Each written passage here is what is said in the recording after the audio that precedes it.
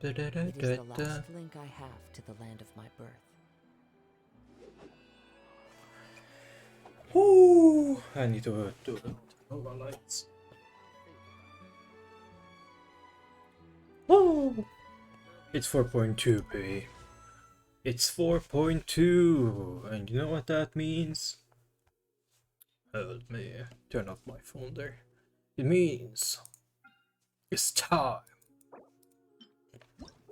I do want this weapon though, but because the crit damage is insane. But first, we're gonna try and get Charlotte and maybe Furina. We'll get to a 5-star, I think, and we'll see if we get to Furina. Nice, if we don't, then yikes. We'll see, we'll see. We'll see, we'll see. I don't have a guaranteed, I'm fairly sure. Kali. I can skip after that, right? Yeah. Actually, let me check. History. I don't think I'm close, honestly. No, I have a Huta and I'm not close.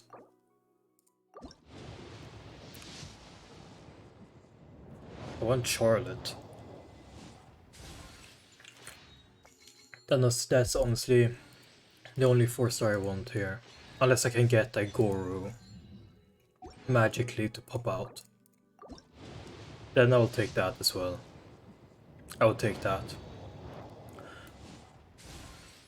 But other than that, I don't... Oh! There is Charlotte. Any more? Hey, I got another one.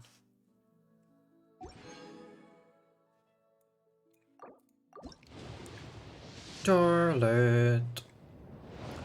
Charlotte. And... Give me another one. Hey. Thank you.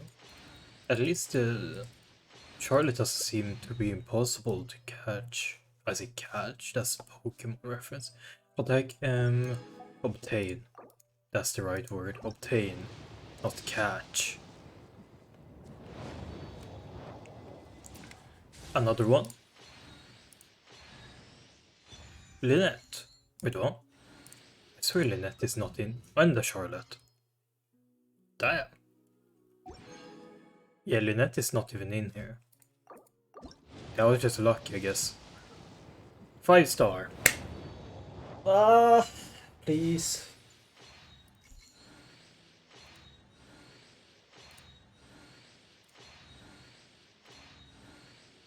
Please? Oh man. Okay. Well... Yikes. Well, that's a yikes.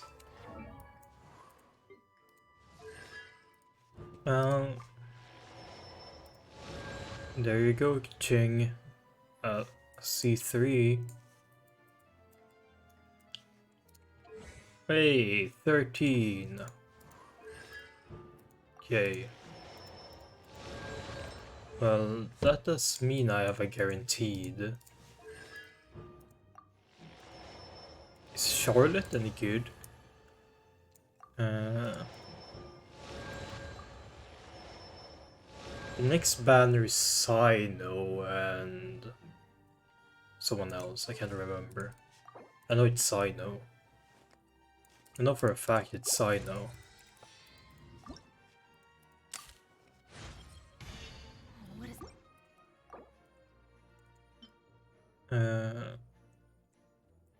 And after that it's probably gonna be Arcolino, right? It's probably gonna be, right? After that. So the question is, do I want Furina?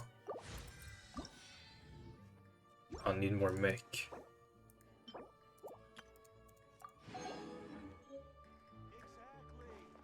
So the question becomes, do I want Furina? Once? Simply because I don't have infinite primos.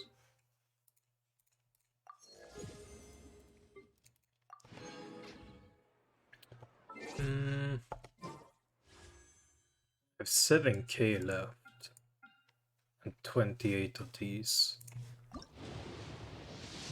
But that's not nearly enough, is it?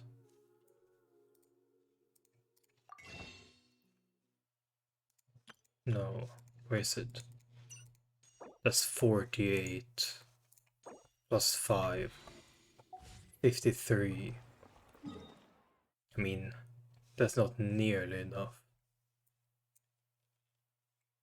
Oh shit. So that's the new area. Okay.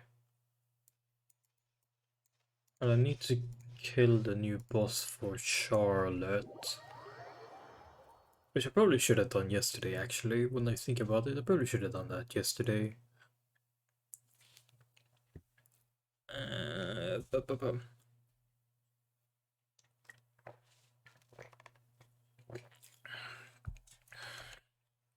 Can actually just Google next. Next Genshin banners. Sino. Ayato, that's it. Sino and Ayato, and then Navia and the other girl. The gun girl. Chevuse. Chevuse is also, which is kinda to my liking, I guess. But I saw some. Is Navia 4-star or 5-star? The question is, do I want Navia more than I want Furina? Not really. Stabilize. I don't really want Navia more than Furina. I will have order. Oops. Gotcha. Flags high. Oh wait, I have so much HP, like. Or I remember I was diving yesterday for the conscious. I was like, why do I have so much HP? Wind strike. Maybe the volume is a bit loud in it. The volume is a bit loud when I go into battle. Audio... dialogue can stay up. Master... Maybe that's a bit better. Let's see. Triple drops. Oops, oops, oops.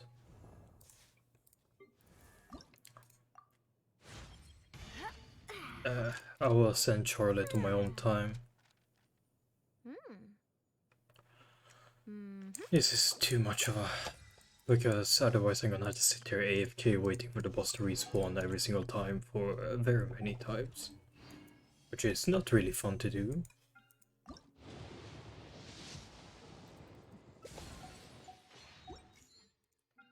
Shop. Is there anything I want from here? Lisa... no. Not really. 69... oh.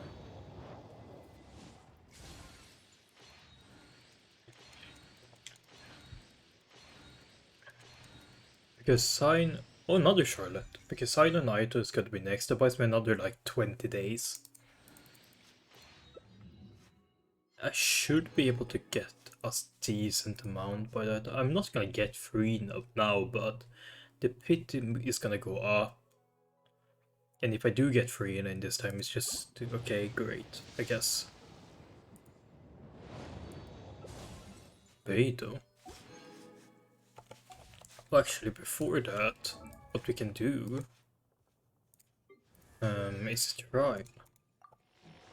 Because from the looks of it, you need a crit damage weapon, don't you? Or a crit rate. Well, I guess... could I give you my Jade Cutter? Like, hypothetically? Could I just give you this? No, it's not gonna match in the color scheme, but... in theory, I could just give you that, right? And be like, yeah. Yeah, That's crit rate though, but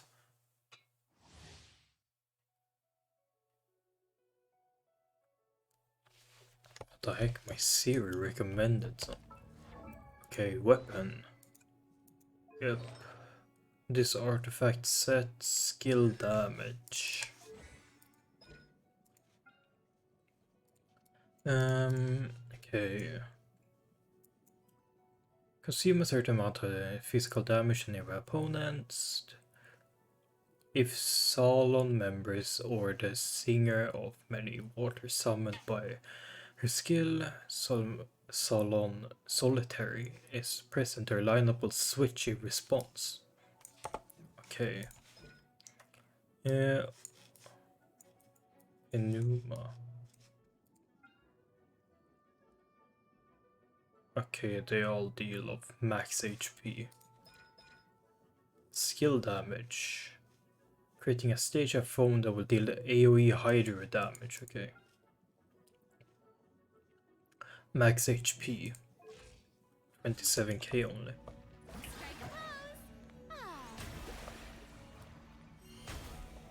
Okay, I see. And away I go! Nice and spicy! Come on out! How much do you guys do? Quite a decent amount, right? Shower me with praise! Is this targeting? Yeah, if I hit the opponent, that's targeting, right?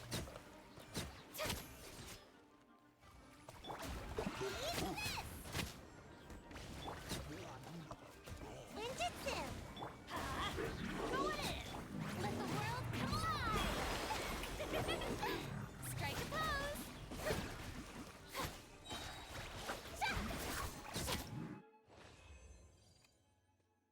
Seems pretty good. I'm not sure how much it's down to the weapon being really strong or not. Because 88% crit damage is quite a lot. Oh wait, do you respawn? Stabilize. One with wind and cloud. Yikes.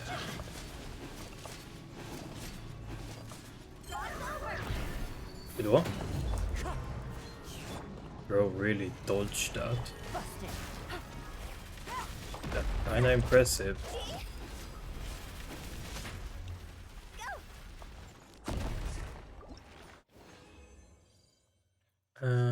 Two more. Okay. So let's check how much is actually down to the weapon. Current HP is increased or decreases in skill damage by 8%. So max stack of 24. Increases max HP. Okay. But I could in theory, since she does stack of HP, I could in theory use the Jade Cutter. It probably won't be the most ideal thing, but probably could do it. And if you scale of HP, I probably could.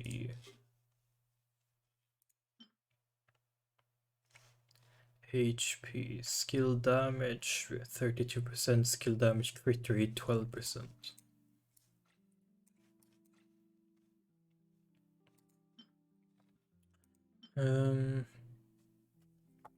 Don't think that one would be that good.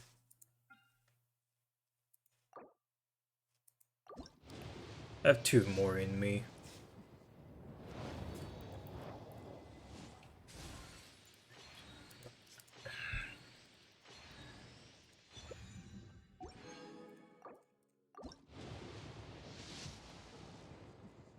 Oof. I ask for him earlier? Sorry, I asked for him earlier, and now I got him. I'm happy. I got Goro now. Now I finally got him. And you do require the Sango Pearls. Finally. all that farming has come into place. Oh, crap. Yikes.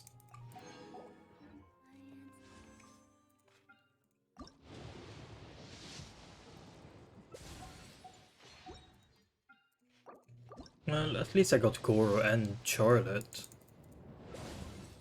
So that's something. Well, I have no more, so...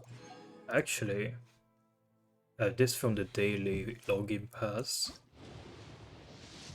So that's something. Well, I got Goro and Charlotte. I didn't get Furina, but...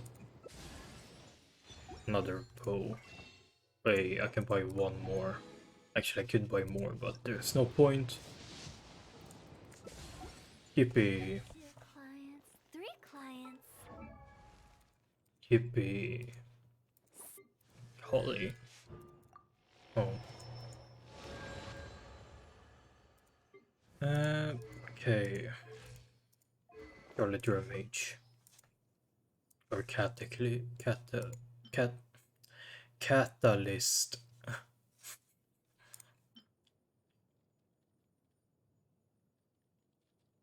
Do you use this book? Maybe. Now you do. I said so. So now you do.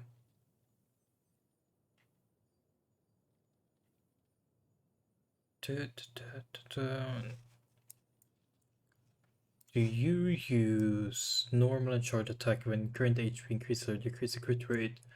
Or do you use this one?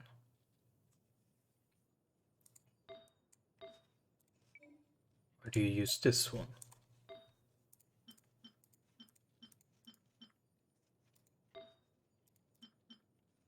What do your talents scale off? Attack percentages. So are people gonna run her as a healer?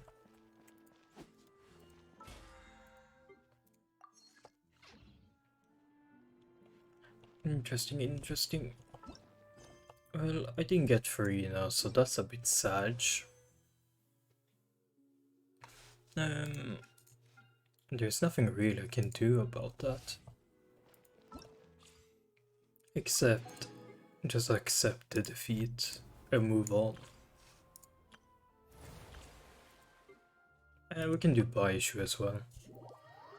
And then I guess we'll start with new Archon quest.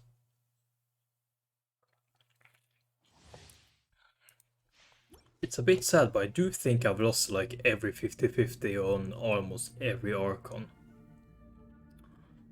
Except Venti... No, Zhongli. I didn't lose on Zhongli. Every other one I think I've lost on at least once. Maybe not Venti. I would have to go back and like and think about that one because I can't remember how many times. But I know for sure Zhongli I did win. Health comes first. I do remember that. A bitter pill to swallow. That's the only one I really remember. I can't remember if I won on the other ones as well. Mind the side effects. You're in for a little rain outlines your fate. Let me read. Let's spark it. Taking a turn for the better. Well, on Raiden I know I lost. On Furina I obviously lost. On Nahida I did lose. But I got her on the rerun. Archons tend to have quite frequent reruns either way. So I guess it doesn't really matter that much. Compared to some other characters. Yeah, they tend to have quite frequent although I probably could have gotten Furina if I just didn't pull for more Hu Tao. Like, if I just hadn't gotten the C3, I probably could because I did have a C1, then the rerun came around and I got 2 more. Probably could have... what's it called? I probably would have gotten Furina at that point. But that's kind of my bad. Let's do Charlotte as well, because the Ascension materials, either way, I'm probably gonna need them. And I wanna know what she plays like, and what they have put on her. Only 1700 attack. You have this book. Interesting. You have this set. Skill damage. I guess it makes sense. Say cheese. Okay, and now... Okay, wait. This is the weapon you can craft, right? I'll protect us. No, my sword.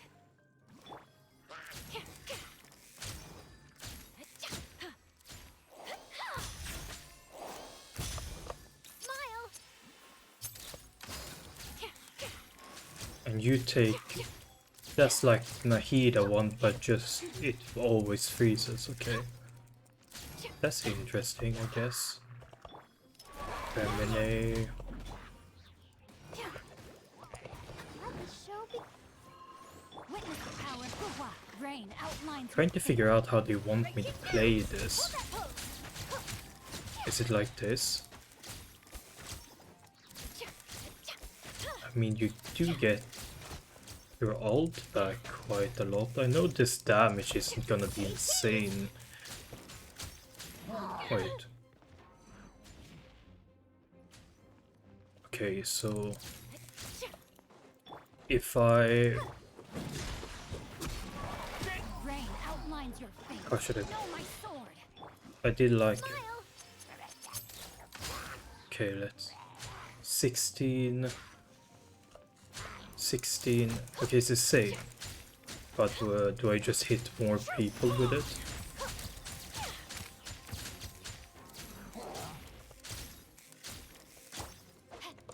Is that the difference? I just hit more people? Because the lens gets wider? I mean, I guess I could just read the skill, but... That's a bit problematic.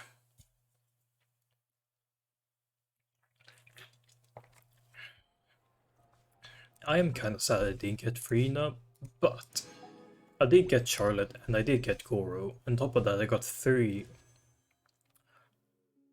of them, so can I really complain?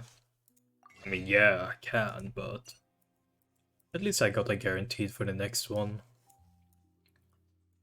Now I got 5,600. Bro, what the fuck is wrong with me?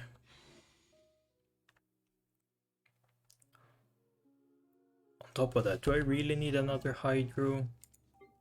I guess I could have played Furina plus Yolan plus Hu Tao.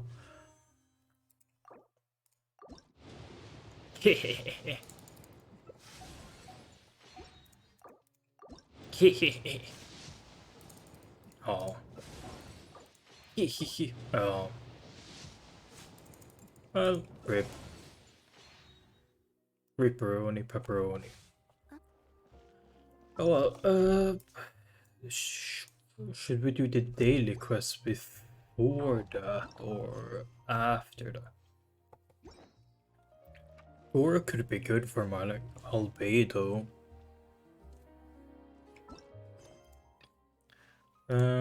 Wait until the next day, 8 to 12. I guess we could do...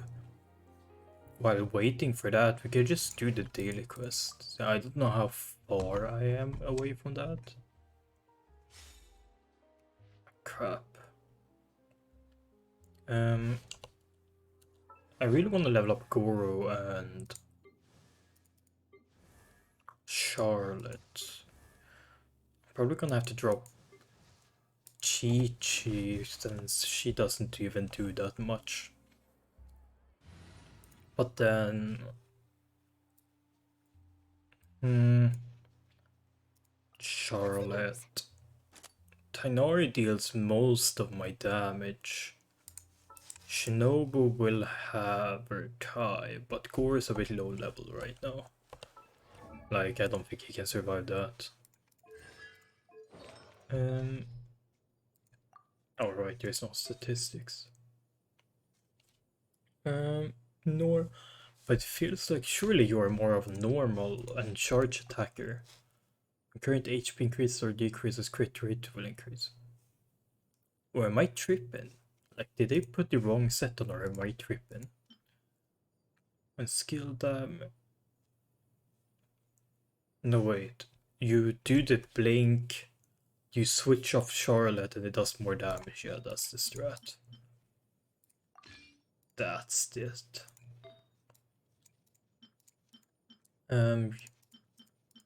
Did you scale off attack, or was that the other one?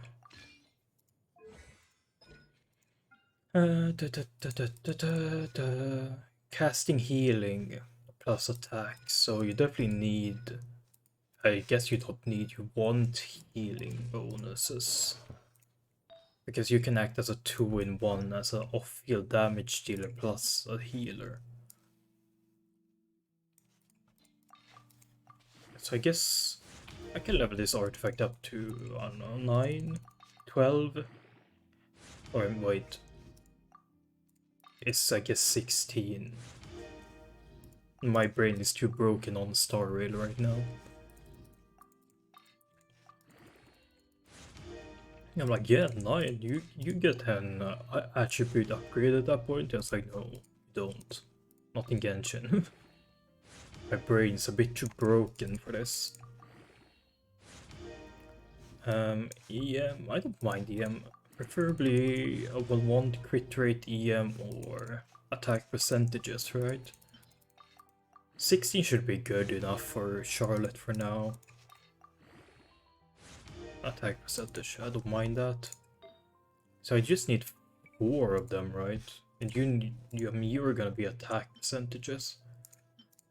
Attack percentages.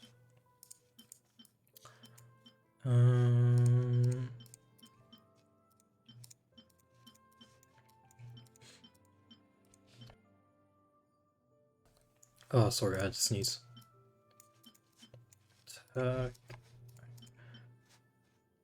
Okay.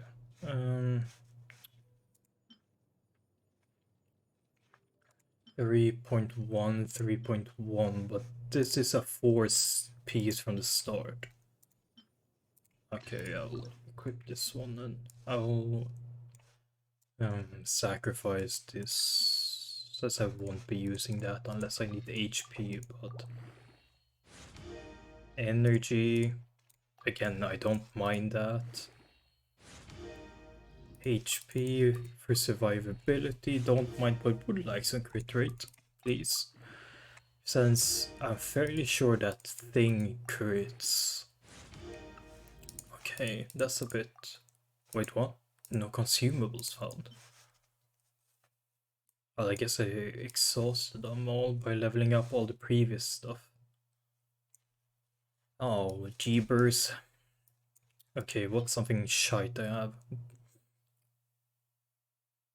But that's level 20, it's a bit waste.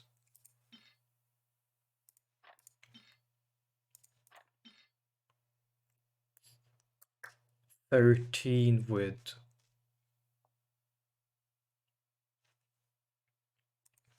I don't have that many of that set, so I probably should save that one.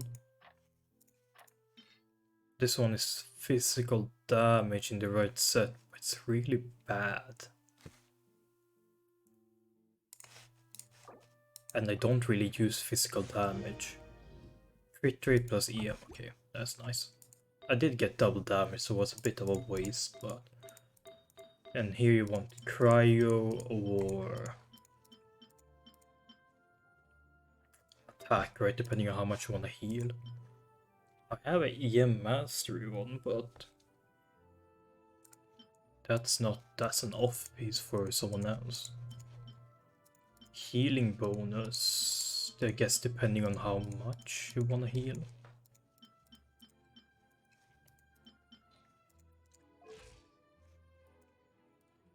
Right now, I probably need crit rates.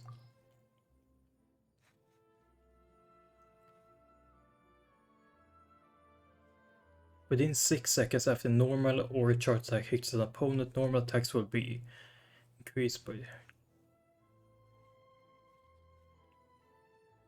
every 0.3 seconds.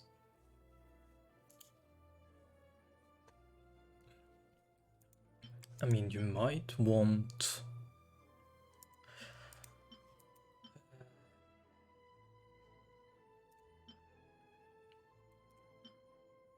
I mean, this is the best I have for now, I guess. Unless something like this, because if I had something like this, then you can trigger off field, right? So that would be quite nice, to be fair.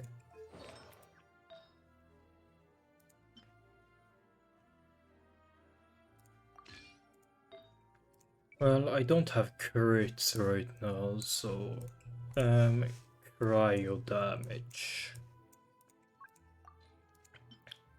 I am gonna upload this VOD probably. 69 defense, nice. To YouTube as a VOD.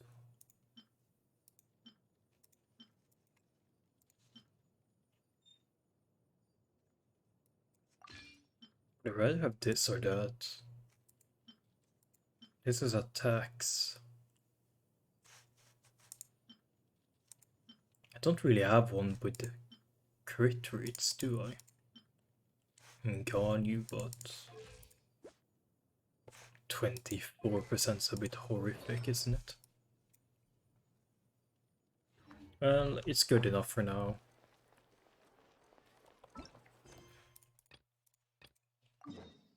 I just need, this is just for friendship XP, and either way, it's not to actual battle.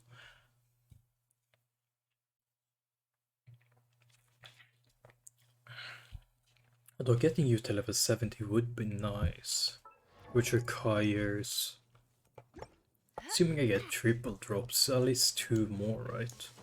That puts me at 5, 5 plus 3 is 8. Yeah, at least 2 triple drops I need, 6 more. Which is possibly up to 3 more depending on how good my luck is. Or bad my luck is.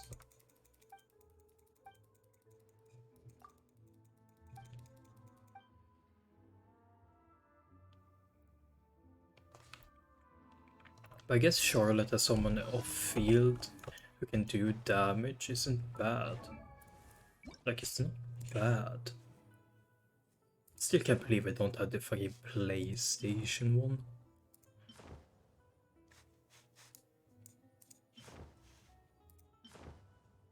Let's just give you the Fontaine wings.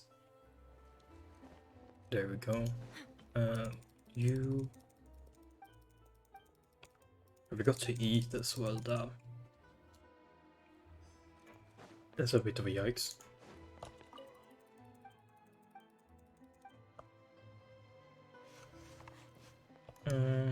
We can actually... Yeah, I'm gonna upload this VOD to YouTube. I'm just gonna upload the whole thing, and I don't know what I'm gonna title it, playing for update 4.2 or something like that.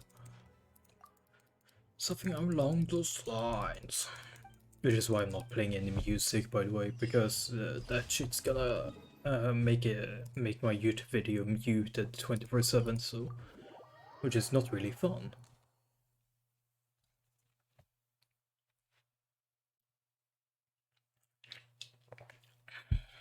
Ah, crap. What I could do... I don't know what the max is. You probably won't upgrade this talent. But this is probably what you want, right? Your number 1. Number 2. That's just a guess, though. So you can only do those that are inside the target. Okay? That's good to know.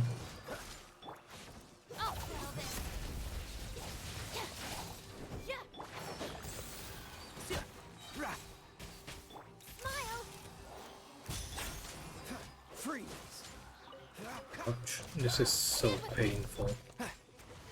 Let's nip that in the bud.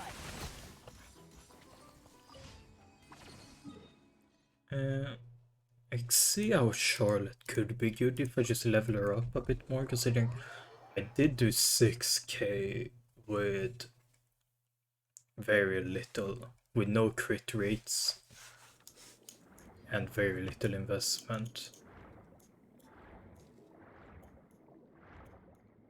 Let's see how she could be good. Wait, does Charlotte also have this? Yes, she also have that. Okay, now I don't need to rely on Lynette anymore.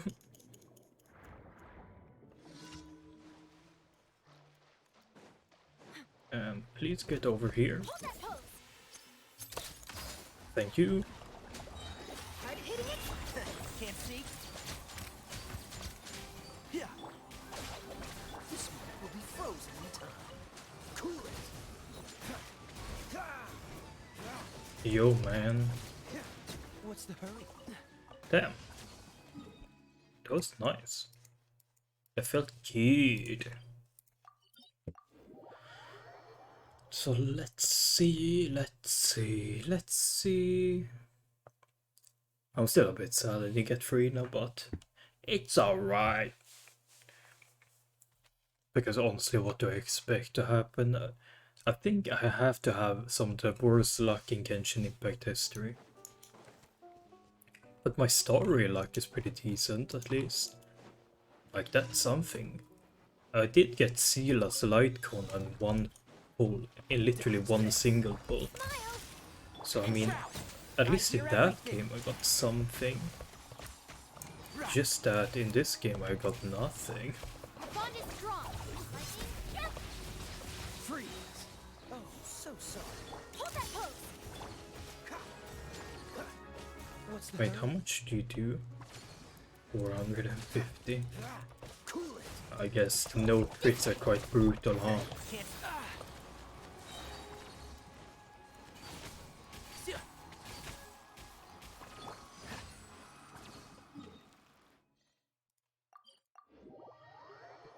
I guess I could have just given you... Wait, actually, I can just Google Genshin Charlotte best weapons. Glowing Purity, Skyward Atlas, Memory of the Dust, Oath Worn Eye. I don't know how reliable this one is though. Favonius Codex.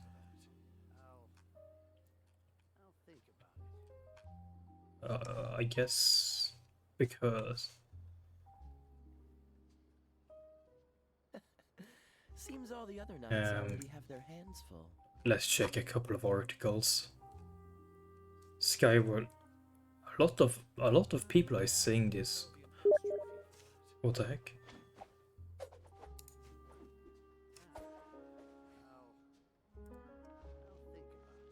Oath Worn Eye.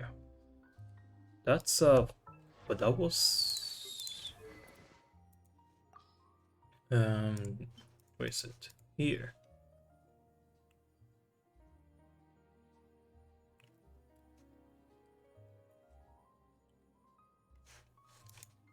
Or the Skyward Atlas.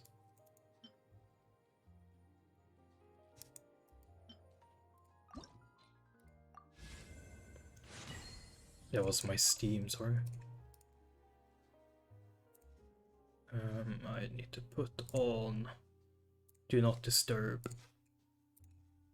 There we go.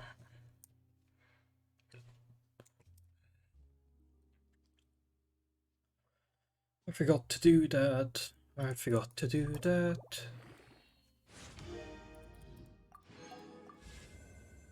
I guess this will be Charlotte's new weapon. No one used it either way, so... Because the Skyward Atlas is to the Wanderer, and you're not really taking it off him. I'm sorry, Charlotte. Sorry to tell you this. The problem is I don't really have enough materials, do I? Huh.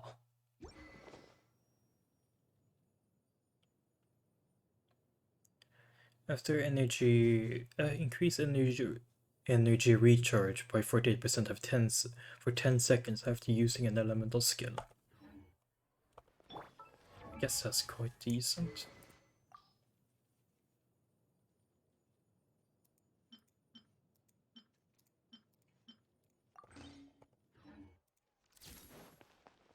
Add Astra.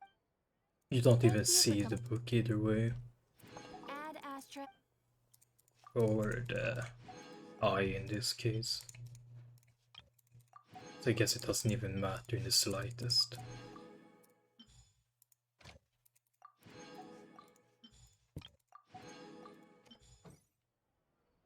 And okay.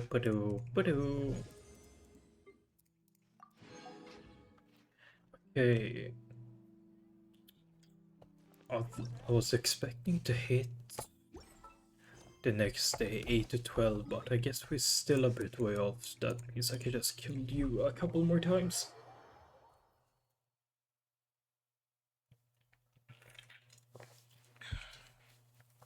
I hate to be that guy, but I wish I could just kind of buy this. You know, just kind of buy it. I guess I don't need Kazuha in this fight, do I? He's pretty useless. Actually, he does decrease cryo, but would I rather have that? Would I rather just have double cryo or hydro? Wait, why did I say cryo with Kazuha? Are you built? Not really, but that's okay. That's okay. You know what? That's okay. We can't all be perfect, you know? I don't think anyone's perfect, but Xingqiu, it's okay. Solidify! Quietly now. Hands up. Huh. Witness the power of Guba. Know my sword. It's okay.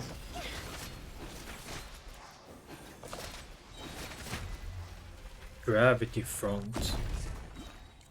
Oops, my screen's about to turn. Triple drop. Hey, I did get a triple. And a horrible feather to go with it. Tasty. Wait, there's the new boss. The new boss is all the way over there.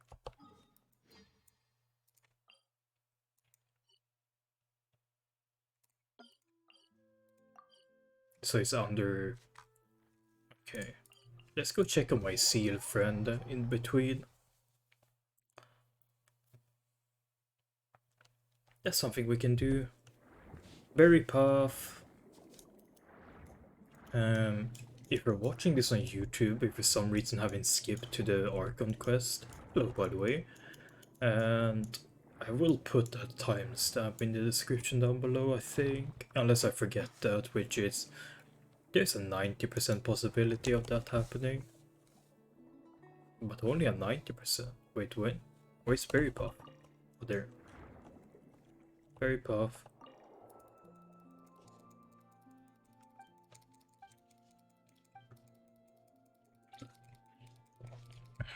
Hold up. If you wanna leave, you can just take you outside. Time to go for a swim with my seal. Blub blub.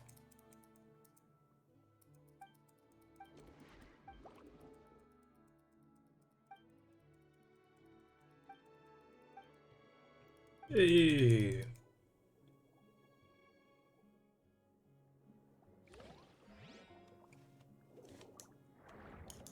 Eh?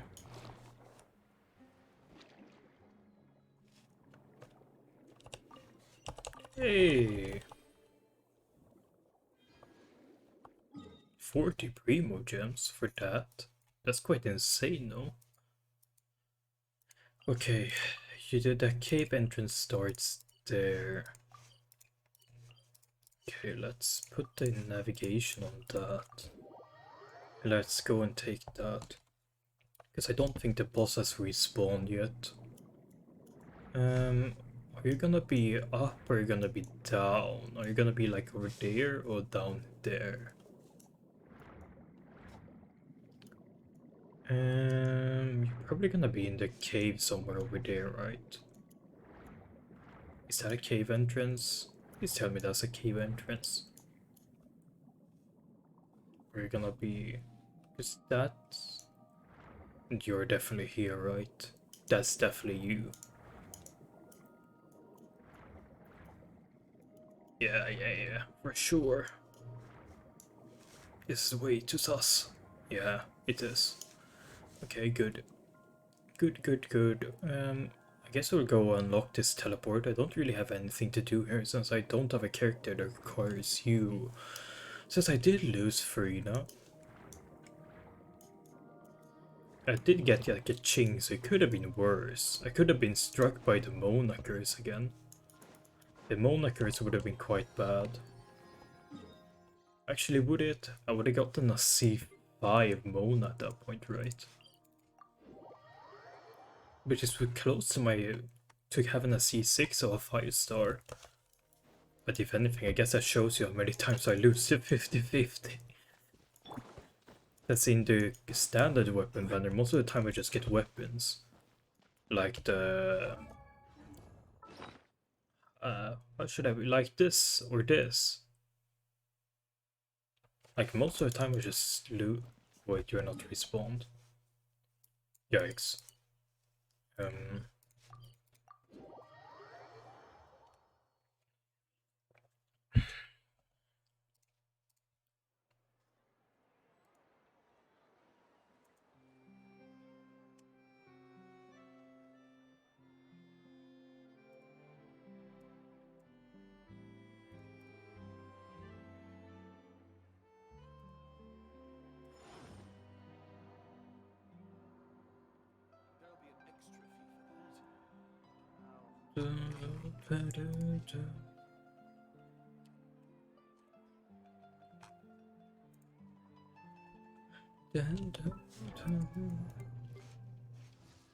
Maybe I should try and build my Ching more now.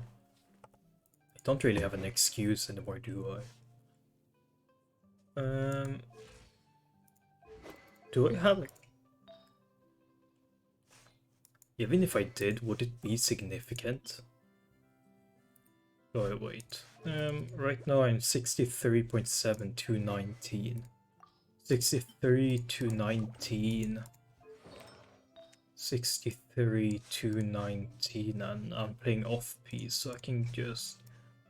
63 to 19.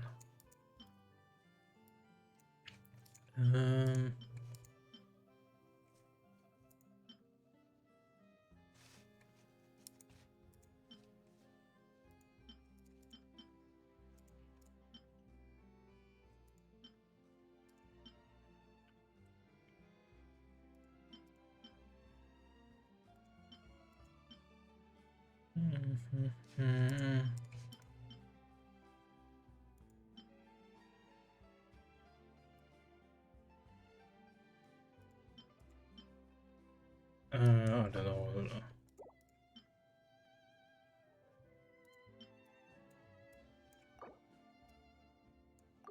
It's 63 to 19.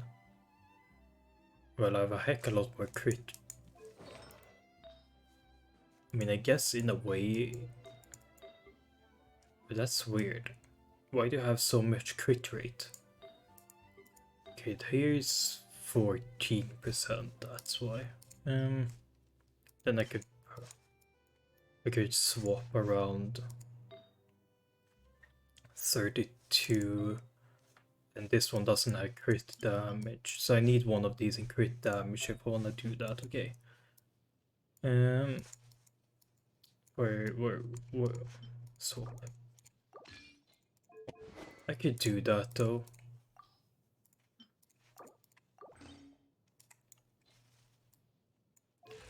I guess that's something to farm for. To get my Kaching high crits.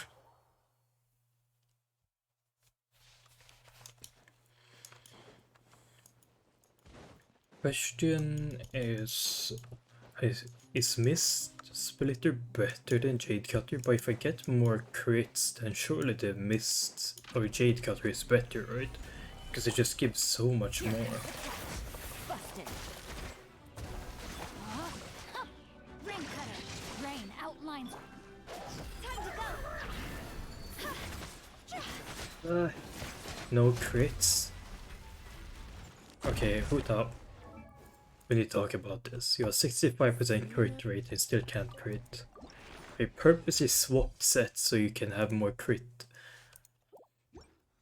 rate and you still don't crit. Like, how much do I need? 99.9 or do I need 100?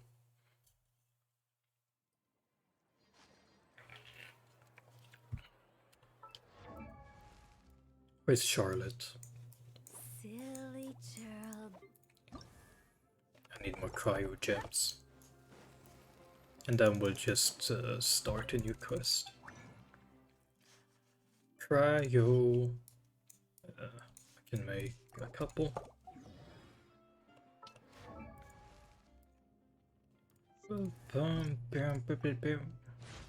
Wait, what? Have you done this for other people in the past too? Where the material...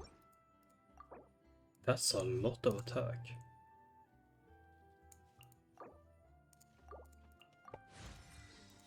69. Let's keep you at 69.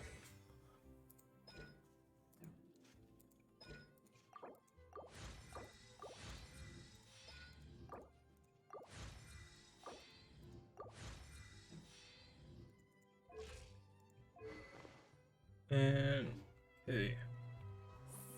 Dude, can I craft one more of these? I can. That will get you up to 70, the weapon as well.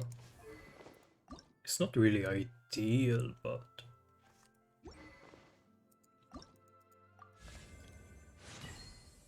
I would like a bit more. I would like to get you to 80, but 70 for now should do the job until I can just farm more. Yeah, it's not ideal, but it will do the job. When it contains fontaines other than herself, Charlotte gains a healing bonus. When a party wants the non-fontaine members cryo damage bonus, so she will get cryo damage. Okay. That's that, boop. And... Wait, you...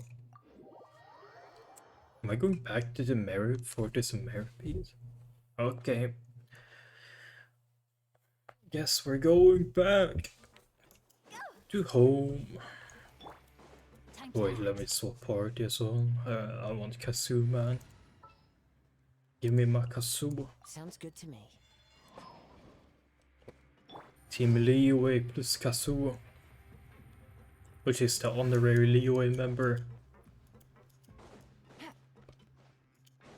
Take it easy.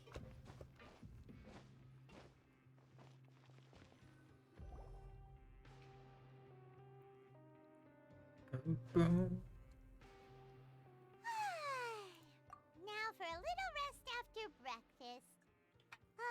This is the life. Wait a sec. Isn't something important supposed to happen today? Oh, today's our big day! We're supposed to leave the Fortress of Meripede! Come on, we've got to go complete the release procedures now! Could we have done that earlier? Like, why are we still here? Bro, we're treating prison like it's home. Prison is my home now.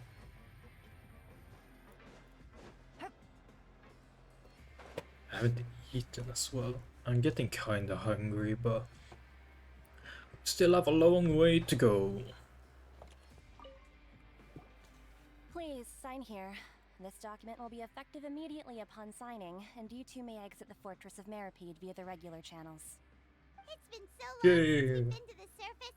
Let's hurry up and... Okay. What's happening? Are you okay? I'm fine, thanks. But I wonder what that tremor was just now. Let's go ask the Duke.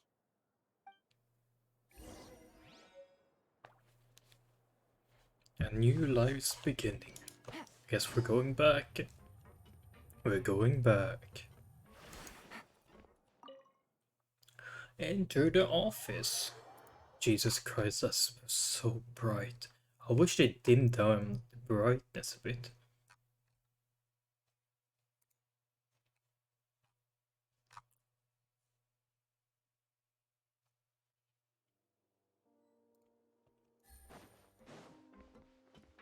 Take it easy. Your Grace? Ah, good to see you two. Risley. Is there something you wish to see me about? Yeah, what was with that earthquake just now? Ah, that. The tremor didn't originate from the seafloor. In fact, it seems it came from the surface. Over the years of serving as the warden here, I have developed a sense for distinguishing between what occurs on the surface and what occurs underwater. Besides, the seal that Monsieur Neuvillette set in place won't fail so easily. So the fortress is okay? If you recall our last incident, if there really were a problem, there would be crowds of inmates in a panic right now. Huh, you've got a point. Okay, seems we need to get back up to the surface and ask about what happened. By the way, do you know what day it is today? I believe today is this month's pipe cleaning day. Wait, seriously?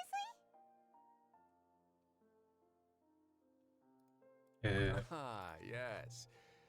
Have you completed your release papers? Yep. It's you two. Siege Are you Queen. leaving now? That's right. Today is our last day in prison. But now that Paimon says that, it doesn't feel like we were confined here. It's actually been pretty nice. A lot of people Yeah, helped. Paimon feels fond of this place now. Then be sure to come back and visit. I'll miss you. Yes. If you've signed Go the to release prison papers, again. then You're free to go. The guards Can will you escort play you as out. Siege Queen at some You're not point? going to She see does it have a now? hydro. I knew you'd ask. All right, sure. Let's go. Well, you actually agreed. No worries, you must be busy. Paimon was just joking. Ah, so you do have a polite side, I see. After being down here for so long, I imagine you must feel like you're lacking companionship. Shall I come along too? Yeah, don't worry, we'll come back to see you. Paimon really likes the cafeteria here. The chefs sure do know how to make good grub. I hope you won't be here as convicts the next time I see you. We'll do our best to stay out of trouble. Well, Well, seems our work in the we were fortress of never Marathon has criminals. finished. I guess we That's the were. end of another chapter in our We did journey. eat the And Miss dessert. Neuvillette was the one who Or asked us to Paimon come did. here. We should probably So get technically, I reports guess from we that. were Next up, criminals, the huh? Palais Mermonia. You're going to see Monsieur Neuvillette? Please pass on our kind regards. I'm sure just your regards will do, no? I believe it would be the polite thing to do. You're right. I've heard the Palais has been terribly busy these days. Tell Yeah. him that I hope he hasn't been overwhelmed by the recent string of troubles. Uh-oh. Uh-oh. Go to the Palais of Mermonia. Oh my god, I'm getting flashbanged every time. Come on, PC-kun. Ganbare. Wait, could I just teleport it there? Now that I think about it, probably could just teleport it there, no?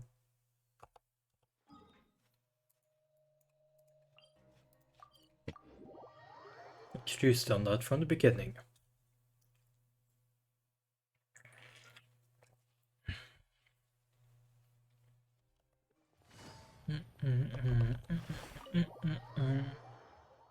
A lot of loading screens now.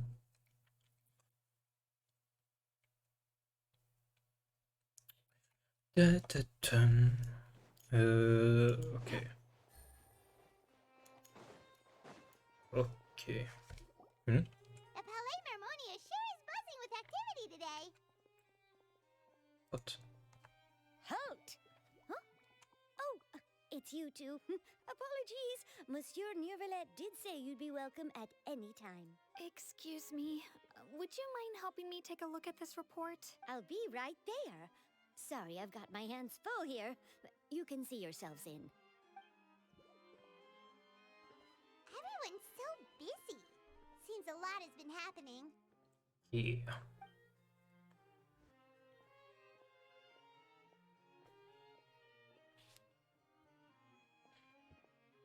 Things are happening. Hello. Things are You've come at the right changing. time, but you'll have to wait for just a moment, as there are some urgent matters I must tend to first. In the meantime, Oops, please sorry. have a seat.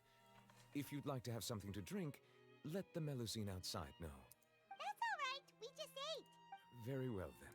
Let's take a break over there while we wait for him to finish his work.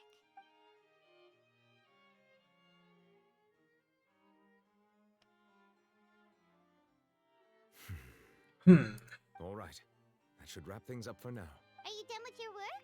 Yes, sorry to keep you waiting. Today should be the day you were released from the Fortress of Meripede, and it appears that you have managed to complete all the release paperwork. That's right, and we came here to see you right away.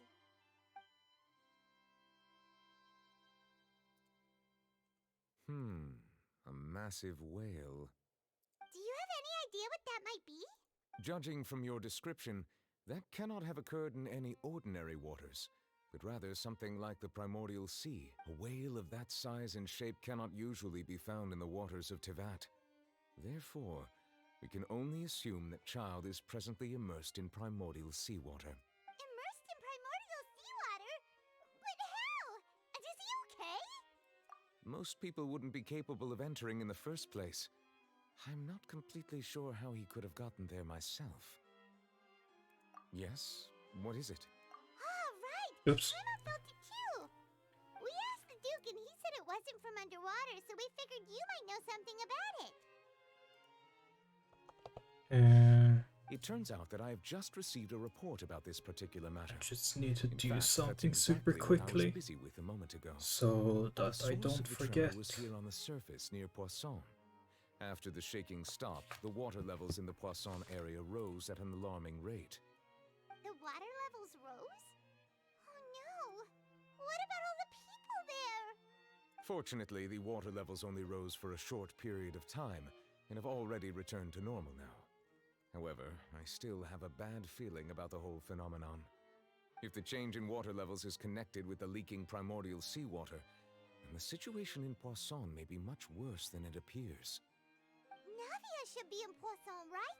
We need to go check on her!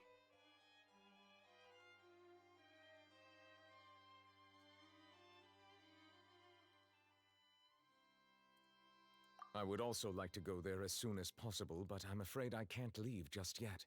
We must immediately formulate disaster prevention plans for the surrounding coastal areas to avoid potential catastrophes. I'll have to ask you two to go to Poisson first. I'll meet you there to check on the situation once I finish things here.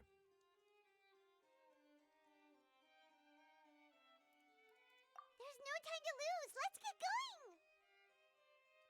Please be careful.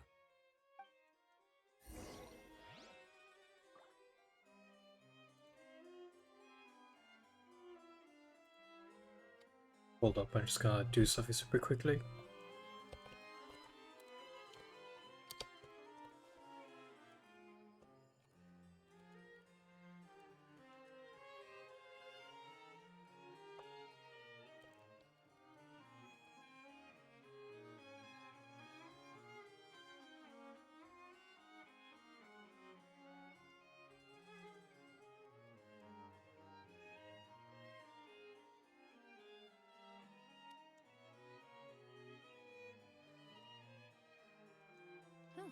Good roll. All right, maybe I'll take one more day off and knock out the rest of the work once I'm feeling up to it. There we go. Sorry. Got the puzzle. I just wrote a message. Show away.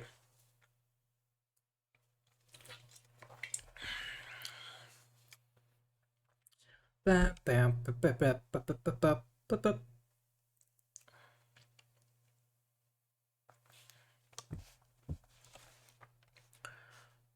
Dun, dun, dun, dun, dun, dun, dun, dun, dun, dun, dun. Oh, Oh no! Oh no. Here. Oh no.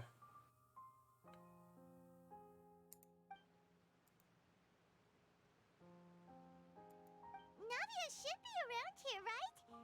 We need to make sure she's still... Paimon means we need to check on her. Oh. She's not dead. Wait, what? The bro is up on the rooftop.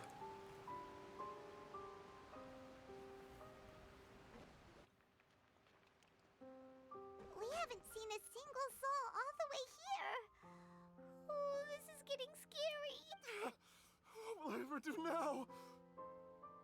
Look, there's someone on the roof over there. Just stay put. We're coming up. Watch your balance. All right, just hurry.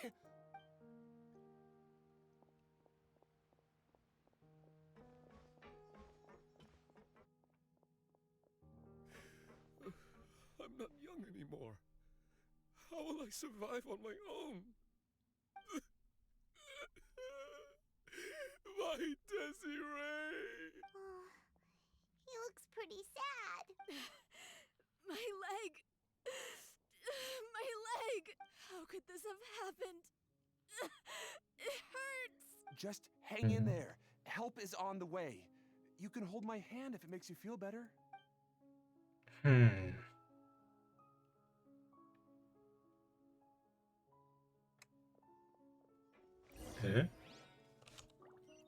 I'm a bit confused. What happened? Was it an earthquake or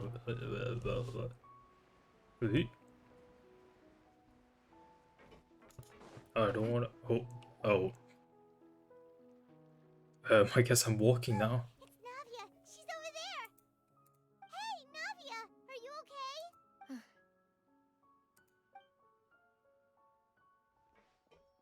You're here. Damn, I'm We fast. heard there was a situation in Poisson, so we came as quickly as we could. Yes. As you can see, the water level suddenly rose. It caused quite the disturbance, in fact. Uh-oh. Demoiselle, there was a wounded resident next to a building southeast of here. We've already transported him to safety, but we've run out of medical supplies. He's wounded? How badly? He fell, so it's probably a broken leg. He's pretty shaken up. When the water level rose, he desperately climbed up to the roof. Once the water receded and he saw the ground, he became terrified and eventually... He jumped down then. Find the leader of Squad 1 and tell him to take the wounded resident to see a doctor. He should know where to go. Understood. I'll take over his search and rescue mission in the Wait, meantime. bro jumped from a building? All right, you'll be in charge. What the fuck? I'm sorry. Where were we? The situation in Poisson? Ah, right. Allow me to explain. A little earlier, we suddenly heard a loud noise. Why is the volume so low? Everyone thought that something might have exploded in the waterways. But before we knew it, water started pouring out from everywhere. The rushing water seemed a little odd. No, it's normal. Almost like the unique color of primordial seawater. Some people didn't realize the danger and thought it was just ordinary water leaking from somewhere. Everyone on the street who happened to be close to the water didn't have a chance to escape. As the water levels rose, they suddenly disappeared. They were all dissolved. Those who realized what was happening started to flee in a panic, desperately trying to get to higher ground. Many were injured in the stampede, and some people fell from significant heights.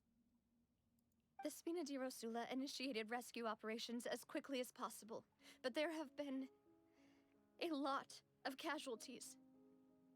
Fortunately, the water began to recede after some time, and the chaos came to an end. The water that flooded the area contained primordial seawater, so the lower levels of Poisson are still hazardous. To ensure everyone's safety, I've asked the people there to leave as soon as possible. No one knows if this could happen again.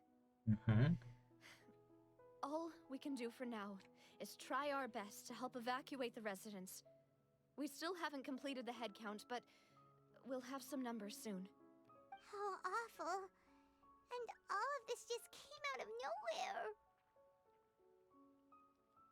It was quite frightening indeed. I only wish that everything that just happened was a bad dream. Is there any way we can help, Navia? Thank you Yeah. for being so willing to help in a moment of crisis like this. You don't know how much it means to me. I really can't express how grateful I am. Don't say that, Navia. That's what friends are for. Demoiselle, we've got a situation here. Oh. I'll be right there. Sorry, I need to go for now. And off she goes. Seems it might be a while before she can take a break.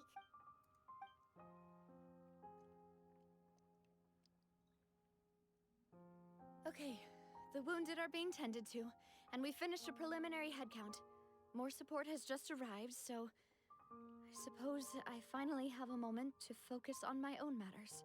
Of course, we should remain ready for anything, and continue doing our best to rescue others. I'll be sure to have everyone at the Spina di Rosula ready to render assistance. Traveler, Paimon, would you two accompany me to my father's grave for a moment? Mm-hmm. Huh? Right now? Thank you. Wakari. Go to the cemetery. It's probably faster if I just go up here instead of taking this and the zoop. Probably is faster. Gas, gas, gas!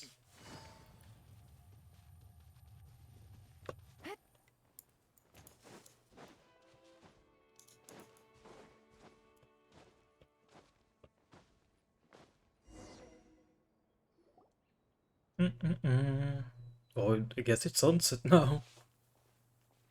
Not a lot of people Sunset here, huh? now. Well, given the time of day and the whole situation in Poisson, Paimon doesn't think there'd be a ton of people here visiting graves. Right. That's how things are now. The living are so exhausted that they've no strength to spare any words for the dead. Navia?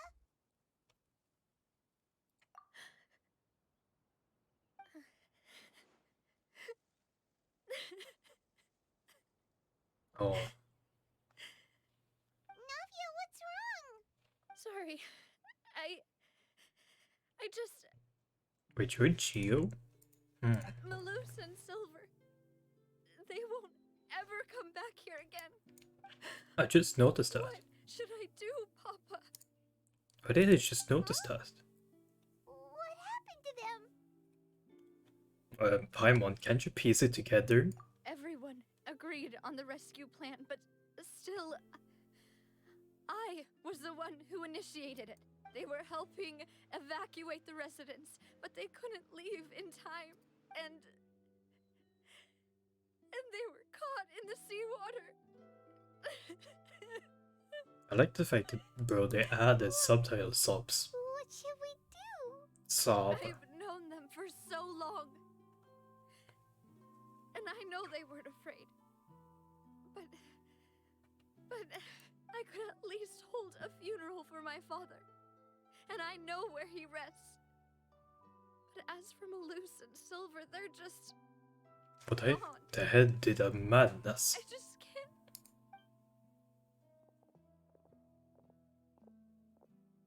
Everything looks so clean after it rains. Even the gravestones. I didn't expect that you'd enjoy a glass of red wine in front of Master Callus's grave. I can understand. Besides, the scenery here isn't half bad. See, it's not just me. I always want to bring something when I visit Papa.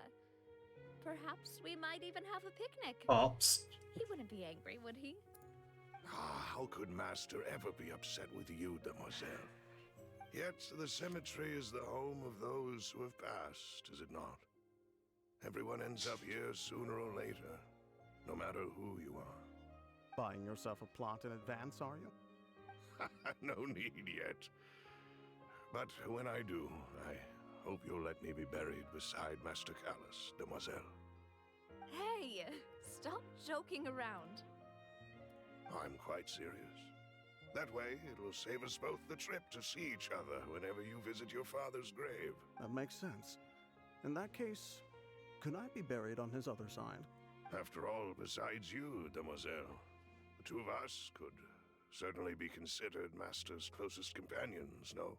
Personally, I believe we fill those shoes just fine. Why are you bringing this up all of a sudden?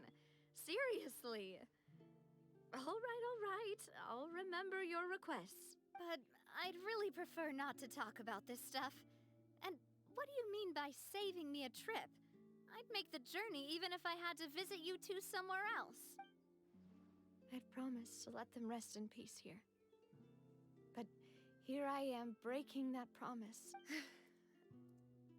I'm sorry for letting you see me in a mess like this.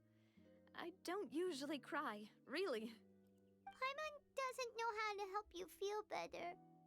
But, well, she understands how you feel. You do? I had always thought I could make my wishes come true. But now that I think about it, that never solely relied on me. Many things can only be accomplished with someone else's help. True. Rose and Silver have helped me so much. But by contrast, I could do nothing for them. I'm so sorry. Other guy. You can spend as much time as you need here, Navia. We'll stay with you. Yeah. Thank you. Right now, you Pops don't know made how much me that means. dessert. Or grabs. By the way, you can have a look at this. It's a list of victims from the incident that took place here. Obana, Khan, Burnett, Giverny, Francine, Karina, Daisy Ray, Joinville, Julianne, Esson, as well as Malus and Silver. So, everyone else is safe. But still... It's okay. I know what you're thinking. And you're right. We lost Malus and Silver. But we were able to save more than we anticipated. The overall outcome indicates that the cost was worth it. Right. Don't think that way, Navia. One person might be saved at the expense of another, sure, but that isn't something we should ever consider a trade. Malus and Silver were not the price for saving anyone. They're heroes. You're right. Thank you, Paimon. What you said just now was pretty amazing, actually. I'll remember your words. Oh, really? Seems you've become more eloquent in the time since we last met. It's you. The knave? What are you doing here? Is everything going well on your side? Yes, my people are carrying out the mission according to your request. All the residents of Poisson have been evacuated, and we're preparing to relocate them to higher ground. As for these supplies, we have everything taken care of. There is no need to worry. Thank you very much. Wait, do you two know each other? We just met recently. Right, Miss Navia? Usually, I would call this a coincidental encounter. But that doesn't quite fit this time. Besides, it never even crossed my mind that a Fatui Harbinger would come looking for me. Thanks to the Knave, Spina di Rosula received generous support from the Fatui, which allowed us to complete the rescue and evacuation work so quickly. Mutual aid is essential to fostering positive developments. We were already in the area, in any case, so it was nothing. That said, I must say that you're a lot sharper than you let on. I'm sure you understand what I mean. I apologize for all the ways in which I tested you previously. We've never worked with a Fatui before, and it's extremely important for us to know who we're working with. My subordinates have reported that Fatui soldiers have been observing water levels and taking head counts in various locations. I hear that they've also prepared a large amount of emergency supplies. This is nothing to brag about, nor do I intend to. It is simply the way of powerful organizations to act forcefully, whether they are doing good or ill. You've witnessed that firsthand, in any case. As I've told this traveler before, I know of the prophecy, and I intend to prevent the impending disaster. Lending your organization a hand was a natural first step in accomplishing that. As such, do not be troubled by this token of our sincerity. Perhaps one day, you'll also be able to help me in the same way. Without your help, there would have been many more casualties. I won't forget your kindness. Furthermore, I sincerely regret what happened to Malus and Silver. I only wish that my people could have arrived a little earlier to prevent this from happening. Don't say that. You and your subordinates did everything you could. As Paimon said, Malus and Silver didn't choose to sacrifice themselves for any specific person. And they weren't the price paid for other salvation. They chose to become heroes themselves. I've never liked hearing people put it that way. It's like trying to relieve pain by saying some noble-sounding words. But right now, there's nothing more suitable. They really did become heroes. You're right. I'm sorry for your loss, Miss Navia. Water is life to Fontaine's people, and it also spells disaster. It's no wonder that people always say that prophecies represent fate. Fortunately, I've never been one for such opinions. So, you're one who will try to change fate then? Of course. That is why I'm going to Hotel Bouffe de Thé. I still have some things to take care of, and the children need my attention. Bye-bye. By the way, Traveler, Paimon, one more thing. Alright, then we'll just... Huh? This isn't right. Paimon thought you would ask us to walk with you for a moment so you could tell us something in private. That is a clever and useful conversation technique, which I do like to use when necessary. But there's no need today. It would not hurt to have Miss Navia listening in. Traveler, I'm sure you remember that I said we could work together when we had the chance. You and I both know that there may be issues with the Primordial Sea. Previously, it was the Fortress of Meripede's sluice gate, and this time it was the water levels in Poisson. These are both signals. So the time for Jolly Corporation. Indeed. Allow me to share the latest intel I've received from the House of the Hearth's intelligence network with you. During some recent investigations, a child claimed to have discovered some ruins near Poisson. The ruins date back to ancient times, and seem to be worth investigating in many ways. Judging by the dating of the ruins, they may be related to the prophecy and the coming crisis.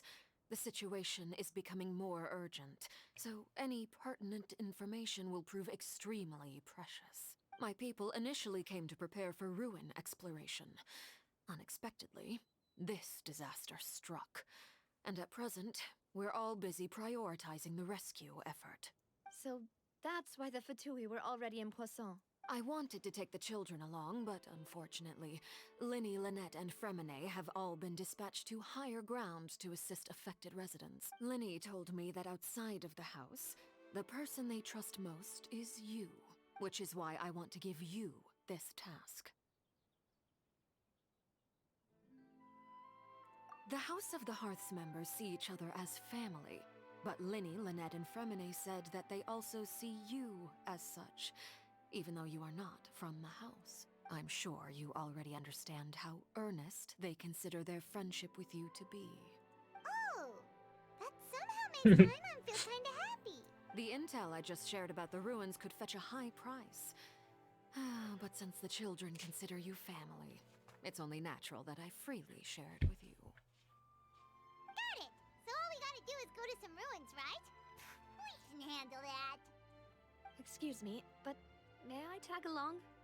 You wish to join, Miss Navia? But are you sure you're up to exploring some ruins? You need to rest. Well, I'm sad, yes, but I can't just go back and plop myself into a chair by the roadside and do nothing. There's no point in being depressed while we still have a disaster on our hands. As my father's successor, I must live up to the hopes he had in me. Besides, I'm also doing this for myself. I need something... distraction. To keep my mind off Malus and Silver. Since you put it that way, I have no objections. What do you say, traveler? We'll go. The ruins are to the south of Poisson. Here's the map. Okay, the three of us will handle it. Come on, I assume this is the new area, right? I assume so. Is it faster if I just go here? 380 or something, it was right. And now it is 2-4, not by that much. Considering I run pretty fast either way.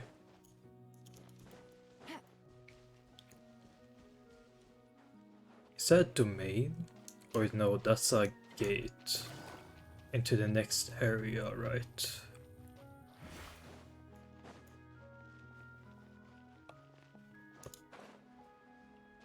Yeah. It's gonna lead me to the new place. Or maybe not. So, are these the ruins the knave was talking Actually, maybe not, no. Whoa, talk about old. They seem to be pretty ancient, all right. Let's go in and have a look. Just be careful. Definitely not the way. This is definitely something else.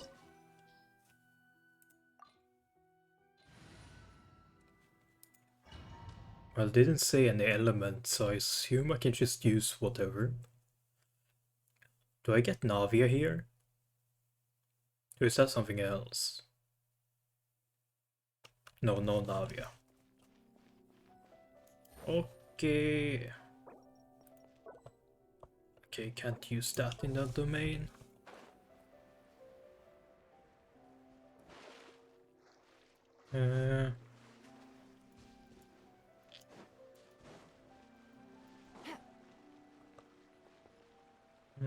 Any chests? No. Well. The wind knows. Order guide you. Stabilize. Gimme. Yeah, any chests, any chests, any chests, any chests. That's a no. Actually. This is a bit sus. Oh wait, what? Oh. Apparently I can't swim. I forgot how to swim. That's fine.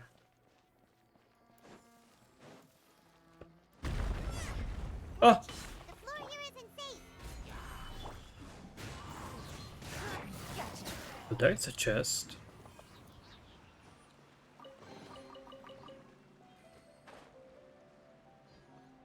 Well, that means there's not gonna be a chest nearby here. It's just how it is.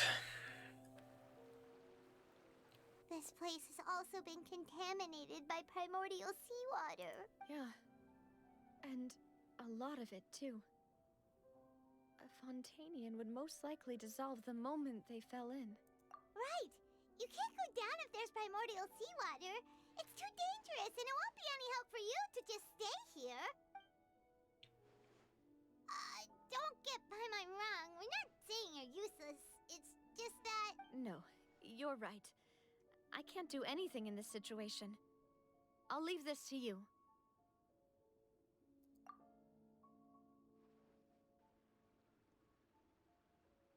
Uh-oh.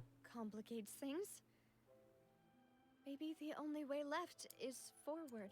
In that case, do you want to wait for us here? The water levels here are unstable, and there's a chance the water will rise.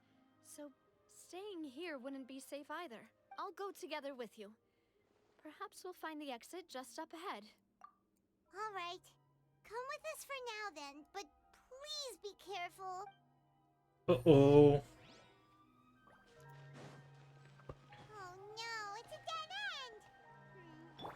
Let's try climbing over from the side. Parkour, parkour. Oh, this is a neatly placed wood, huh? Would you look at that? Yeah. Some nice planks. Can I destroy this? No.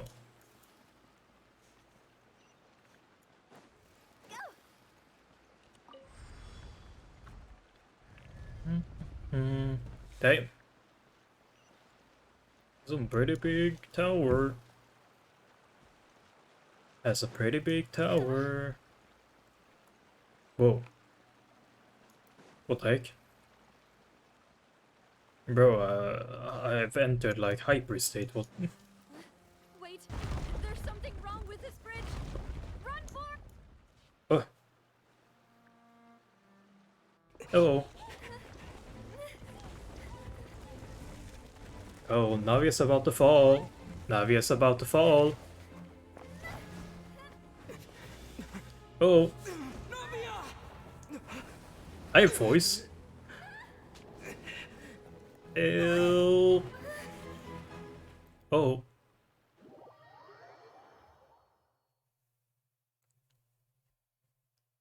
Huh?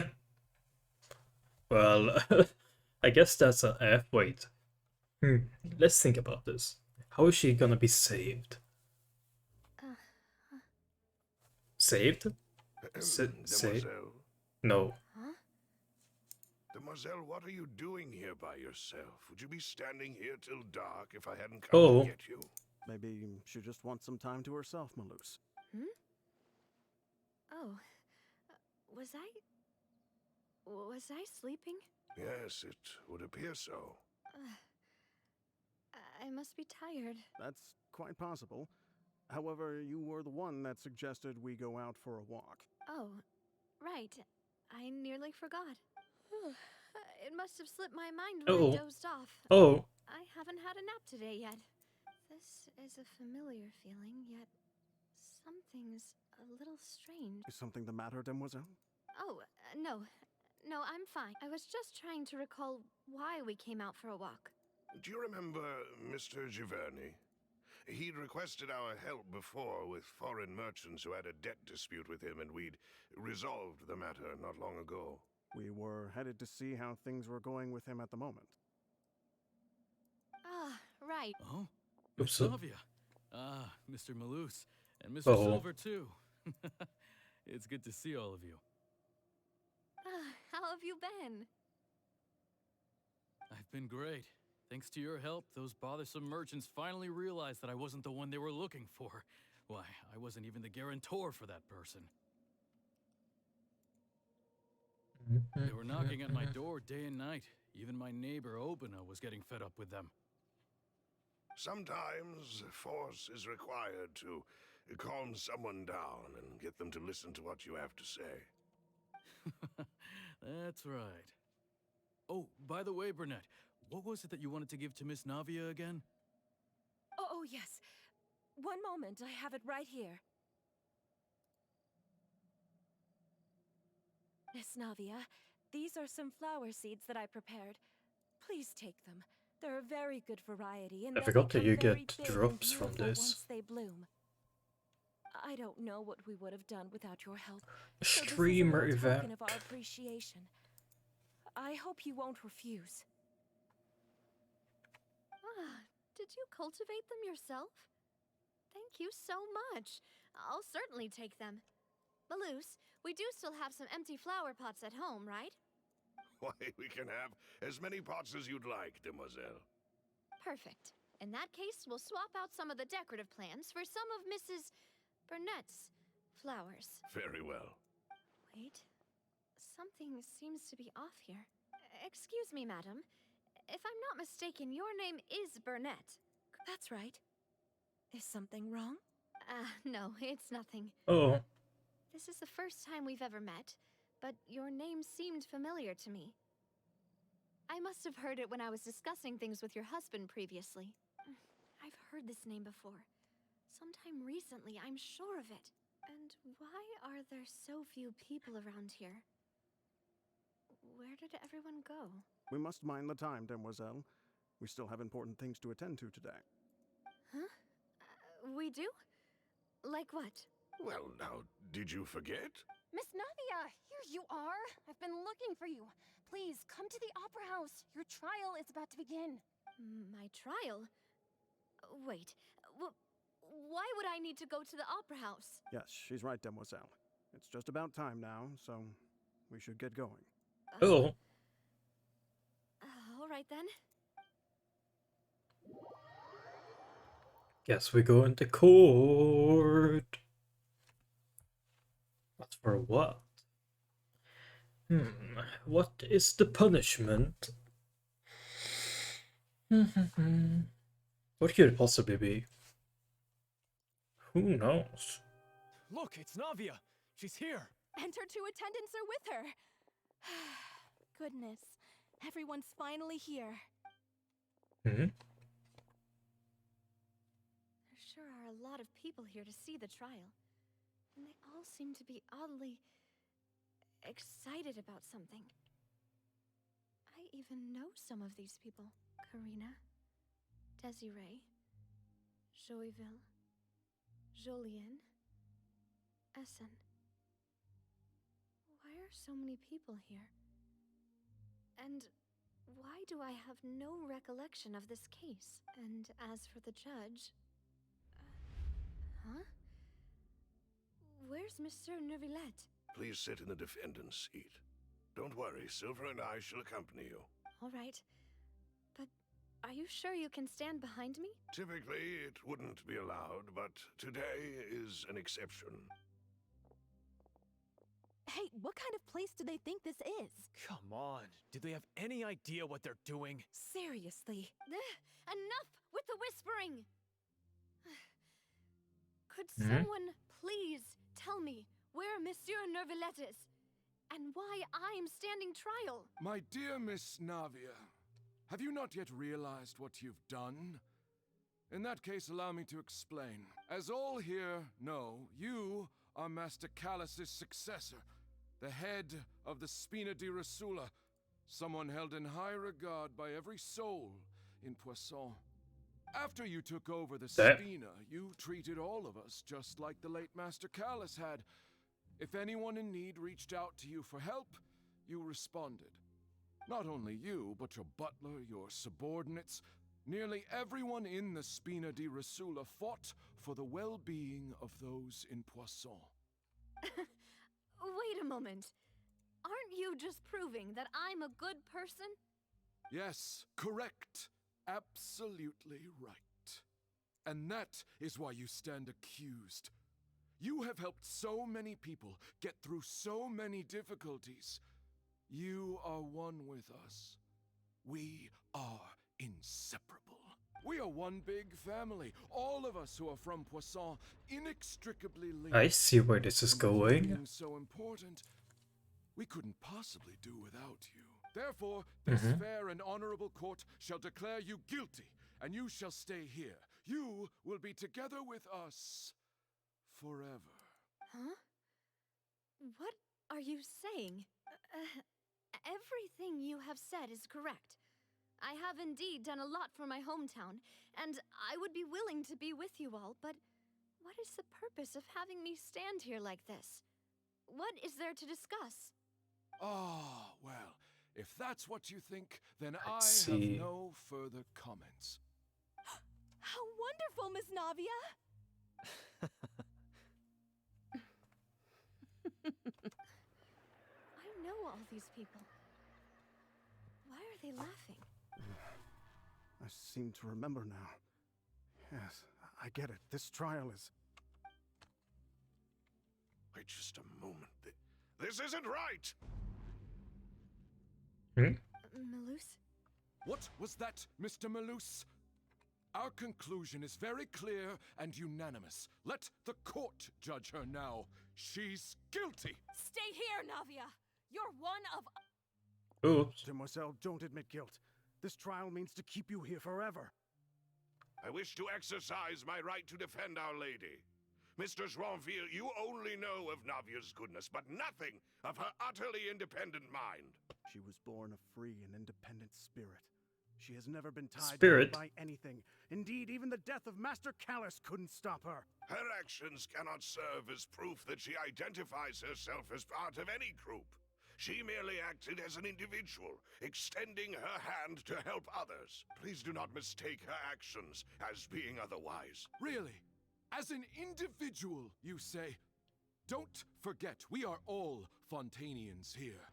This is the nation of justice, the nation of Hydro. Even if Miss Navia only voluntarily rendered her assistance, that doesn't change the fact that her beautiful soul must return to everyone.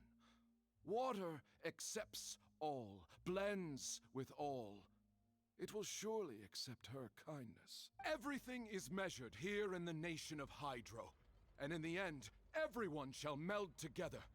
Thus, when a unanimous opinion emerges, that opinion represents justice. Now I speak for everyone. Our opinion is consistent. Splish splash, your opinion is trash. Damn. And you would call this justice? Preposterous. You are merely jealous that Demoiselle still has a chance to exist as an individual. Have you forgotten how much you all once longed to become individuals, to become independent? Do you mean to defy our justice? If your justice is flawed, then why should we acknowledge it? As you said, we can also have our own justice. Silver and I shall defend Demoiselle, and that is how we will enforce justice. My head... It hurts. Demoiselle. Silver, it hurts. My head is spinning. All I can see is stars swirling in front of me. I remember now. Everything that seemed odd from the very beginning. Karina, Desiree, Joyville, Jolien, Essen, and Mr. Giverny and Mrs. Burnett, who we met earlier.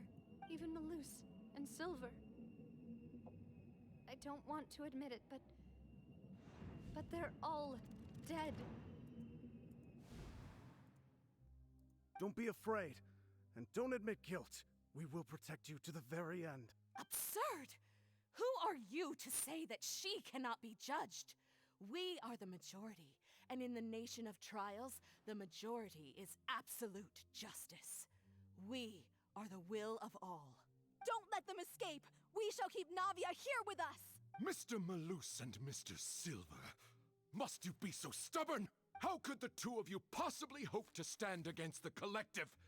Do not resist. This judgment is fair and just.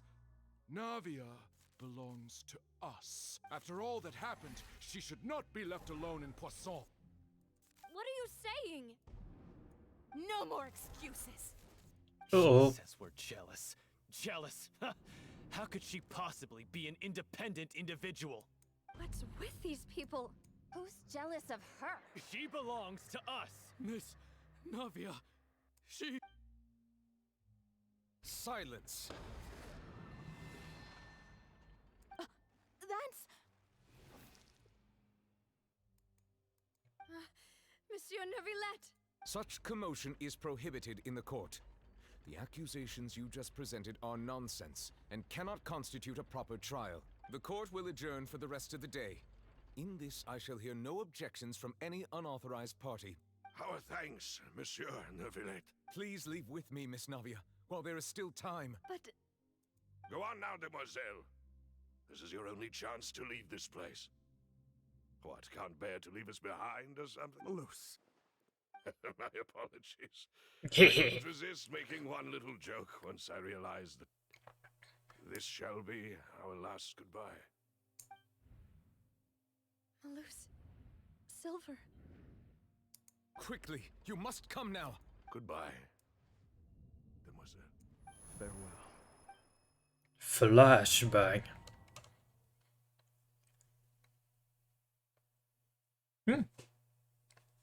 So, Neuvillette saved her? No, wait! Just a second! you're awake. Good. I must have been dreaming. Malus and Silver were still alive, and they were defending me at some insane trial. It looks like you're all right. Did all the sad feelings cause you to have a nightmare? Paimon could give you a hug. Better. The ruins you were exploring suffered a cave-in. When I arrived, I found you falling toward the water. You were just about to be dissolved within, but I... What is it? I think I saw 2 Oceanids protecting you. It was only for a moment, perhaps even a fraction of a second, but they gave me the chance to retrieve you. Were it not for their intervention, I would not have been able to rescue you before your consciousness dissipated. Wait, did you say Oceanids? You mean like what happened with Vache? Perhaps those 2 Oceanids were the people you saw in your dream. I always told them that they didn't have to protect me. To think that they'd keep doing so even after death. Please come with me.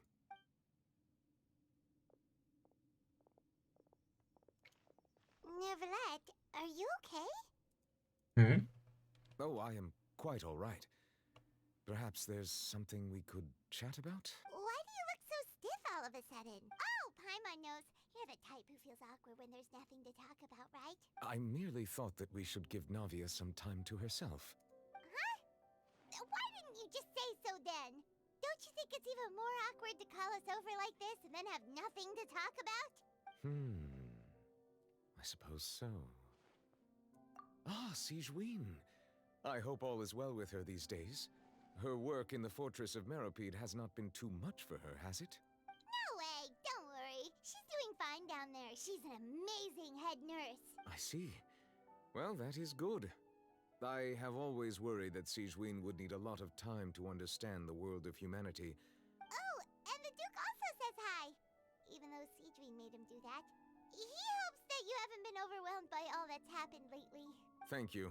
I have indeed been busy lately, and I also hope that everything is going well in the Fortress of Meropide. He still doesn't know what to talk about. Let's chat about something else then. So, Neverlet, you're probably quite the swimmer, huh? Yes, of course. This isn't going anywhere. Let's try something else. How did you find these ruins? Did the knave tell you? Yes, in fact. I had arranged to meet you in Poisson, but when I arrived, I discovered that the Fatui were helping the residents evacuate. They had even transported a large quantity of supplies to the area. Amid my astonishment, I ran into the knave, and we had a chat. She informed me that she had asked you to investigate the ancient ruins here. Yeah, we originally planned to meet up with you, but we thought you might still be busy with all those official documents. We didn't think exploring the ruins would take very long, and who would have thought you'd wrap things up so quickly? Ooh.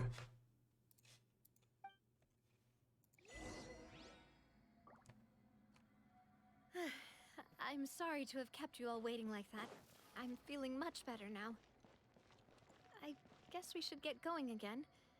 Will you come with us, Monsieur Neuvillette? Yes, if you wouldn't mind my company. All right! Another one joins the party! Let's get going then! Hey. Uh-oh. Solidify! Quiet now. Game's up. Fun's over.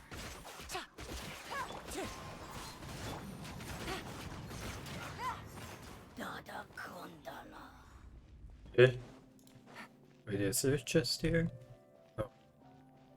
Actually, maybe I just didn't see it. Oh, we're white POV again. You know what that means. Luckily, I am fast as fuck. Bro, even these? Even the planks? Come on, man. That's a cheap shot, I can't speed through that. Actually, I could have used Venti and RNG'd it. Oof.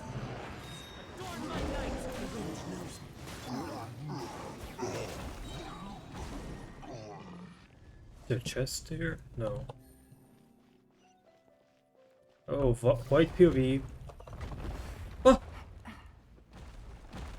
Mother.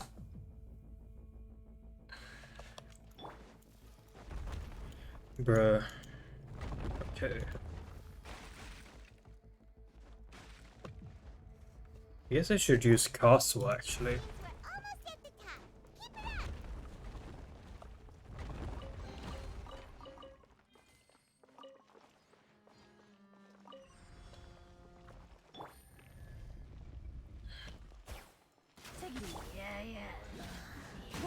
Yeah, yeah. Yeah, yeah. Stabilize. Here comes the catch. Busted. Clouds high. The birds. Higher, higher, pants on fire! Eh? What'd you say? Oh. What is this gonna do? Open up? Yeah.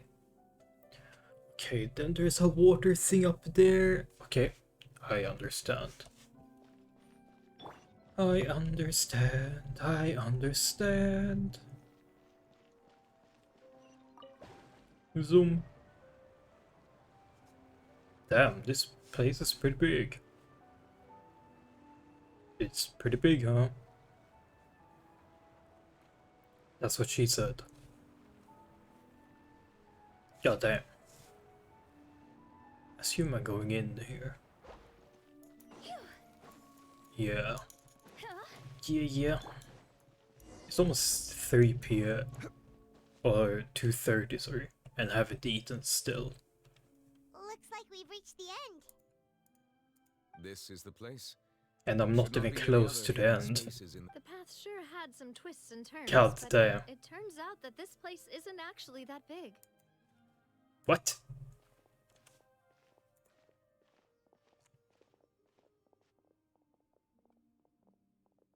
Stone slates. It seems like they were put here as an offering. Could we take them down and have a look? Perhaps we should just leave them be for now. Yeah, probably. There are 4 locations in total, but only 3 stone slates. The slate that should be in the first empty spot is missing. The surrounding walls also show signs of damage. There's something written below. Let Paimon see. Reason dictates that this nation be destroyed. I shall record the history of its future here in its past. Say what? The prophecy. It feels like someone left these slates and these words here for a purpose.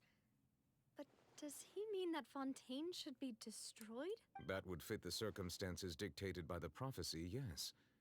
Indeed, the slate's contents correspond to it.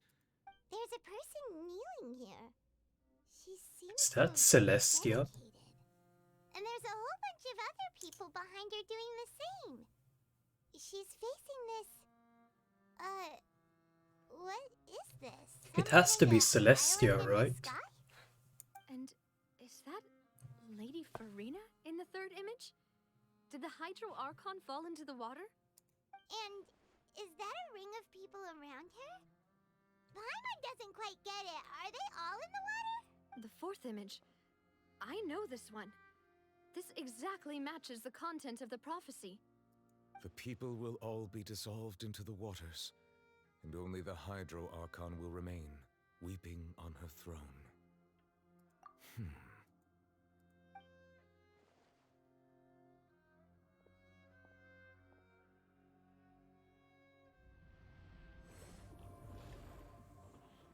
Eh? More information should be hidden in these slates. I fear I cannot easily uncover it, most likely due to us missing the first slate. I am very sorry. Don't blame yourself, Monsieur Neuvillette. Deciphering ancient stone slates isn't one of your duties. Ooh, Paimon's getting the chills just looking at these. This says that it's the history of the future, right? That means the prophecy's sure to come true. I really hope it doesn't mean that. Still, Paimon feels like these images are kind of weird when you look at them together. Huh.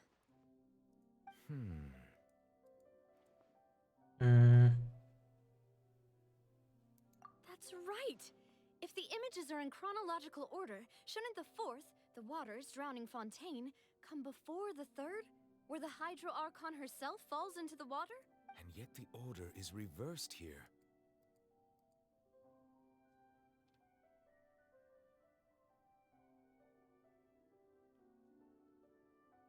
If we go by timing, Yeah. Lady Furina only emerges in the third image. That means that the person in the second image might be the previous Hydro Archon. Egeria, then. I had never met her, but her appearance here does match the records. The previous Archon kneeling before the floating island in the skies, as if confessing a sin. Did she herself commit that sin? And if not, why would she be in such a posture? Also, I'm still wondering why these ancient stone slates are here at all. Judging from their contents, could this place be the origin of the prophecy? Does that mean that someone, or some people, once saw these slates? But who would have created these slates and left these words here?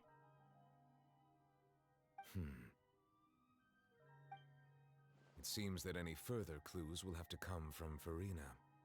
In that case, there's no time to lose. There's nothing else to be gained here, so let's head back first. Yeah, we better get somewhere safe for now. Yeah.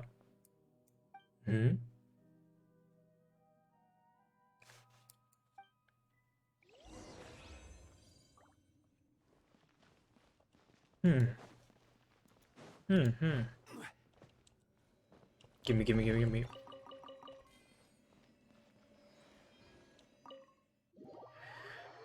Dangerous floor.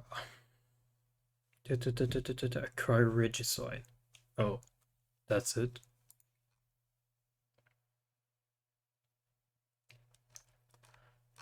Okay. I'm going to check on what's happening with the Spina. You know how it is. There's some things you just need to be there for yourself. You still have energy for that, Navia? Paimon's already beat. Just head back to the Fleuve Cendre and have a rest then. Thanks for keeping me company all this time. I'll depart as well. Thanks for your hard work today. Rest well, everyone. Traveler, I will go talk to Furina tomorrow morning to ask about the stone slates. I'm sure that you're concerned about this matter as well. If you have time, drop by my office. I will share the results of our discussion with you. Are you really gonna talk to her about this directly? Will that be a problem? Paimon's getting a little scared now that it's come to this. She has long been harboring secrets and will not give them up easily, which makes it all the more my duty to ensure that she understands the present situation. Alright, we'll leave it in your hands then. You're probably the best person to talk to her anyway. I will be carefully considering my words tonight. Traveler, Paimon, our safe house at the Fleuve Cendre is always open to you as ever, so please don't think you're an imposition. Alright, I'll be on my way then.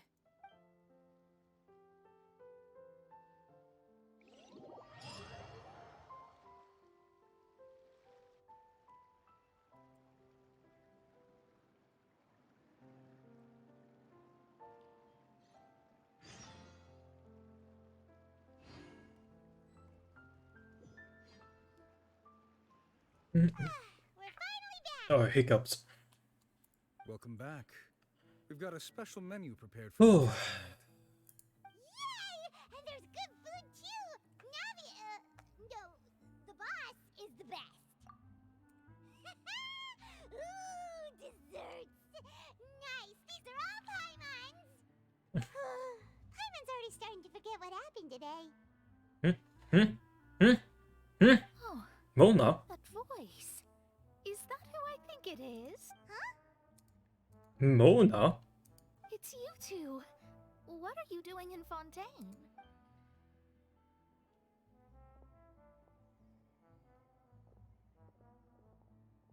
Mona?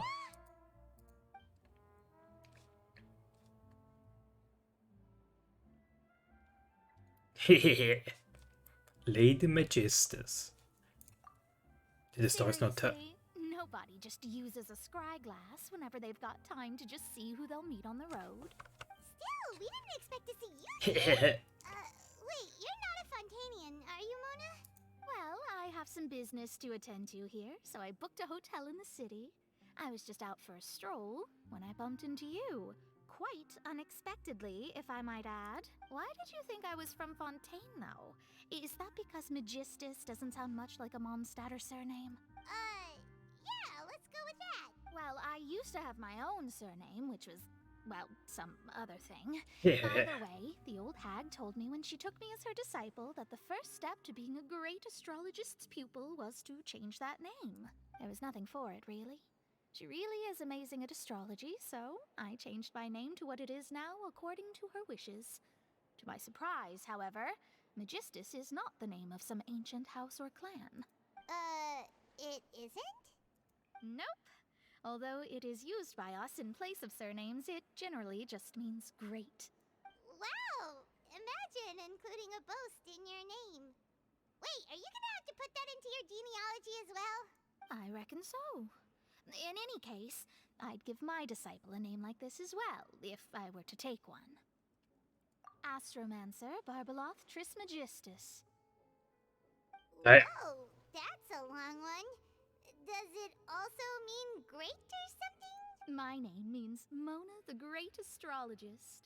As for the old hag, hers is, in plain speech, the thrice-as-great Scholar of the Stars. Just take it as a title specific to astrologists. Thrice as great? That's so petty. I know, right? That's just how she is. She used to call herself Magistus, actually, but when she took me in, she changed her name to Trismegistus. Talk about excessive. Magistus is thus the calling card of our school, so to speak, which makes it about the same as a surname. It's all right if you don't get it. You can look into it further should you need to study astrology more deeply.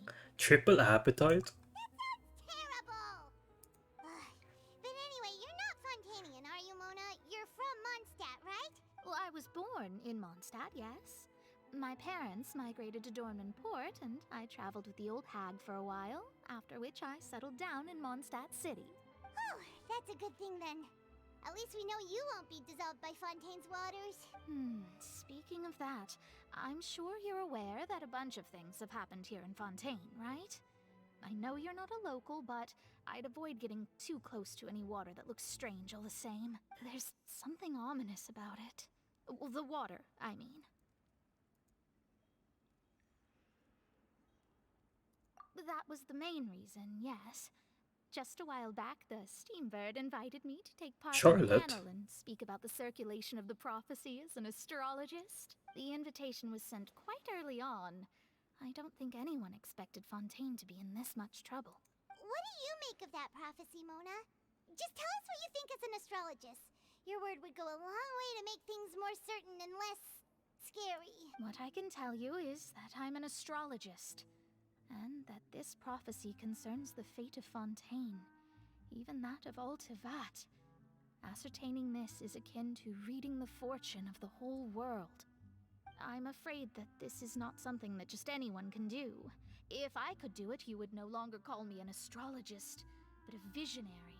But on the flip side, the prophecy is so huge and powerful that it must surely come from a powerful visionary. Its contents involve the fate of the world. Disregarding it would be a mistake. A visionary? Sounds really powerful and all, but does such a person really exist? Of course. The old hag could do it. Eh? And I'd bet there are others amongst those Hexenzirkel colleagues of hers who could do something similar. Are you sure?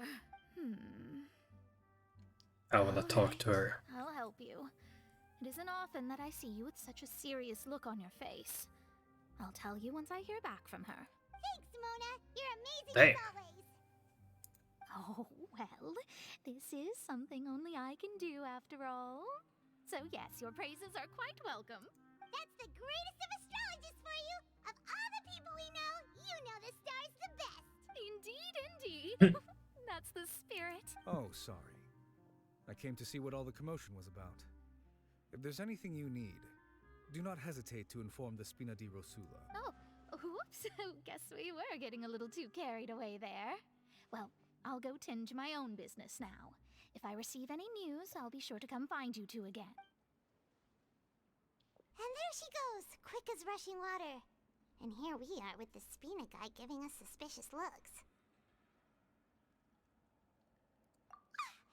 If Paimon hadn't spoken for you, it'd be you getting all the weird looks. The things Paimon does for you. That's more like it. Well, I didn't have an option, right? So, yeah, I had to say it. Good morning.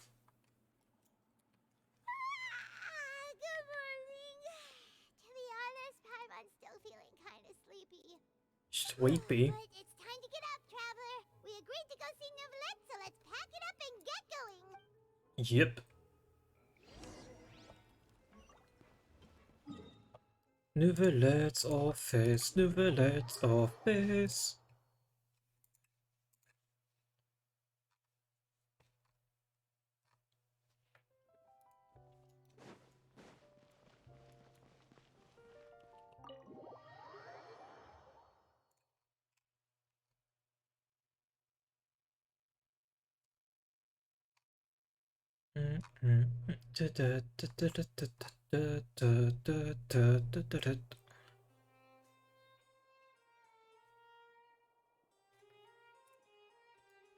There we go.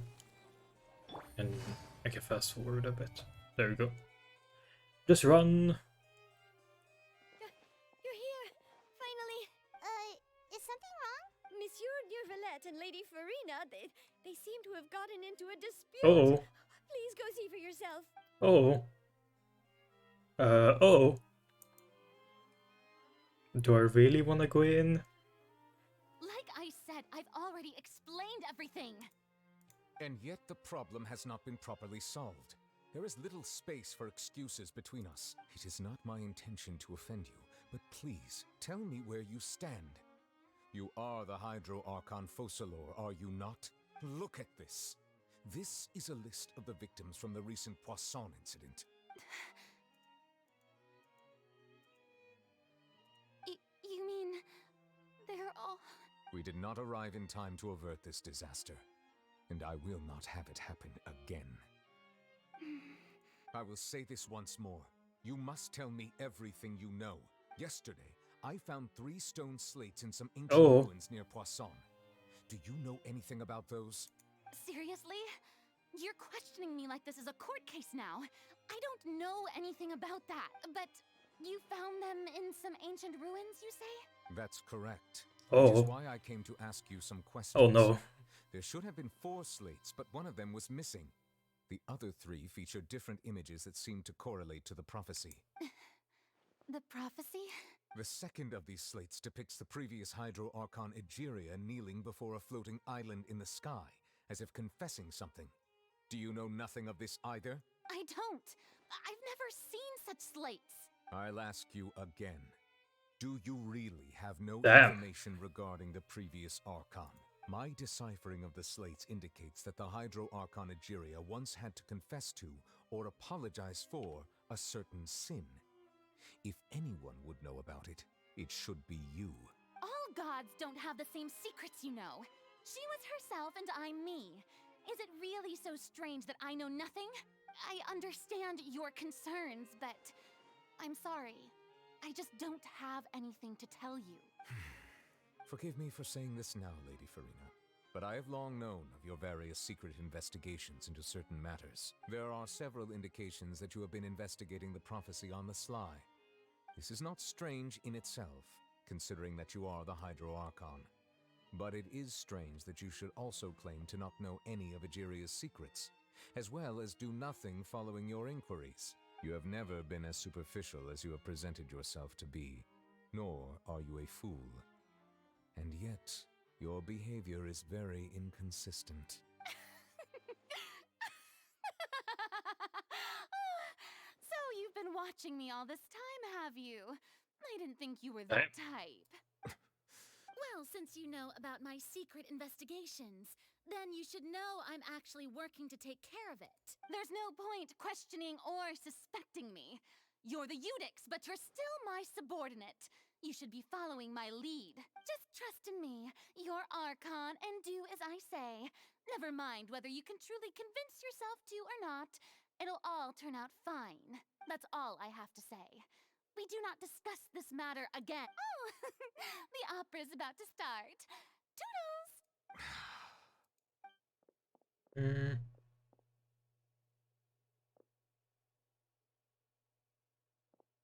Oh. Did Furina not notice us standing by the door? Wonder what's up with her. She was smiling. She didn't seem in the mood to care if we were listening in or not. I assume you've been outside for a while now? Oh, you noticed. Seems Furina didn't even realize we were here. She was in a great panic, though I cannot discern the reason. Our discussion reached impasses time and again, a state of affairs that we cannot allow to continue. Still, I do not understand. Dialogue is the basis for understanding, so why did she keep refusing to engage?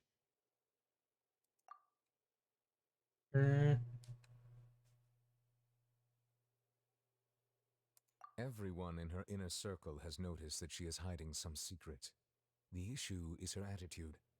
I fear that she will not reveal anything unless absolutely forced to. We may have to create a situation in which she will have no choice but to speak. Oh? Like what? Trial. Normally, people will only reveal the truth when standing trial. Perhaps we must have the Hydro Archon experience just such a scenario. But Furina's seen so many trials, and she's really good at dodging questions. How do we make sure that she won't just slip away at the first chance she gets? We will need to consider this thoroughly, join forces with various parties, and then do what we can. If at all possible, I would prefer to recuse myself from this affair, but we must prevent the prophecy from coming to pass. This may be cruel to her, but all Fontaine is in crisis. The information a god possesses is too precious, and so we must take a chance on this.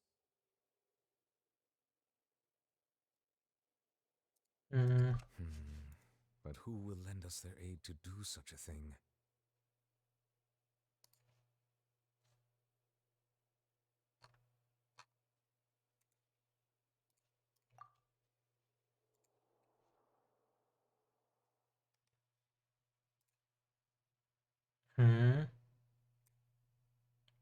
On a boat. Wait, on a yacht.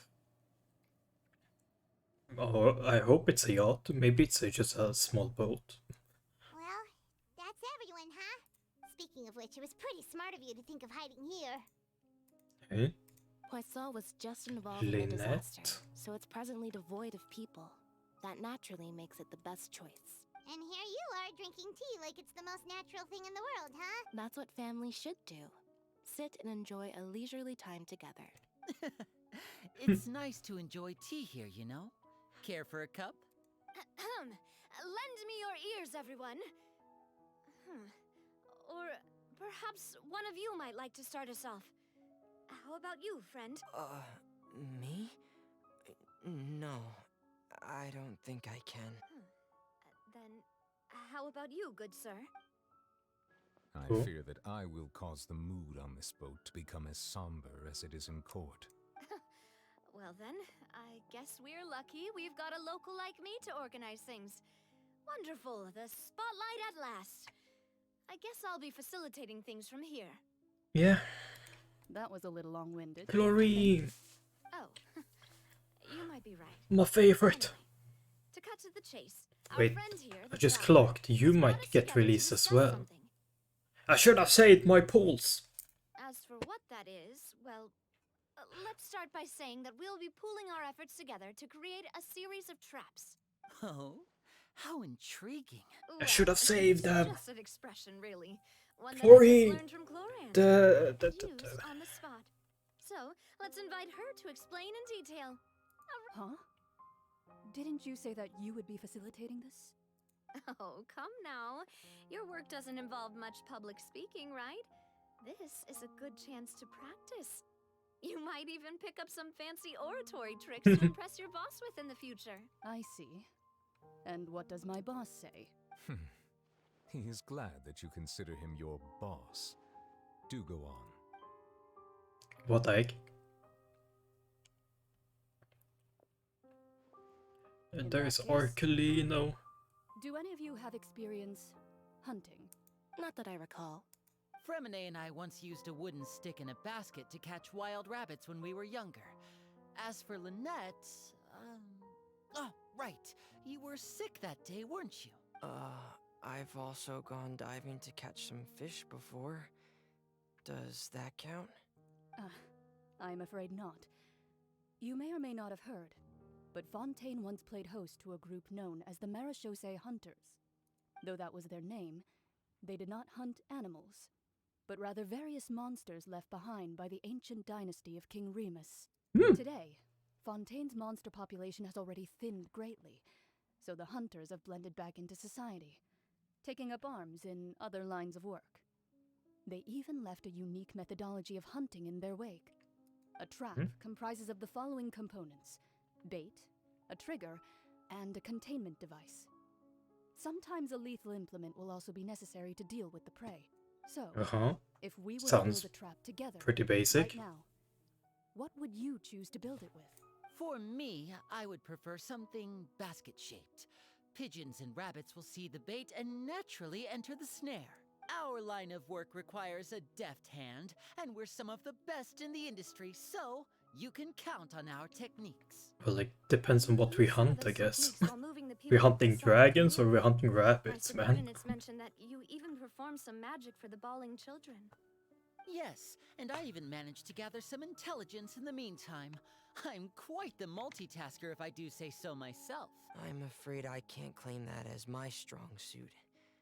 I prefer more stable methods, like placing bait in the water and waiting for the fish to come within reach.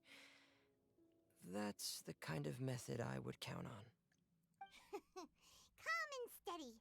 Exactly the kind of person who would catch loads of fish. And I can be their assistant. With discretion, I'm sure.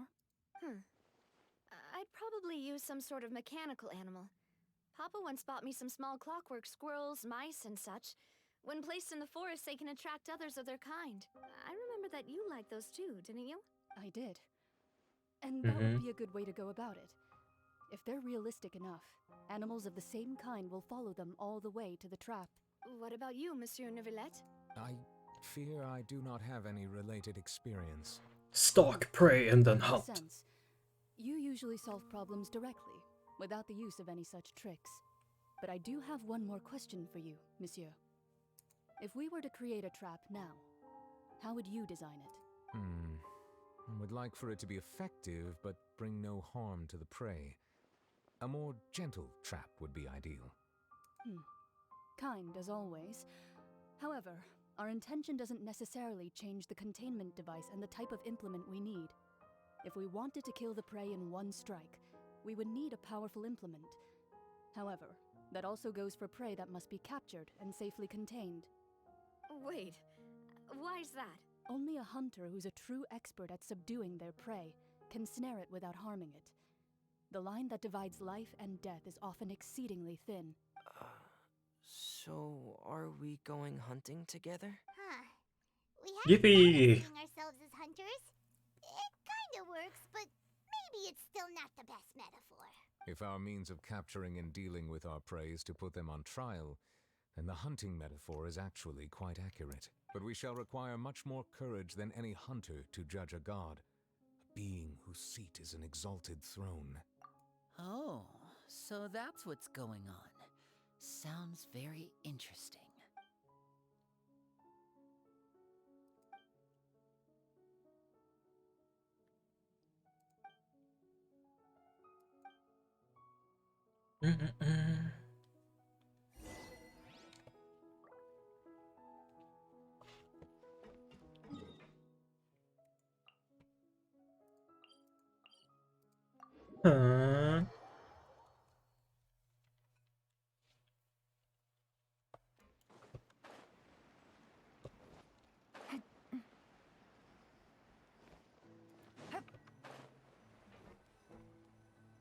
Da-da-da. I'm a bit quiet, but I'm genuinely interested now. It's been a tough few days, hasn't it? I'm a bit hungry. It's 3 p.m. basically. Still haven't eaten. Paimon didn't think the meetings would go on So for I'm long, but getting a everyone bit seemed pretty hungry. fired up, huh? Paimon thought they'd be at least a little frightened. Well, Fremine was, now that Paimon thinks about it, but everyone else just looked a little surprised. Nah, that's just who Fremine is. Well, it's hard to say. Paimon doesn't have any experience with this sort of thing. But with you around, Didn't we go dragon hunting together in Mondstadt? And CB's Leeway? What did we do in Inazuma? We... Like, did we hunt? Paimon didn't notice you doing that at all. Then what's that? The knave? I've never seen that cup before. Don't be frightened. I'm just joining you two for tea. I merely refrained from saying anything till now. Who's that voice? But there's no one here. Ah, have you forgotten me already? Wait, you are familiar. You're the voice we heard from the sky in Sumeru. The voice from the sky, I fear that description is wrong. Though, not completely wrong. You're feeling lost now, just as you were feeling previously. I sensed that confusion and thus came to you. Guiding people is an irresistible hobby of mine, after all. Consider me a passerby, just accepting a commission from my friend's disciple on a whim.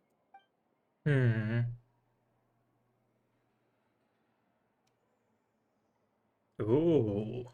Oh. Oh.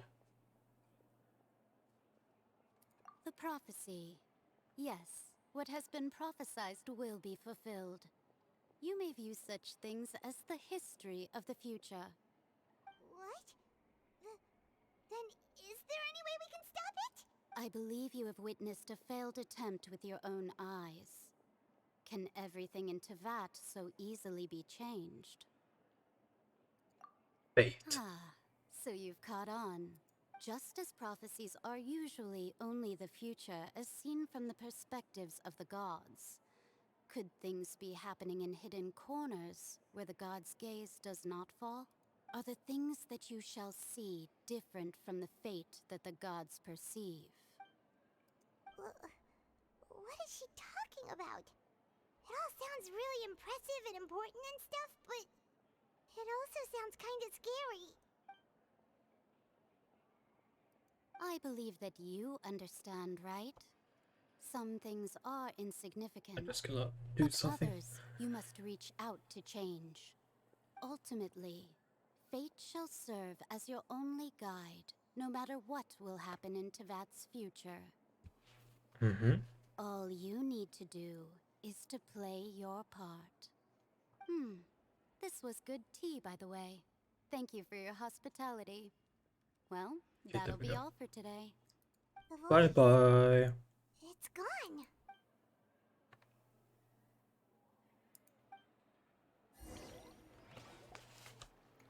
So we can change fate? Is it because we are not in their calculations? Because we're not from this world? Question mark, question mark? Alright, coming. Hey, it's you who's getting lazy, okay? Well, I see I've walked in on some lively banter. Mona! Fine, just fine. I went to take part in that Steambird panel. It turned out to be more interesting than I expected. Not all Fontainians are pessimistic about this. One journalist mentioned that sitting around and waiting for the end to come would be wrong, and that they should make their own rescue preparations. I agreed, so we had a brief chat with her. Did she have pink hair by any chance? Why, yes! It was Charlotte. You remember her, right? That daredevil journalist. I'm in full support of her view. Prophecies are very important, but how can people allow their lives to be commandeered by just a few words?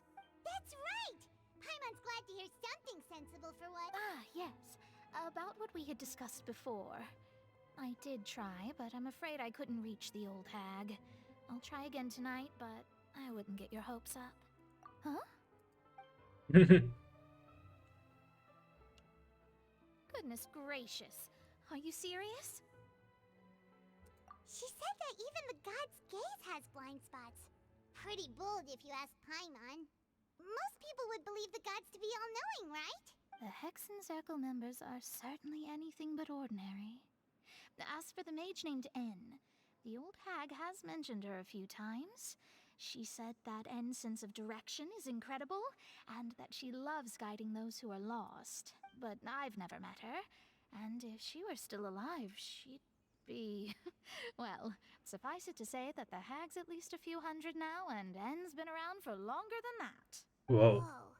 The Hexen Circle sounds like a scary group. But they must really stay in shape to live so long. Their abilities alone are pretty terrifying. If she came to see you personally, then the problem you're facing must truly be of great importance.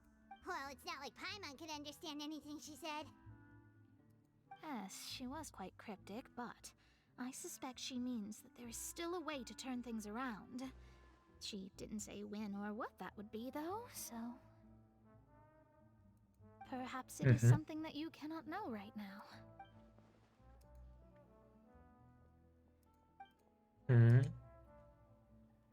Traveler, Paimon... Oh, we're fine. We're just a little down right now. It kind of feels like the end is coming, you know? I see. I feel that same sense of desperation, too. We technically will be I fine. guess you could consider me We'll be someone who has fine. often witnessed fate. Yeah. So far as I have seen, it cannot be swayed. But even so, I still hope for and believe in miracles. Astrology is eternal and rational, but fate may not be. It is Yikes. cruel, but it can also be beautiful. Mhm. Perhaps that's what N was trying to tell you. Not to lose heart, and to believe that what you are seeing playing out before you is not yet set in stone. I did originally think of steering clear of all this, but I couldn't. Even if this is all futile, I still wish to help everyone. If we don't struggle to the last, then how can we face the end when it comes? Huh. You do have a point. There I go, talking about astrological principles again. Sorry about that. The moment I start talking about work-related stuff... I need to get going. It was worth trying to comfort you, even if only a little. I believe that Thanks, you will Mola. help those who are struggling in the same way I did. I suppose that might be why we always seem to meet by coincidence. Maybe that. Paimon feels kind of moved by what Mona said. But also kind of sad, too. Hey, Traveler. Paimon suddenly feels like going outside for a walk. Let's go. Yeah. Let's walk around the city, shall we? There's a few spots we always like to walk by.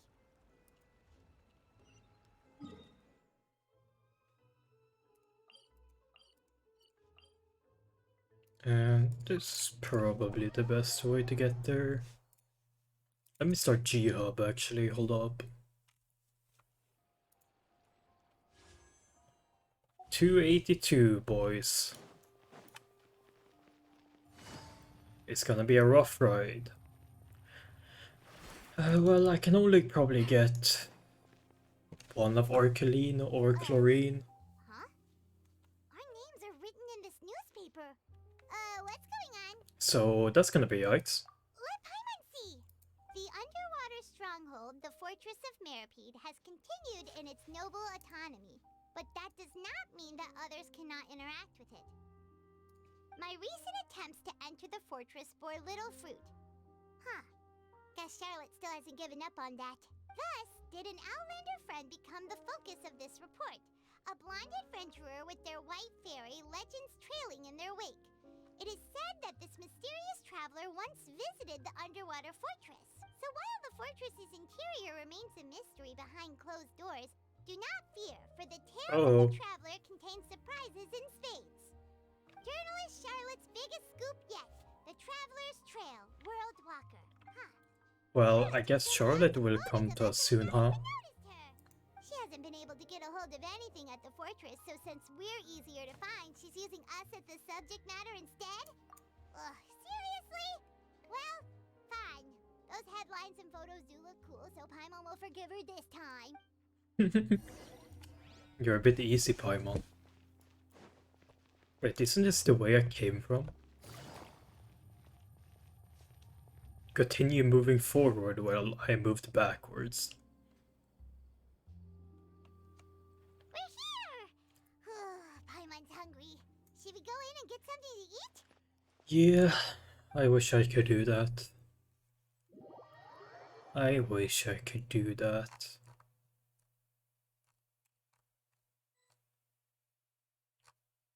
Da, da, da, da, da, da, da, da. Why is it so empty? Quick! Look! That's... Oh wait, it's not. That's the limited edition, only 16 slices a day cake! It was so delicious the last time we tried it. Despite the tense situation we were in, let's give it another go. Paimon's sure it'll be great. One slice of cake, please. Oh. Someone showed up after all. Oh, wait, you're the one from the Palais Mermonia. Oh, are you here to buy cake too? It seems Monsieur Nervalette was right. You really can eat. Wait, did he really say something like that? That's right. Each man has his own preferences when it comes to food. As for me, I love the cake and coffee here. Do you come here You want good taste. Cake and coffee? Usually every day. Damn. Every day? It's part of my daily schedule, apart from work. I shall have my cake and coffee. Then what if someone told you one day that this place would be closing soon, and you wouldn't get to eat cake here anymore? What would you think? But why would it close? Well, Paimon doesn't know either, but maybe the waters will rise tomorrow. You know, like in the prophecy. Oh, the prophecy. To be honest, I haven't paid much attention to that. No, still, even if there'd be no more cake tomorrow, that wouldn't keep me from having some today. No, it's the same for eating in general. You might not be able to eat tomorrow, but if you can do so today, then you should carry on. That's what people call living, you know. Huh. Don't be sad. Excuse me, could I have 2 more slices of cake to go? These 2 slices are for you. Sijuin said that this kind of expression you're making is what humans call being sad. Oh, you know Sijuin? I sure do.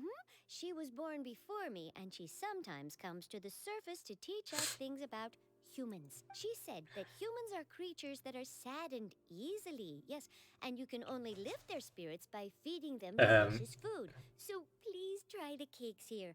I've got something else to do, so I'll be going now. You two try to stay in a good mood after eating, all right? I think there are other ways to cheer someone up, but And there she goes. I guess delicious food always works. All right, let's dig in. Paimon's sure this cake will be delicious. It's more delicious than last time, and the flavor gets even better with a sip of tea. It sure would be nice if we could come again tomorrow. Sure would be nice if we could always eat delicious food here. Uh-oh.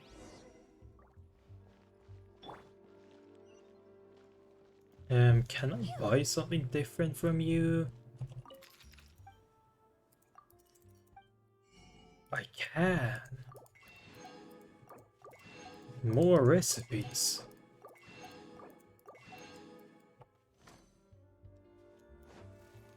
Hostess. Hello. Do you have any different? No. And you don't have anything, okay. Well. We're near the Steambird office. Let's go look for Charlotte and have a chat. Okay, Charlotte. Wow! If it isn't the Traveler and Paimon! Oh, have you seen the article I wrote about you? Ha! You've got some nerve! You just used us to make some quick mora! Oh, you sorry about that. I heard that you were in Poisson some time back, so I sent you a letter to discuss just that. It appears you didn't receive it, though. No. It's all right, though. I've set aside the amount intended for you. I've Damn. even set the table with some food. Really? Oh, you're the best! You're almost a little too easy to win over, Paimon. If I were a journalist with ulterior motives, you'd be in trouble now, you know. Oh, Paimon knows you're not like that.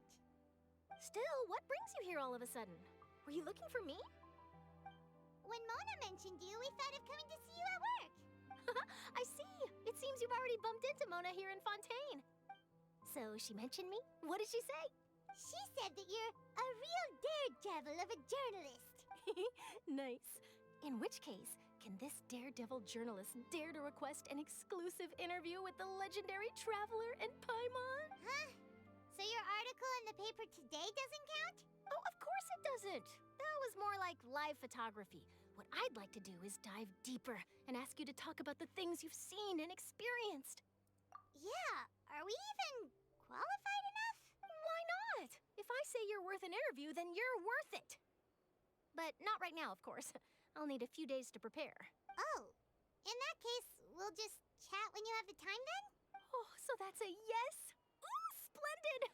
I'll tell the editor-in-chief immediately. I'll have to apply for lighting, a venue, some props, and whew, so much to get done now. Talk to you later. Damn. Wait, Charlotte, Paimon's still got a question for you. She's gone. And what's that? Oh. If, just for example, Fontaine were to be flooded tomorrow, what would you do today? Huh. That's the prophecy you're talking about, isn't it? I mean, I do hear about it often, but I've never once thought that the day could be tomorrow. If you're seriously asking, then I might try and think of a way to leave Fontaine. Oh, but I'm still a journalist first and foremost. That means I have a duty to be reporting from the scene. And secondly, I wouldn't forsake my homeland that easy. From what I've seen, most people don't know what they'd do should the worst come to pass. In truth, it might be better just to behave like normal rather than worry over such an end. So in all likelihood, I'd probably still be prepping at the office for that interview of ours. I know what you're thinking. That sounds a bit sad, but I've always believed that it's best to do what you enjoy. No, a bit crazy. Think about it. If this nation really were to be suddenly destroyed tomorrow, but I still successfully finish an exclusive interview with a truly unique person, then the story I would wind up writing would truly be timeless. And then do you know what I'd do? Well, I'd write that story, send it for printing, and use messenger pigeons to get copies out to the various nations as soon as possible. I'm not a dreamer, nor am I a workaholic, but I do love my job, and I'd be proud of leaving such an article behind. I guess you could say that I was born to be a journalist. But anyway, that's my answer. And on that note, I'll get back to my preparations. That's so nice. All of a sudden, Paimon actually kinda envies her. Anyway, let's go and take a look at the sea, shall we? Okay.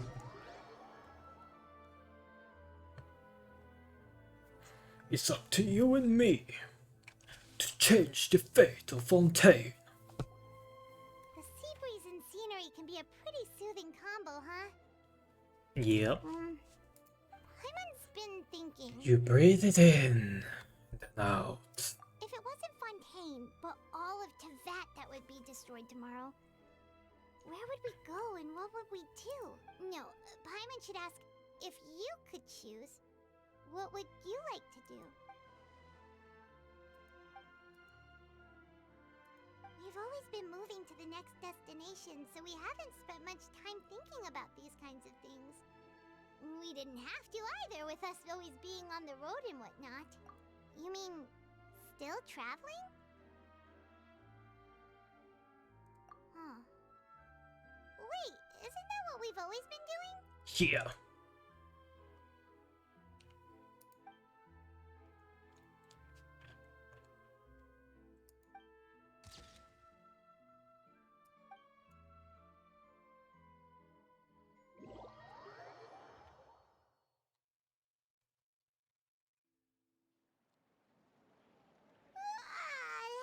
Oh no.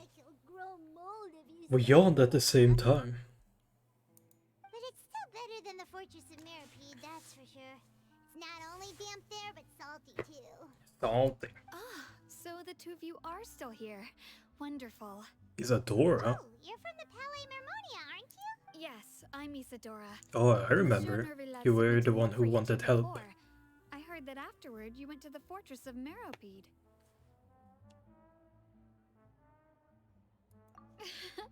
Not at all. I'm well aware that you're friends of his. Actually, I'm here to pass along a message from him. Yes, inside the Opera House. The Maréchaussée Phantom has declared the incident a small-scale riot. A riot? Well, that said, I don't personally think it was that serious. Lady Furina was watching a performance at the Opera House, and while she was resting during an intermission, some other audience members suddenly started harassing her, loudly accusing her of doing nothing about the prophecy crisis. And before she could respond, others started to join in. The crowd continued to grow, and protests against the Hydro Archon started to break out. So people have started to put the blame on Furina. Guess they finally found an outlet for the pressure they've been under due to the prophecy. I agree. People will naturally rely on gods, as is customary. But the moment people feel threatened, gods are also the first to be blamed. So what happened after that? Is Furina okay? Seeing that the situation was spiraling out of control and that further argument was pointless, she claimed that she'd gotten tired of this and left in a hurry. The Maréchaussée Phantom had their hands full maintaining order and did not catch where Lady Furina had gone. So, you mean she's still missing? That's right.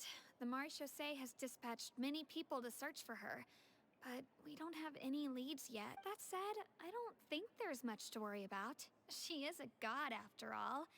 Even if she were to fall into the hands of rioters, what could ordinary people do to her? Good. Monsieur Nervillet sent me to tell you about the situation, but he didn't say anything else.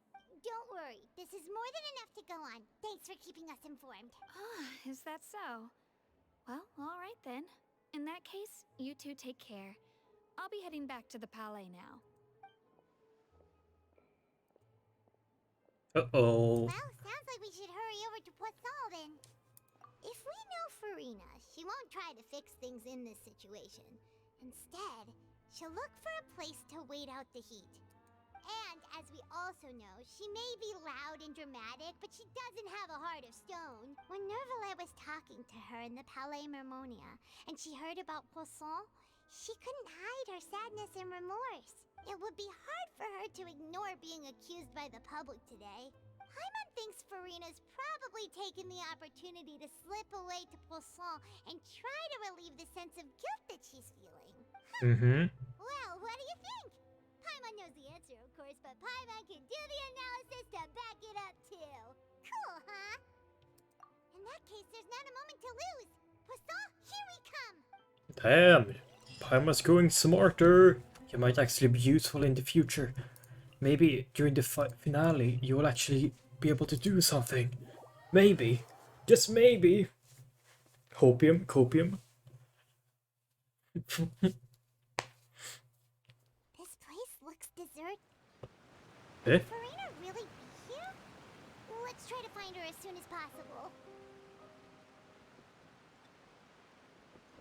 That's a giant ass fish. God damn.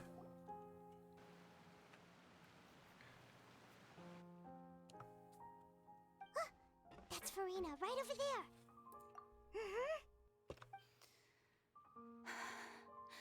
Should I just give up? This is all meaningless. What was meant to happen did happen after all. Everyone's dead. I'm sorry. I am so sorry. Give up, Furina. There's no point in holding out. I'm sorry, but what can I even do other than to repeat meaningless apologies over and over? Who's that? Don't worry, Furina, it's just us. So it is you, blonde traveler from another land. Why, I almost thought you were someone from that mob of my ignorant subjects, come to kneel and beg for my forgiveness. Furina, you were crying just now, weren't you? The tear stains on your face are obvious. What do you mean, tear stains? Oh, I remember. The Oh. show at the Opera House earlier this morning was so moving. I'm still trying to process it. Who did that uncivilized rabble think they were, disturbing my enjoyment of the arts? They even dare to tout their Archon. I must teach them a lesson. I can just imagine their twisted and frustrated faces once they realize that I'm nowhere to be found. Oh, and I'm sure Nouvellette and those people from the Maréchaussée Phantom are freaking out right next to them, too.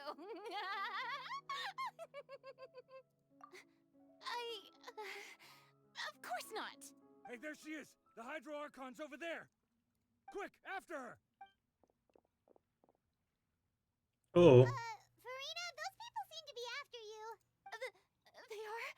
They're just some rabid fans who want to cut the line because they haven't been able to meet me in person, aren't they? That's against the rules. I can't let them get their way. Furina just ran off. Uh-oh. Quick, we have to catch up with her. It's a race. Luckily, she's pretty slow. They're even slower.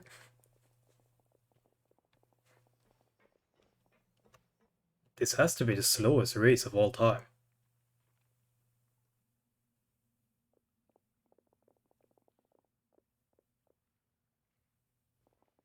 This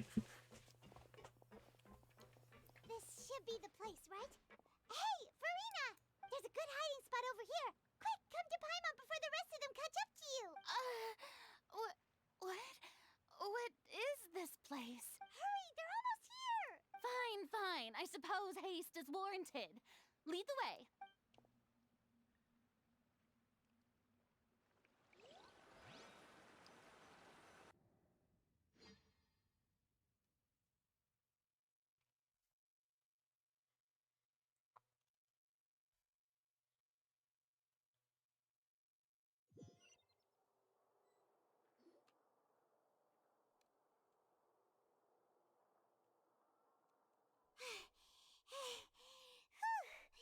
Paimon's exhausted.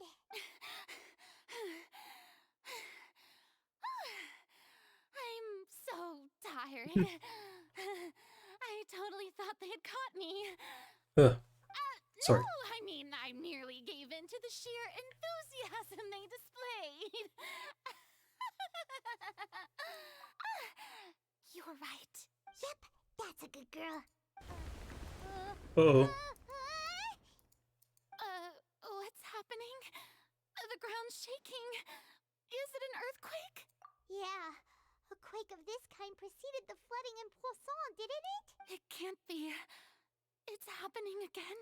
Well, there's no need to worry too much about that. Nouvellette's made some emergency plans, so the evacuation should go a lot smoother this time. Yeah, I hope you're right. But the people of Poisson, they've already...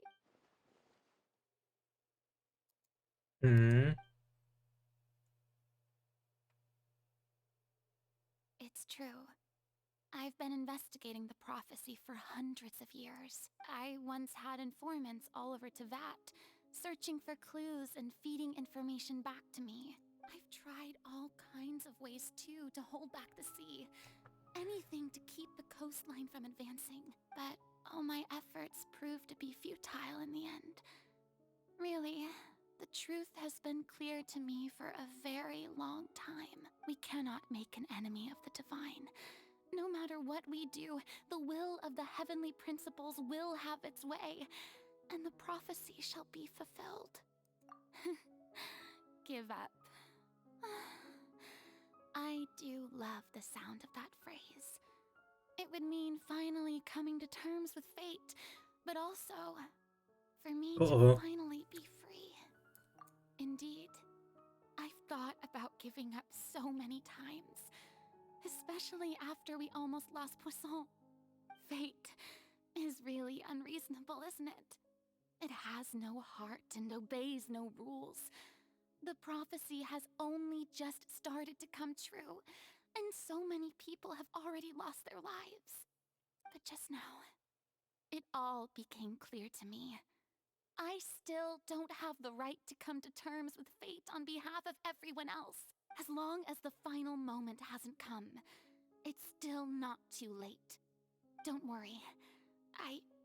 I will keep hope alive for everyone until the very end. Well, that's enough for now.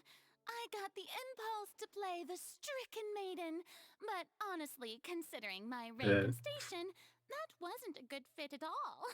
Don't take any of what I just said seriously. How could I possibly let Fontaine fall to the whims of trivial prophecy? Come on! Paimon could have sworn you were actually being honest just now.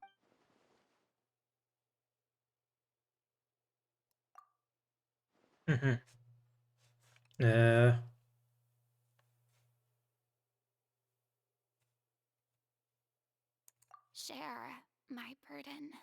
That's impossible. It was fated right from the start that this would be my duty alone.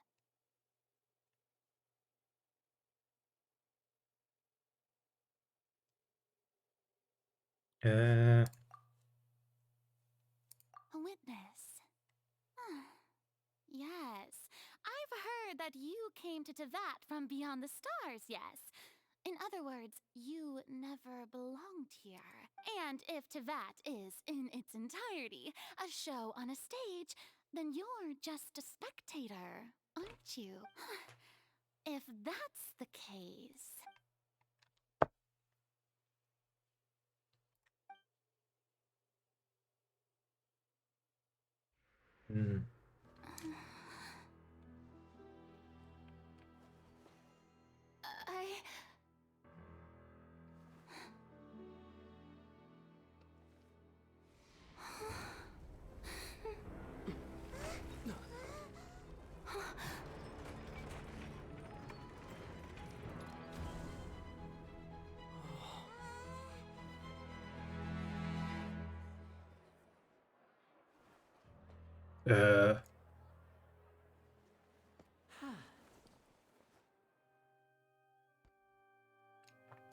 Lini is good at magic.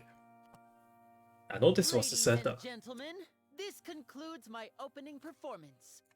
Now, without further ado, we may proceed to the trial of our god. So, this is what it is. Yes, you deserve praise for the effort you took to raise the dramatic stakes. Do not forget, however, that I am Focalor, the god of justice, the embodiment of justice itself. Does it not strike you as even the least bit absurd to bring the very concept of justice to trial? May I interpret these words as your refusal to stand trial? In that case, you will have the opportunity to defend your honor through a duel. You would draw your blade against a god?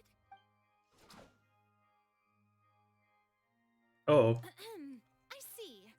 It seems like you have made up your mind.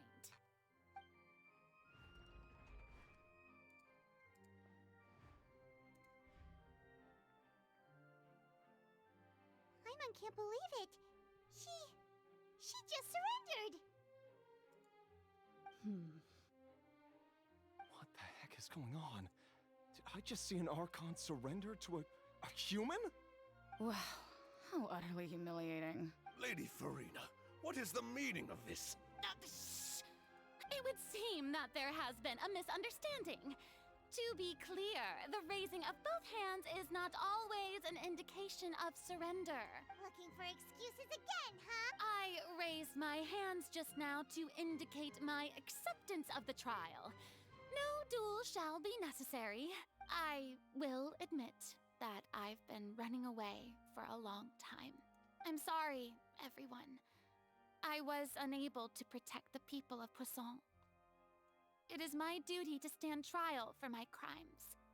You are not the only ones to be disappointed in me. I, too, am exceedingly disappointed in myself. But now, it is time for the Hydro Archon to show you her courage and resolve. I, Furina, will use this trial to show the world the true meaning of justice. This time, I will protect you. Applaud and rejoice. One of the most outrageous and fantastical arcs known to the opera epiclese is now unfolding before your eyes. Mark my words. This shall be one of the most exhilarating and brilliant shows ever to grace the stage of Fontaine. The trial of the Hydro Archon, Focalor, will now begin! Woohoo! Now we're making history! Why does it feel like Furina just took over the whole thing? Like, come on! Didn't she just get forced to stand trial for her crimes? Also, even though she's still acting super dramatic, she is taking this seriously this time, right? All right, then. Who will be my opponent in this trial? The court asks the prosecutor to please take the stand. Is that so? Very well. Then please speak, witness of Tivat, my accuser and fated opponent.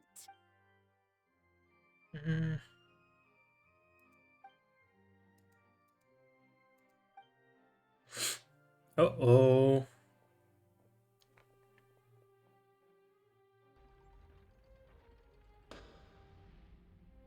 Also, please allow me to ask, as a final question before the trial begins, just how much work did you do to force me onto this stage? Well, we did do a lot of prep after the meeting that day. I can go over the tasks assigned to the Spina di Rosula, since they were rather straightforward and easy. Navia, the president of the Spina di Rosula. Most of the people who participated in the disturbance this morning were my subordinates.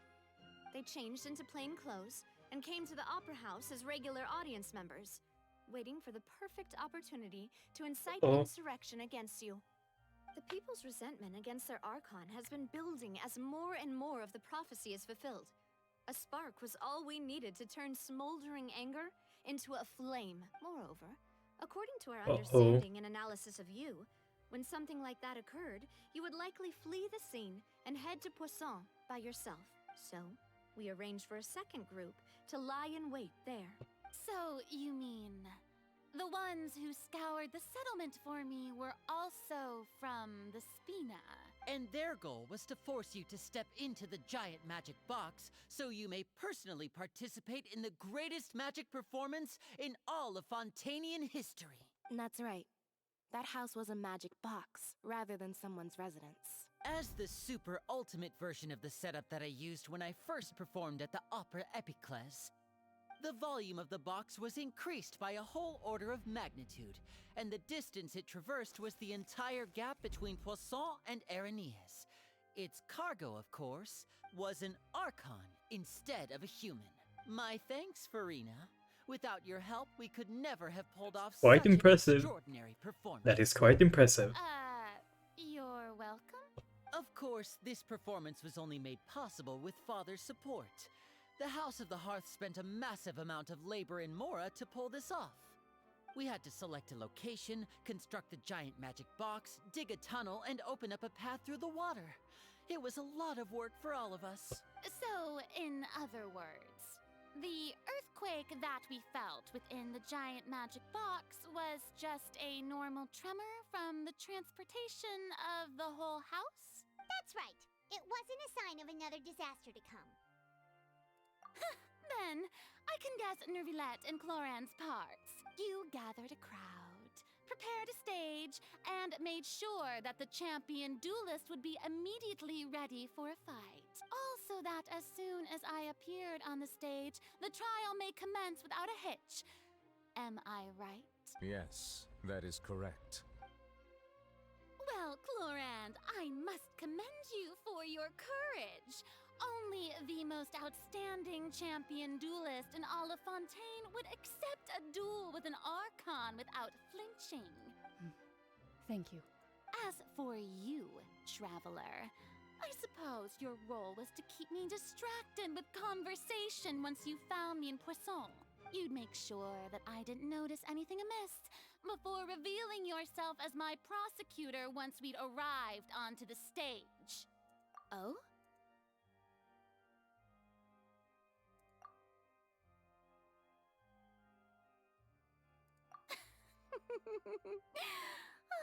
Is that so? Then I suppose I must have missed my final chance. It's fine. It matters not. What's done is done. The stage is already set, so there's no reason to disappoint the audience. Let's see this trial through to the...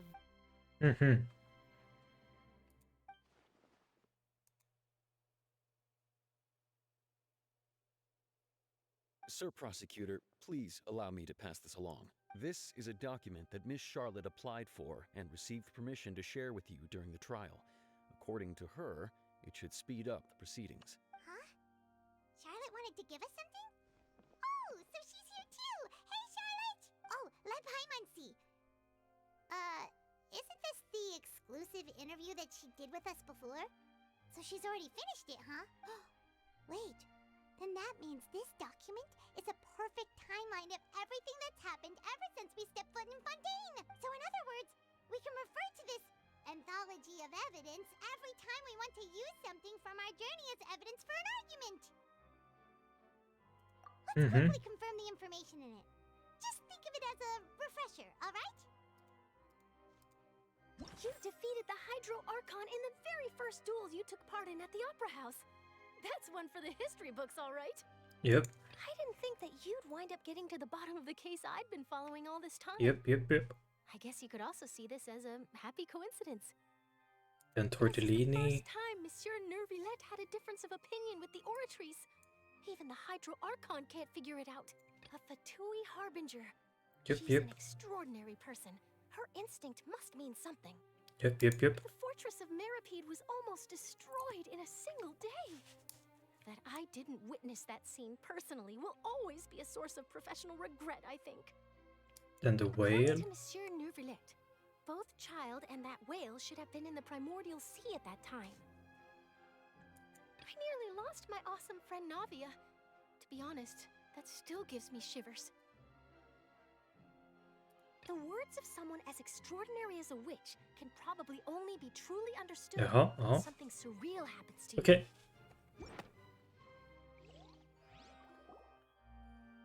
The prosecution and the defense are both in Fight. position. The trial shall now begin.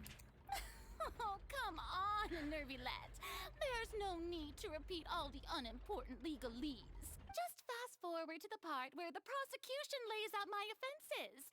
As the defendant and the lead actress of this performance, I still haven't even been informed of my supposed guilt in all of this. Of course, it is only natural for humans to struggle to understand the actions of a god. However, you will need more than that to convict me of a crime. That's true. Oh. But my charge here is unrelated to your conduct as an Archon. Instead, I would like to charge you as a fraud who's never been the Archon in the first place. Wait, what was that? Lady Furina's a fraud? Hey, I came here thinking that we were going to try the Hydro Archon for forsaking her duty, but did I hear that right? She's not our Archon at all? Charge accepted. Uh-oh. Lady Furina, do you plead guilty to the charge? Uh-oh. Lady Furina.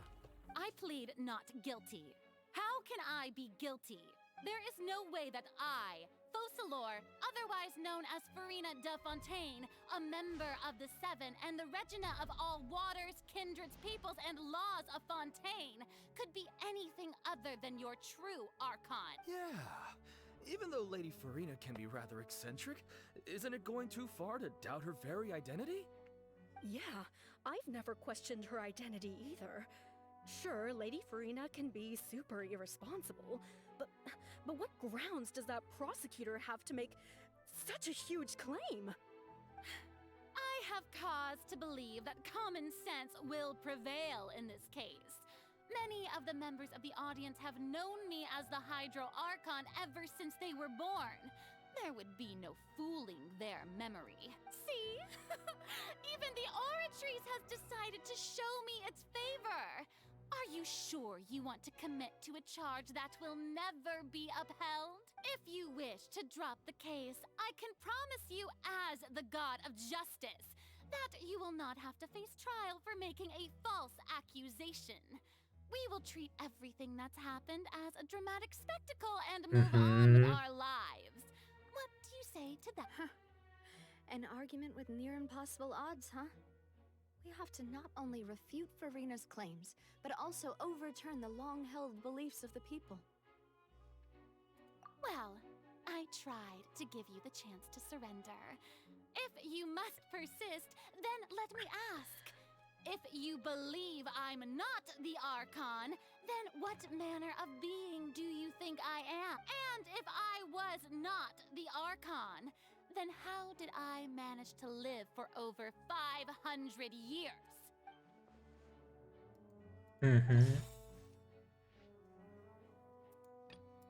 Irrelevant.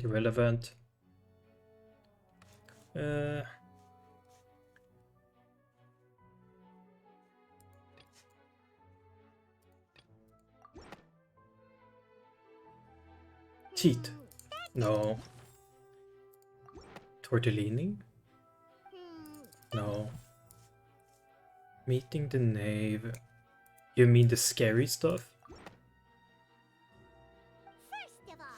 Oh, I forgot about this. Member of another long-lived race, which would allow you to naturally possess an extended lifespan. And second of all, even if that wasn't the case, there could be other ways to extend your life. Who gave you that idea? Was it the knave? You'd sink so low as to use a harbinger's words against me. A curse? I once thought it possible that the aura of an Archon might naturally resemble a type of curse. But in light of this claim, perhaps what I sensed was not your divinity, but a curse after all. You sensed it too, huh, Nervalet? Lady Furina is actually a human? Well, it is true that it's extremely difficult to tell humans and gods apart just by looking at them. It's not impossible. Well, don't start celebrating too early now. Even if I have been carrying a curse like you said, how does that prove that I am merely a human being? Besides, everyone knows that the main difference between a human and a god is the possession of authority. Gods can do what humans cannot. That's why they're worshipped as gods. For centuries, manifestations of my authority have served the nation of Fontaine. One need only to turn their eyes towards the Oratrice Mécanique d'Analyse Cardinal in this very opera house. That's a long name. Or consider the endemnitium that is used in every aspect of life.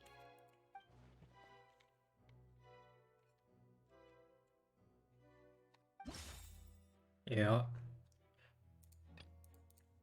Haha! You tried to reference the Oratrice, but weren't you as confused as all the rest of us when the Oratrice declared Child to be guilty without any proof?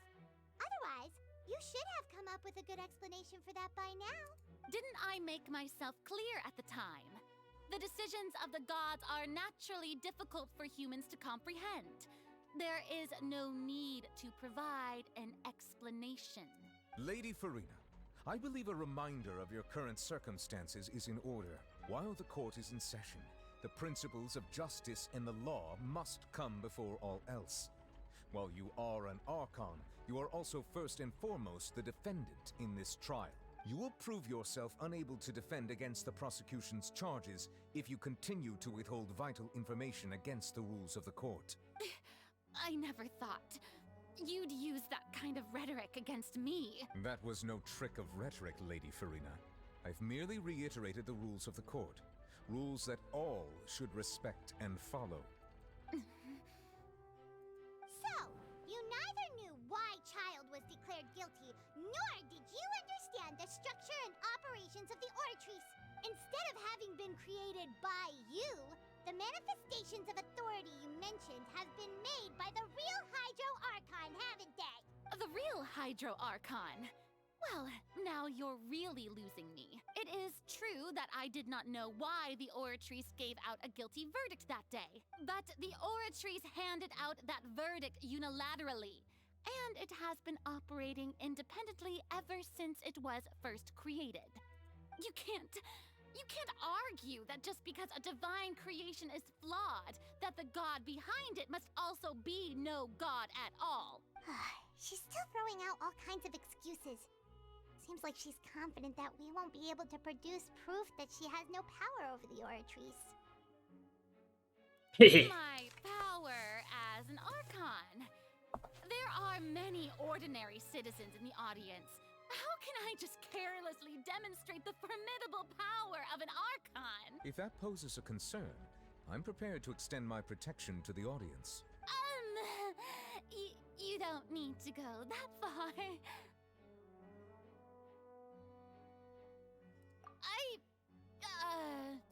Aren't you the Hydro Archon? Or is it that you can't even wield the power of Hydro, much less the authority of a god? Indemnitium! Yes! It's all because of Indemnitium! All Archons derive their power from the faith of the people, and I've converted the people's faith in justice into Indemnitium. Thus did I give up all of my divine power to provide everyone with energy for their daily lives. Have you ever seen a more magnanimous god? Isn't that a huge stretch? Yeah, no matter how generous an Archon can be, how could they give up all their power? Can a god with no power even still be called a god? It seems like nobody's buying Furina's excuse. Hey, come now, everyone.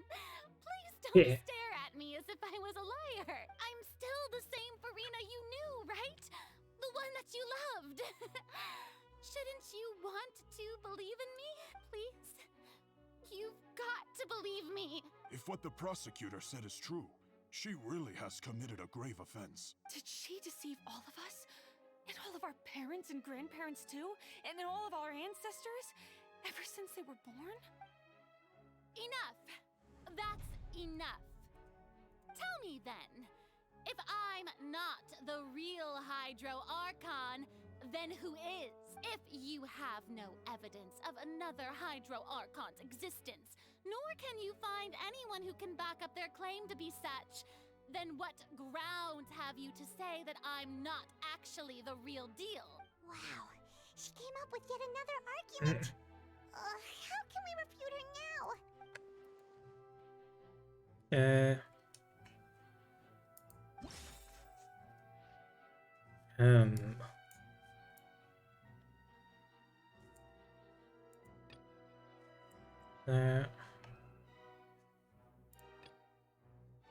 Ist nu väl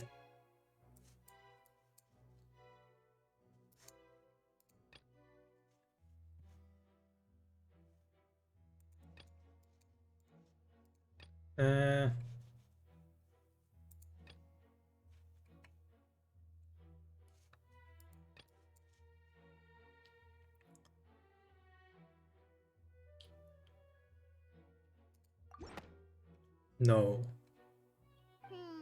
No. Oh. Oops. I said. Is she a... Yeah. Yeah, dissolved. Vashir. Okay, yeah. It has been established that all Fontanians can dissolve in water from the primordial sea. And that means... Since you insist on claiming to be a god and not a human, then there's a method that you can use right here and now to eliminate all suspicions of you being the latter. Miss Navia, please apply to serve as a temporary attorney for the prosecution before addressing the court. Though you act in partnership with the prosecutor, you must still adhere to proper procedure. Super sorry, Monsieur Chief Justice. Super sorry. I swear this really will be the last time that I'll speak out of turn. That's like 3 times. I've brought some At different trials though, I guess. knows a massive flood struck the area not long ago, taking many lives, including those of some of my closest friends. So, Miss Furina, would you dare to touch some of the seawater? If we are to believe that you are indeed the real Hydro Archon, touching the seawater would have no effect on you. All it should do is strengthen your case. But if you don't dare to touch it, then we would have basically proved the reverse. Oh, and I must remind you that after the disaster at Poisson, nobody wants to see any more people dissolve. I do hope you'll act prudently and choose the simpler path of admitting guilt. Navia from the Spina di Rasula. The Spina has governed Poisson for many years. I guess her suggestion is valid. If Lady Furina is indeed just a human, she's probably Fontanian like all the rest of us. Would she really dare to try?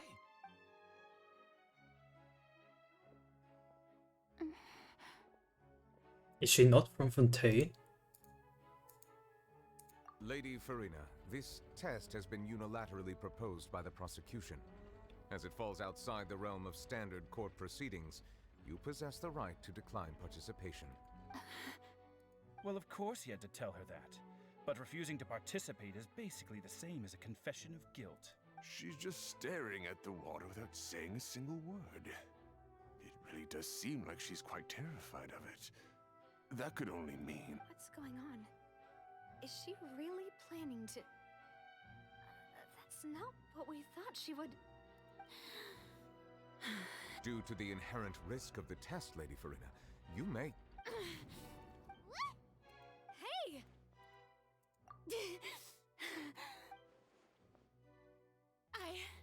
I'm fine!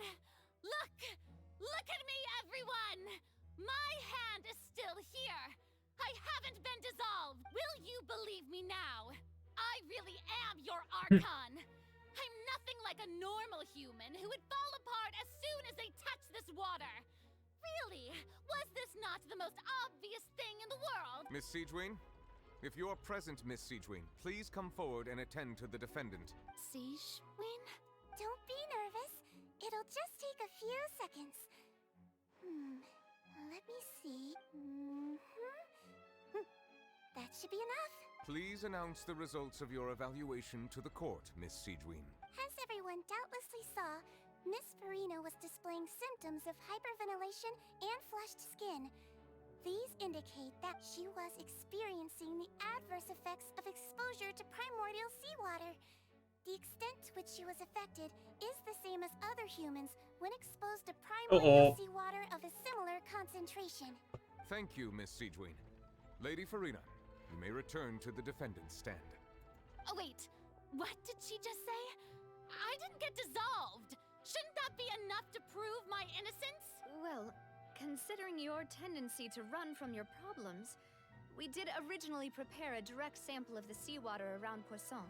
However, after extensive discussion, we exchanged it for a sample that is not concentrated enough to dissolve an actual human. After all, on the off chance that something entirely unexpected might occur, we don't want anyone else to lose their life to the sea.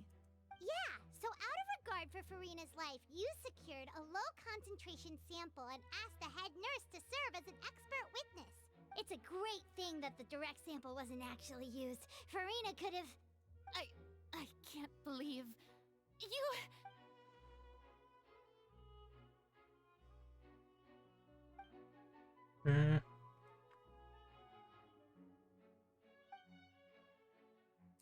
Listen to me, everyone. Please don't give me such cold and disdainful looks. What happened just now didn't prove a single thing. Think about it.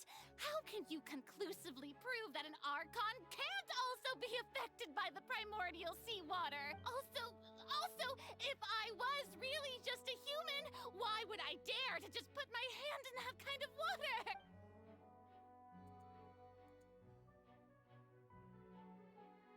Please, everyone, anyone, just listen to me. I swear, I really am your Archon.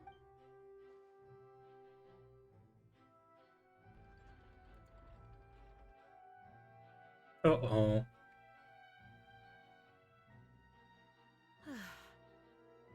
I don't think anything she says at this point will sway anyone. The odds are just too stacked against her now. With all the things Uh-oh. that have been said, Paimon doesn't think there's any way left for Furina to win. I believe the time for arguments and presentation of evidence has come to an end.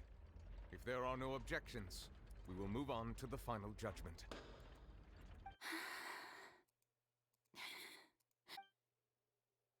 I don't think anything she says at this point will sway her. She's too stacked. Uh-oh. Is she freaking it? Uh-oh.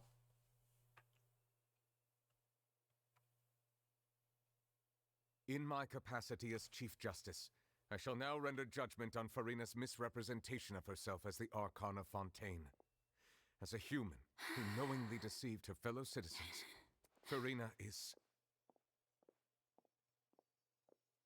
guilty.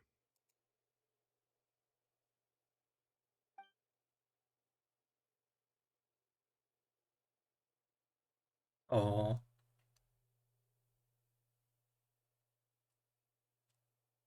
We shall now turn to the Oratrice Mécanique d'Analyse Cardinale to render the final verdict on the Not guilty? Question mark? Surely it's too obvious.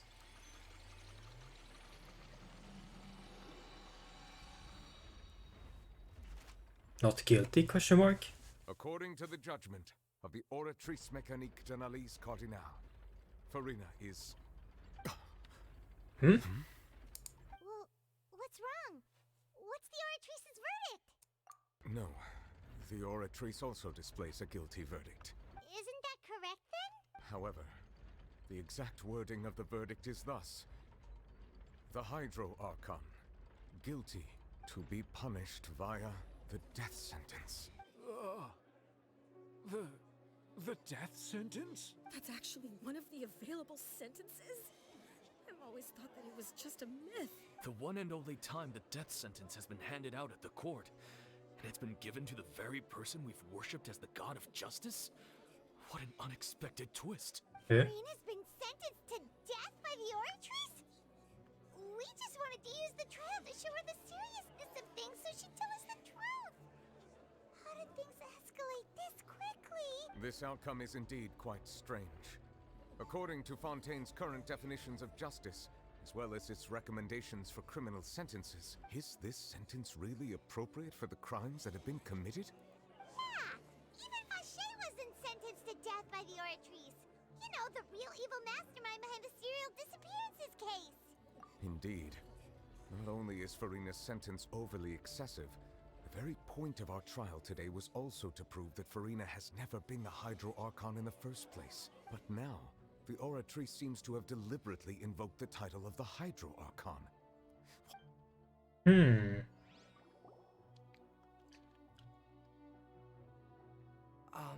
Excuse me, if I may interrupt.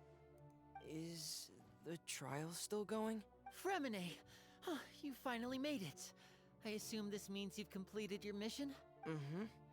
Any mission Father assigns to me will always be top priority. Understandable, though. Is that the first prophecy slate? Huh. So the knave privately arranged for Fremine to try and find the missing slate. I looked everywhere and finally found it at the bottom of the sea. It took me a long time to get around some dangerous stretches of water. But has the trial already concluded? Then doesn't that mean I've come too late? Thank you for your hard work, Mr. Fremine. Please allow me to review the record left on the slate. Traveler, I believe that you have already seen the other existing slates. I would like you to come here and confirm their contents. Huh? So what do you see? What is it? I mean, do you have eyes, Paimon?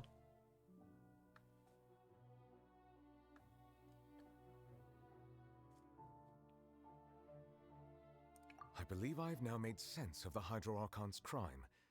It has to do with Fontaine's lost history. Huh?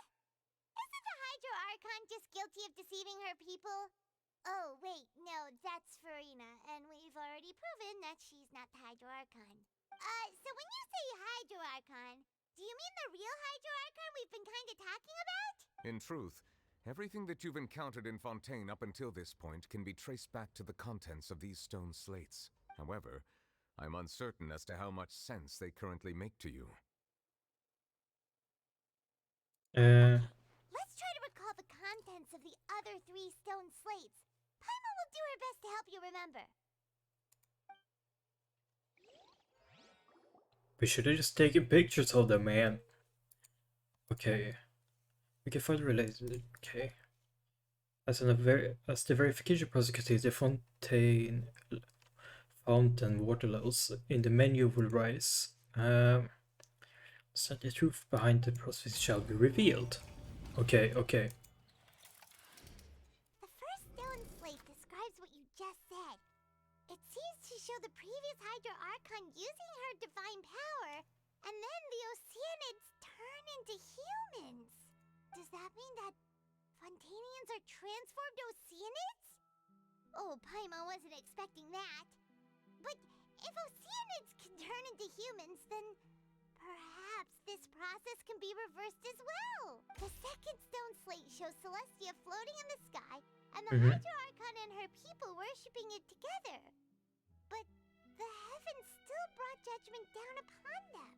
This must be the point when the Hydro Archon and the Fontainians were branded with their original sin. Does this mean that the original sin and the Hydro Archon sin are the same thing? The third slate shows the Hydro Archon sinking into the sea surrounded by many people. There reminds me, Paimon, didn't we also watch that happen to someone else? Well, the fourth slate is the prophecy the Fontainians have been talking about. People dissolving into the sea, the Hydro Archon crying on her throne, and so on. We didn't believe that such a crazy disaster could happen at first, did we? But after that incident, it was just a question of when and not if. Okay. Verify truth. Wait. It seems to show the former Hydro Archon using divine power to turn oceans into people. And it could be this one. Could be that one. We know from the case of the serial disappearances of young women that Fontainians can be dissolved in primordial seawater. This might be the reason that Fontainians can dissolve.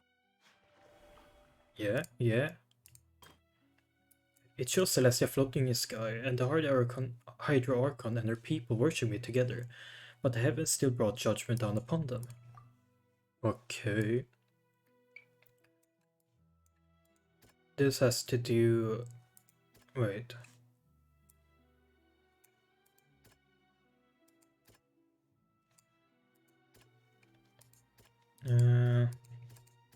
Any communication with you is connected by your consciousness. She believes the prophecy will certainly happen, but that you needn't give up.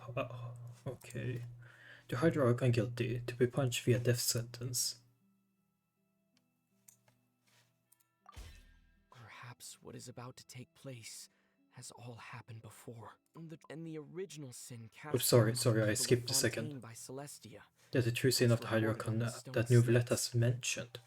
But it seems to be the right choice, I guess. This is describing a history of the future. This is the third slate. It shows that the Hydro Archon sink into the sea surrounded by many people.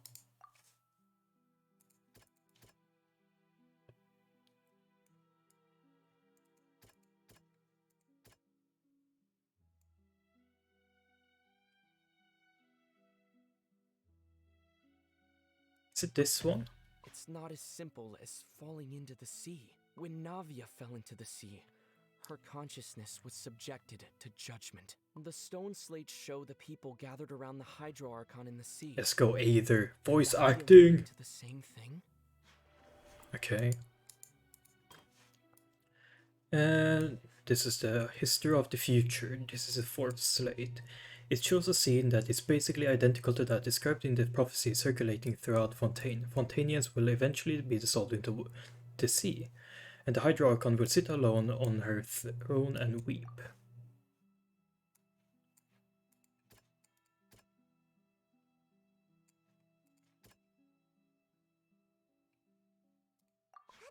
No. Yeah.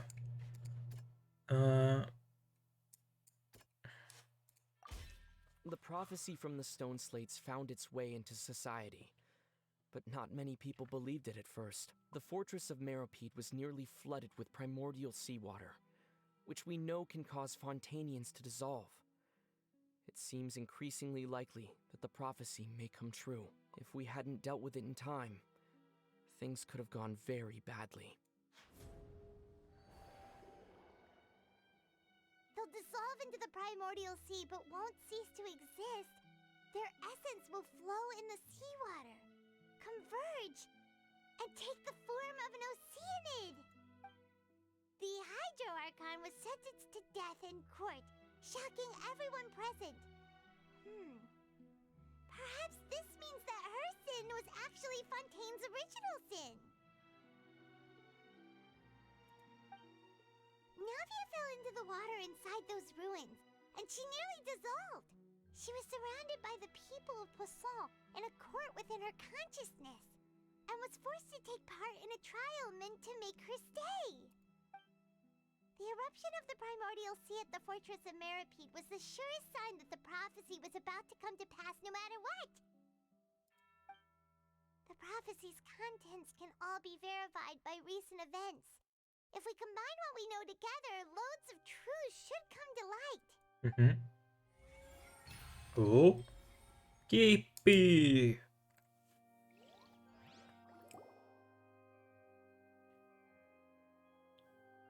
I did it. I did it! I just noticed my lighting is a bit bad. Maybe this is a bit better, and so I'll brighten up my face a bit more. Otherwise it was a bit dark, wasn't it? Or at least dimmed. I guess I should say dimmed. Incredible. Linny, did you hear that? We're not real humans. All Fontanians were originally created by the late previous Hydro Archon, with Oceanids as their basis. The evidence for that can be found in how only Fontanians could dissolve in primordial seawater, and how all the girls Vacher dissolved were also turned into Oceanids. Oh, and according to Navia, when she was about to get dissolved, she also saw everyone gathered around for a trial, all of them in the shape of Oceanids. Indeed. Nah. Yeah, and it follows from the content of the first slate that she probably angered Celestia by creating humans without prior permission. That could also explain why the Oratrice judged the Hydro Archon to be guilty. It's to account for that ancient sin. The Hydro Archon's true sin was creating us? And yet, after many hundreds of years, the Hydro Archon's creations have turned around to try to judge the Archon within the Opera Epiclese. The twists of history are often the most unexpected of all. Yeah, isn't the image here just like when Navia fell into the sea? So wouldn't it be trying to show the image of the Hydro Archon also falling into the sea once the prophecy has been fulfilled in the fourth slate? In the end, the people will all be dissolved into the waters, and only the Hydro Archon will remain weeping on her throne. Only then will the sins of the people of Fontaine be washed away. Did Paimon get all that right? Yeah, in other words, they should never have existed, huh? I must say, given how much you still don't know, it is impressive that you've already managed to connect so many pieces of the truth. However, while you were able to decode all the information on the slates, they've also been etched with an additional layer of hidden information using a different power source. When we were at the ruins, I tried to decipher the hidden information recorded in the slates. That's what you Since did. we only had 3 slates at the time, I was unable to come to a full conclusion. Now that the slate collection is complete, I shall make another attempt to decipher the narrative recorded within. if everything goes well, we should finally be informed of the unadulterated truth.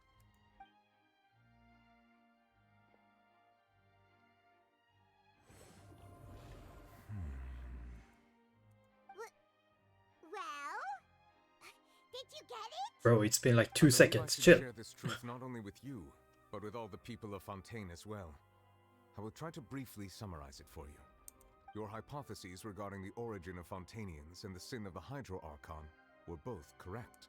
In the Fontaine of old, the previous Hydro Archon sensed the yearning of her Oceanid familiars for life on land. Mm-hmm.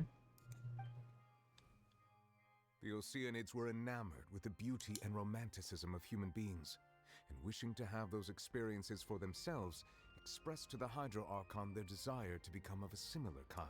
However, even though water as an element is intricately linked with the power of life, the Hydro Archon, as one of the 7, did not possess the authority to create a new form of human life.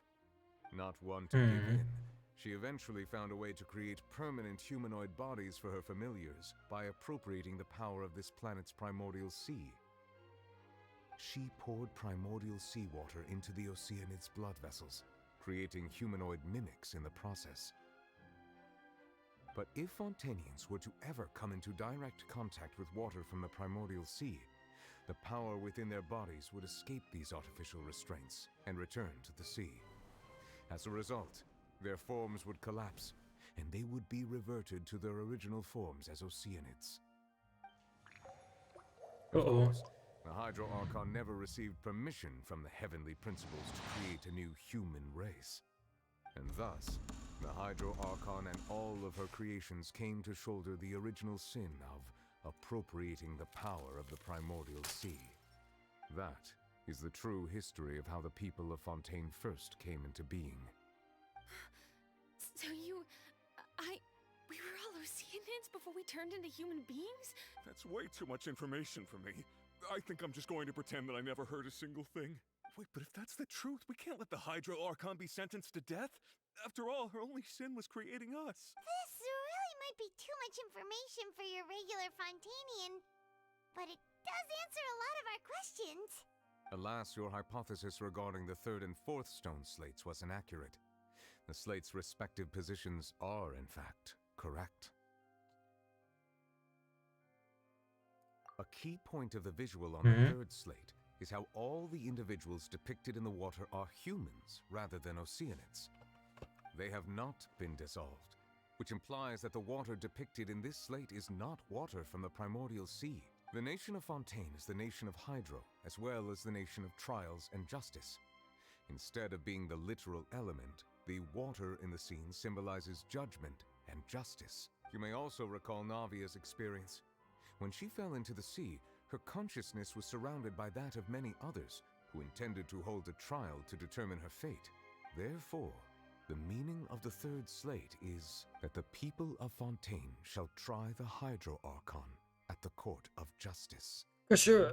Exclamation mark! Yes. That's 3. It refers to our present situation. I think I'm following now. So, what you're saying is, even though we decided to put on this trial to avoid fulfilling the prophecy, in truth, everything we've done has happened exactly as the prophecy foretold. So now, it seems, we're the ones making sure it comes true. What should we do? Huh. No matter what, the prophecy will be fulfilled. Is this what it feels like to be a prisoner of fate? If that's the case, does that mean the scene in the 4th slate will also be fulfilled soon? Traveler, I would like to point out another small fallacy in your deductions about the 4th slate. You probably thought that the eruption of primordial seawater beneath the fortress of Meripede served as the surest sign that the prophecy was about to come to pass, yes? However, I believe that rather than being a sure sign, that eruption could in fact only be a small warning of something far worse to come. As for the root cause of the catastrophe, I believe you've already encountered it once before. The whale. So we need to defeat the whale.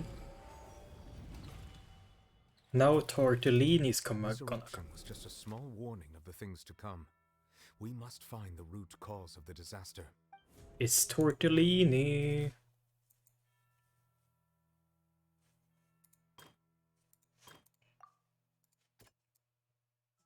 But the whale. It was both dream and reality. If we're talking about a true culprit, that could only be that thing inside the primordial sea, right? The truth, the original sin, the trial, and the root cause of the disaster.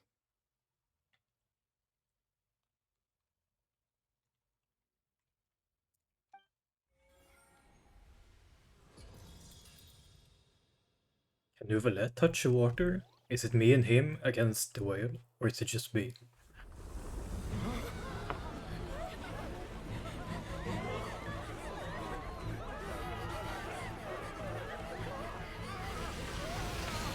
Uh-oh.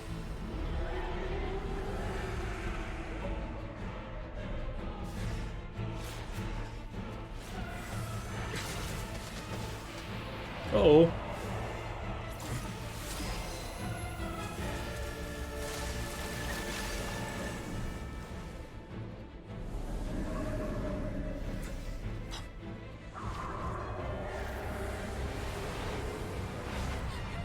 Uh-oh.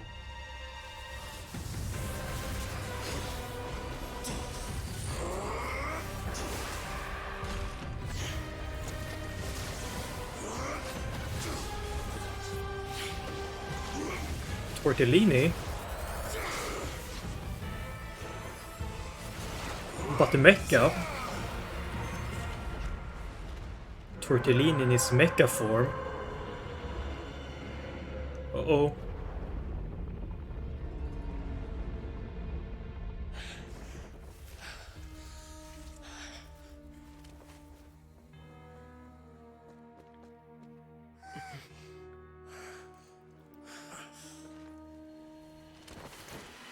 Oh.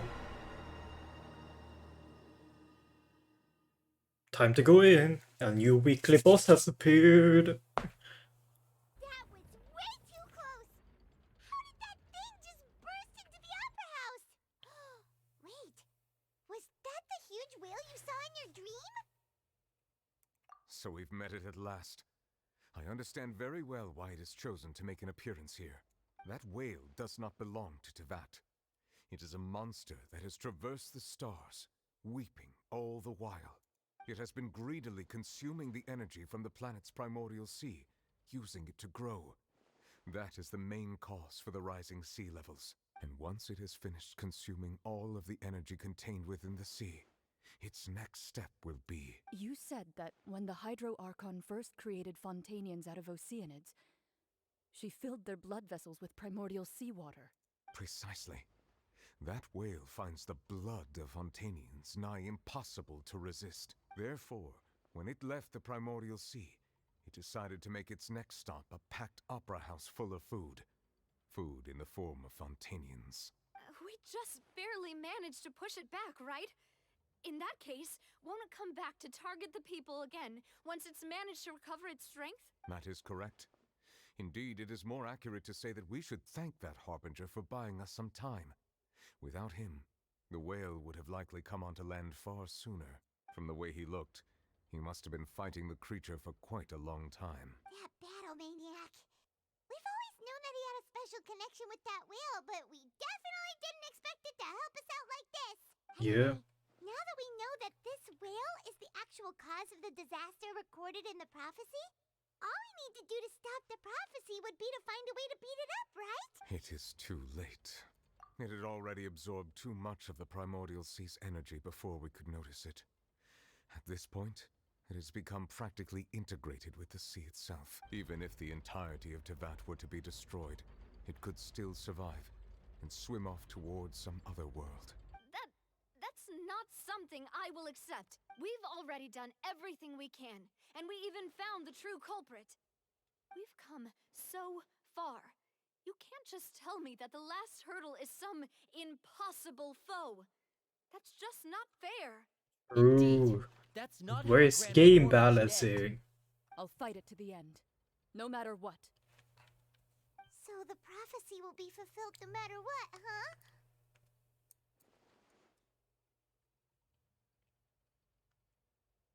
The prophecy. Yes, what has been prophesied will be fulfilled. You may view such things as the history of the future. After everything is still turned out like this, we could fight against fate. Wait, but if this is all about fate... Just as prophecies are usually only the future as seen from the perspectives of the gods, could things be happening in hidden corners where the gods' gaze does not fall? Ultimately, fate shall serve as your only guide, no matter what will happen in Tevat's future. All you need to do is to play your part. There will still be a way to save everyone. Did I miss something? Well, I am the thing that they don't see. Or what?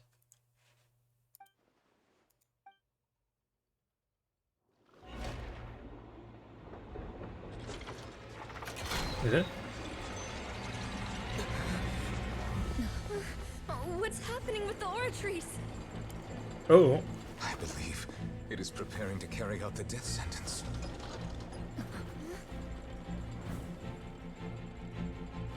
Furina!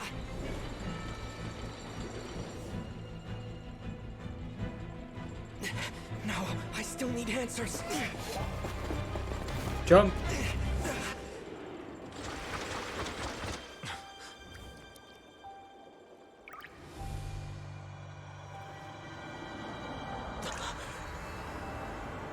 Huh?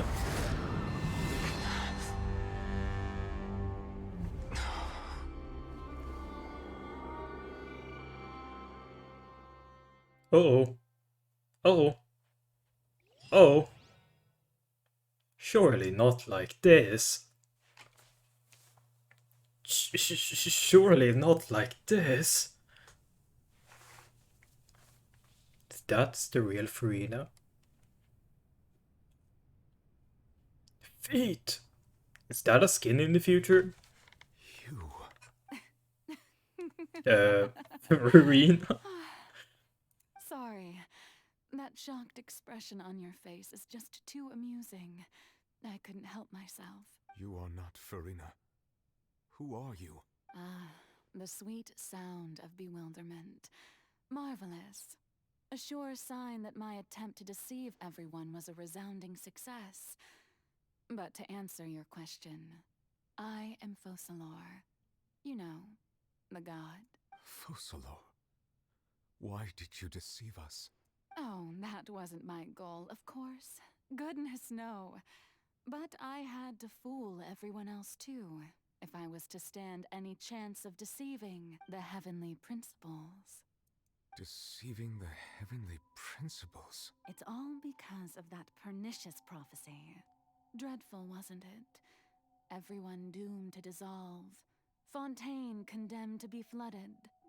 One was not amused. In fact, one was positively bemused when that problem was thrust upon me by my dearest predecessor. That's the former Hydro Archon Egeria for the uninitiated. It hardly gets more disastrous than a preordained national catastrophe, now does it? She knew full well that the prophecy would surely come to pass.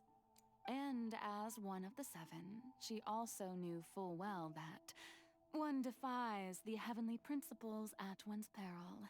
So yes, as you have no doubt surmised, it was a rather impossible situation that I found myself in.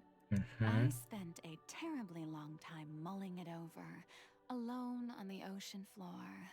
And I was almost growing barnacles by the time I finally realized there was only one possible solution to this confounding conundrum. I had to outwit the heavenly principles, allow the prophecy to be fulfilled, ostensibly at least, while saving everyone at the same time. I'm a genius, I know. I can only assume that's why Egeria chose me as her successor. Although, looking back now, it was hardly the inheritance one dreams of. Between the task of saving the nation, the quotidian duties of the Hydro Archon, and not to mention the original sin of creating a new race of humans, I dare say she left me quite a colossal mess to clean up. But one can only play the hand one is dealt. I did not choose this, any more than I chose to be one of her Oceanid familiars. So you were also once one of the Oceanids, transformed into a human by Egeria's hand. Yes, I was. I always dreamed of becoming human. And I still do, even now. In my eyes, to be human is to be part of the greatest opera ever known. After becoming a god, I separated my divinity from my body and spirit, leaving behind only a self that was as naive and bewildered as my past self on her first day as a human being. The me you see before you now is that divinity.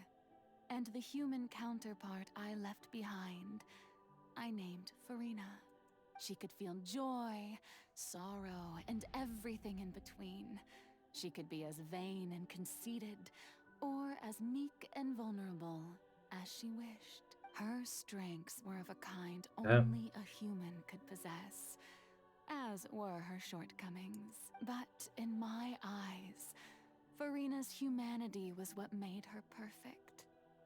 She was perfectly human in every way. The person I always wanted to be. Anyway, so then I cursed her. All part of the plan, of course. The plan to deceive the heavenly principles. Do you still remember the final scene of the prophecy? The Hydra Archon alone, weeping on her throne. In order that the prophecy might appear fulfilled, I invited Furina to be an actress, to play the part of the Hydro Archon in the prophecy. Under the curse I placed on her, so long as I, Focalor's divinity, continued to exist, she could not die. But nor was she free to live her life in the pursuit of happiness. Instead, she was forced to take the stage in the opera house, to embrace the role of leading lady, to forever play the part of the god from the prophecy, all to create a deceitful appearance of that prophecy coming to pass. I suppose now you probably understand why your court is called the Opera Epiclese. But Furina is only human, isn't she? Even though she has had a long life, her mind is no stronger than that of any other ordinary human being. I cannot begin to fathom what she has had to endure. It must have been torture for her. It has indeed. And although she is, in a sense, me in human form, I most definitely owe her an apology for it. Apology? It's been 500 years, and all along, she's been playing her part in the most unimaginably long, unbearably lonely, and agonizingly painful opera of all time. Damn. That's a sad man.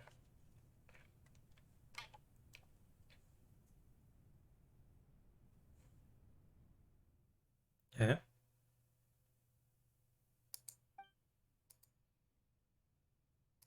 Yeah.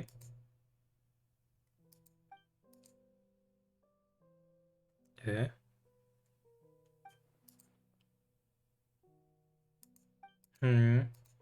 The way this is let's talk.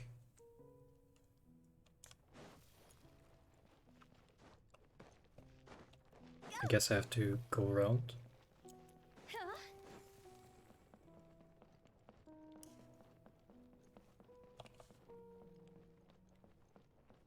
Hey.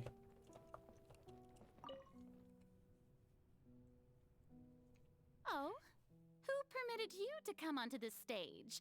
Now, I understand your admiration for my august self, but I must ask you to keep to the rules. All right. It is not my intent to reprimand you. There is no need to state your name. Just be off with you. Do not distract me from my performance. Oh, do not jest.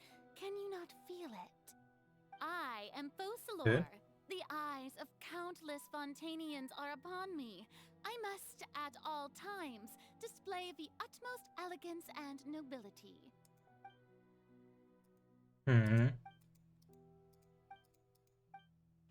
The lights? It said the lights, but yeah. Turn off the spotlights. Dear audience, the performance is experiencing a technical difficulty, but worry not. The guards shall resolve it soon. Hey, what gives? The audience is still watching me, you know. Guards? Where are the guards? Guards! Damn.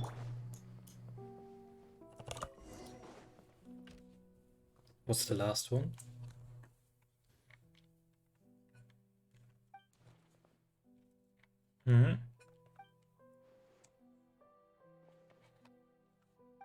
Ticket? Uh-oh.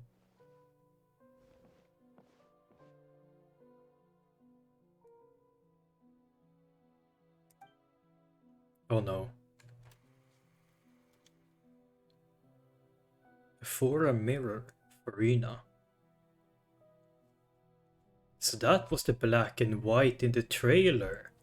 Eh?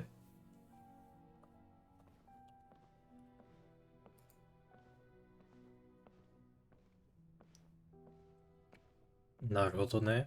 I see. I understand. Furina. Huh? Who's that? Who's calling me? Where are you? Be not nervous. Be not afraid. I am before you. Wait a moment. You're mirror me? How can this be? Mirror you, huh? You know what? That's not bad. Let's go with that. Mirror me. What do you wish to say? The prophecy. Have you heard of it?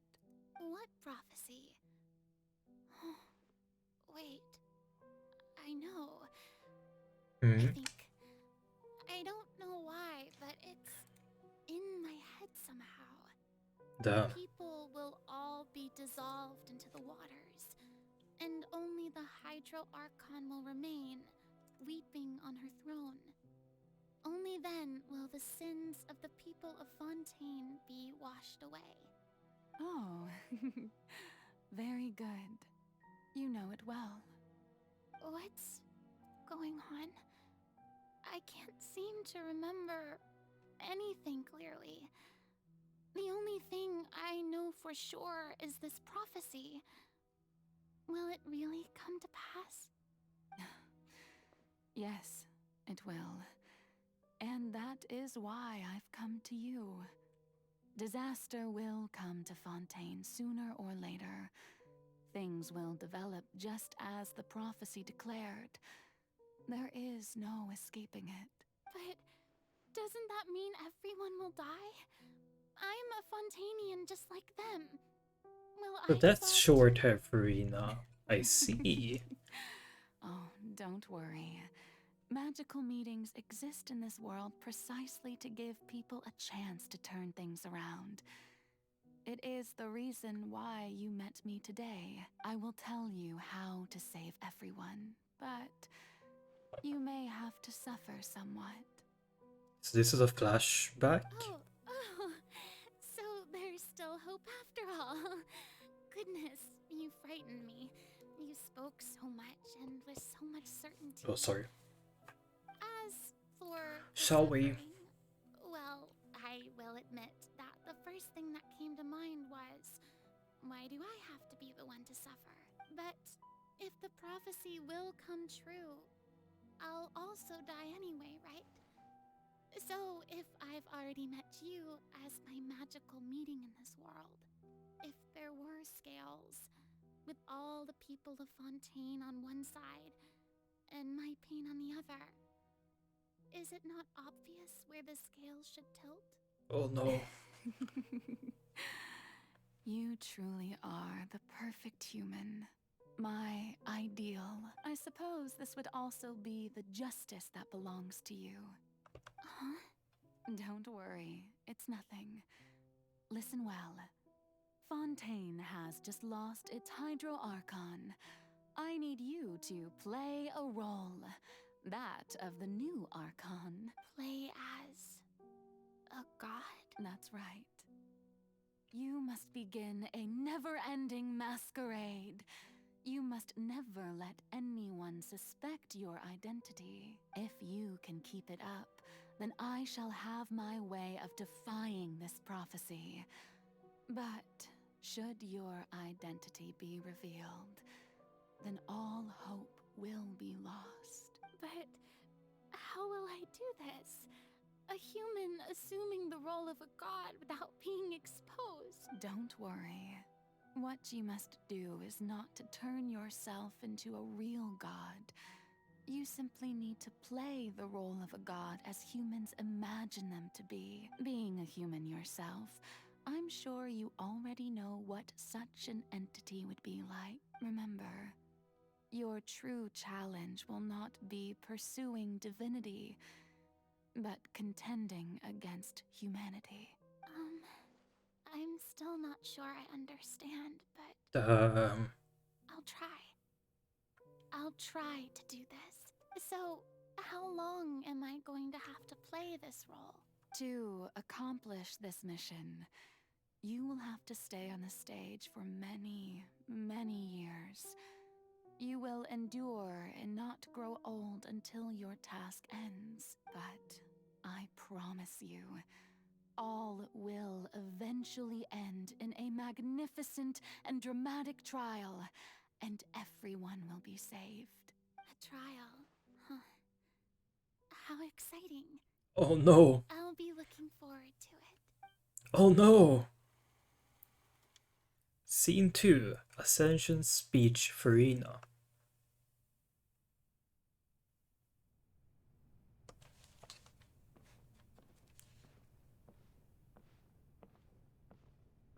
What did it say that? I could did I read wrong? I'm doubting myself now. Maybe it was Ascensions. I guess.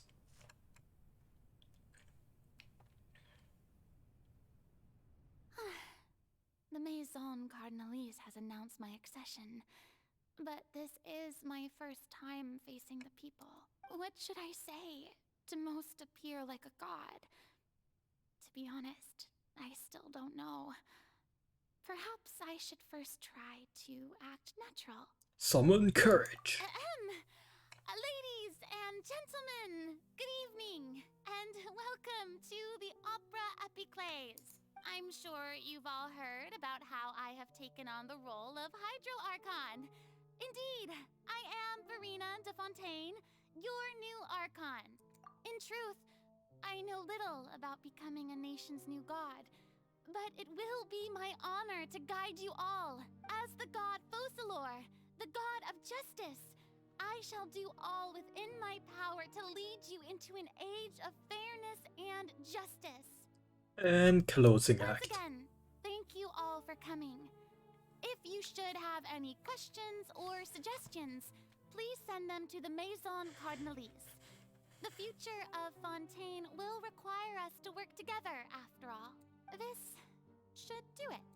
I thought I might stammer, but thankfully, I was able to convey my thoughts just fine. Okay, and next. That's the new Hydro Archon. Is this some kind of joke by the Maison? I would have thought that a being that surpasses humanity would be a bit more assertive. Hey, did you hear that? She even told us to send her suggestions there at the end. Shouldn't gods be all-powerful? She's being so modest. What's the difference between her and an ordinary person? If you ask me, Yikes. perhaps the succession didn't actually happen. She might just be a maison-back puppet. Wait, what's going on? Why is everyone suspecting me of being a fake? Oh, this is bad. If I get exposed here, there'll be no saving the people from the prophecy, right? Mirmi said that I just need to play the role of a god as humans imagine them to be. Calm down, Furina. Think. What do the people want? How would they imagine a god to speak and act? Assertive, with a strong sense of presence. One who can dispel all doubt. That is the character I'm fated to play.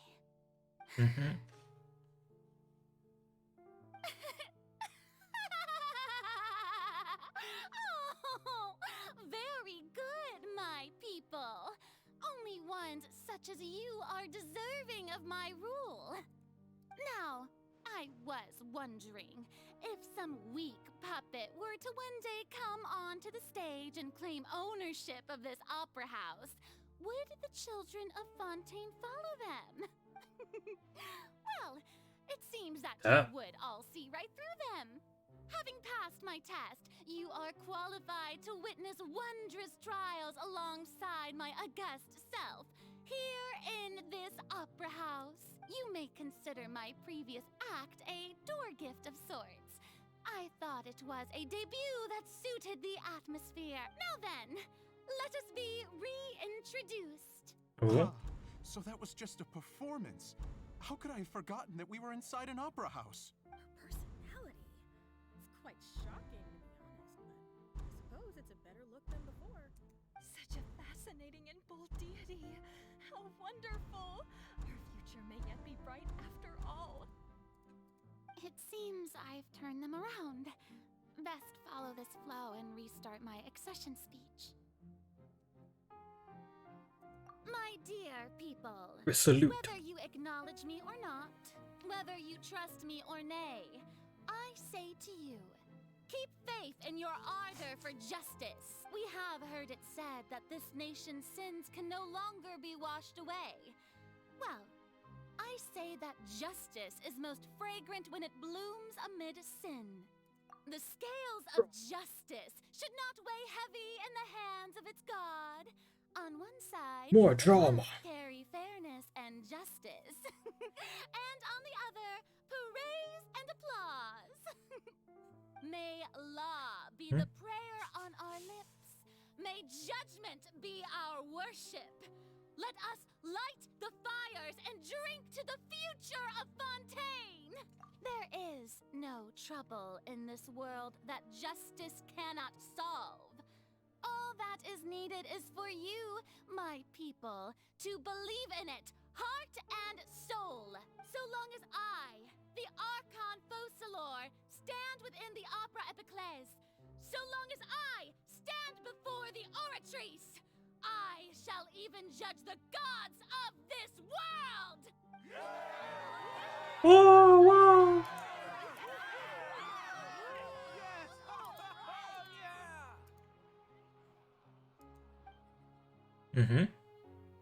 Then, Opera House, Furina.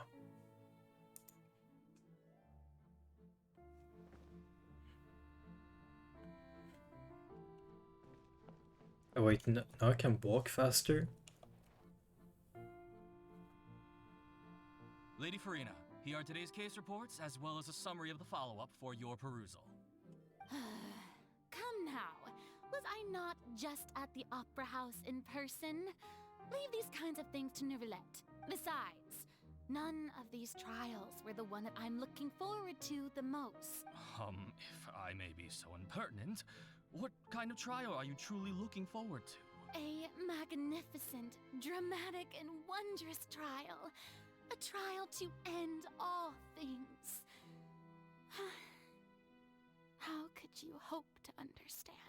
That's true, I fear I lack the ability to grasp your divine thought, Lady Archon. No need for fright. right? And do not take what I said before too seriously. Go now. Do your duties. The trial I await. It will come one day. That is true.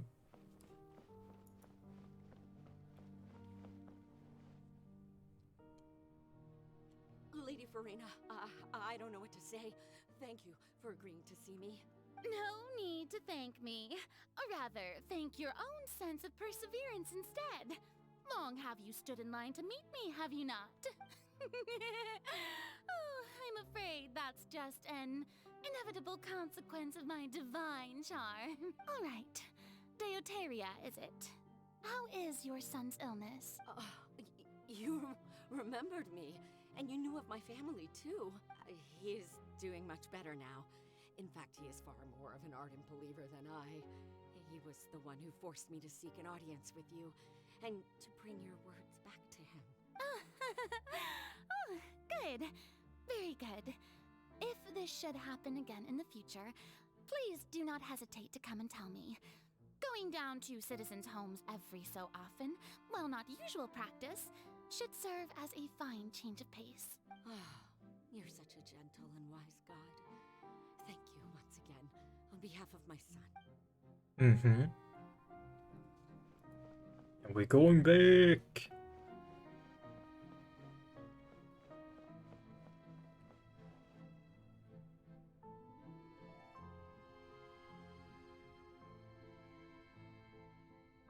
Lady Furina, here are the latest hydrological reports.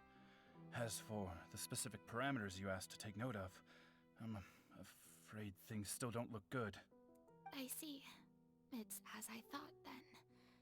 As your god, I did already expect this, but I wanted to see how far your human wisdom would allow you to analyze it. All manner of signs indicate that the prophecy will still come to pass.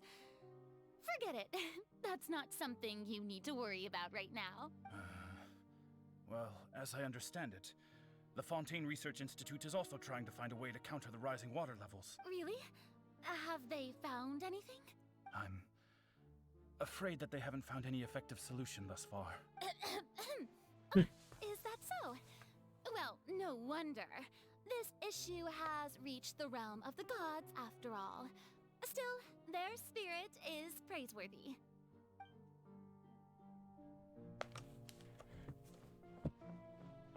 Time to go to sleep. I still haven't eaten. It's almost 5 p.m. It's finally over. I Got haven't to breathe this whole time. But it's good to see that everything's getting on track. There are no longer any voices of suspicion. Maybe this is fine. I just need to keep going, and everyone will be saved. All right, Furina, don't think too hard about this. You need rest. Tomorrow's a new day.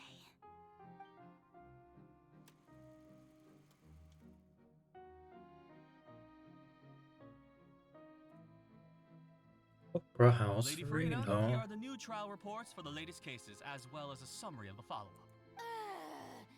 There'll be no need for that. I've seen them already. There's no need to go back over scenes I've witnessed in person before. Lady Furina, I've waited so long for this chance to see you in this manner. Indeed, my dear, loyal citizen. This joyous moment is an honor for us both. I see. Lady Furina, we're detecting significant hydrological anomalies near Poisson. Understood. Keep monitoring. Keep me informed should anything come up at the Institute. I don't think I let anything slip today.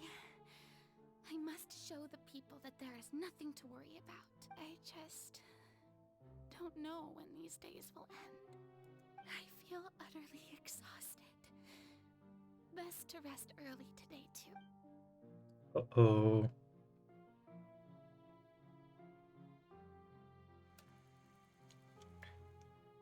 Scene 5. How many scenes are there? Surely at this rate it will be like a million of them.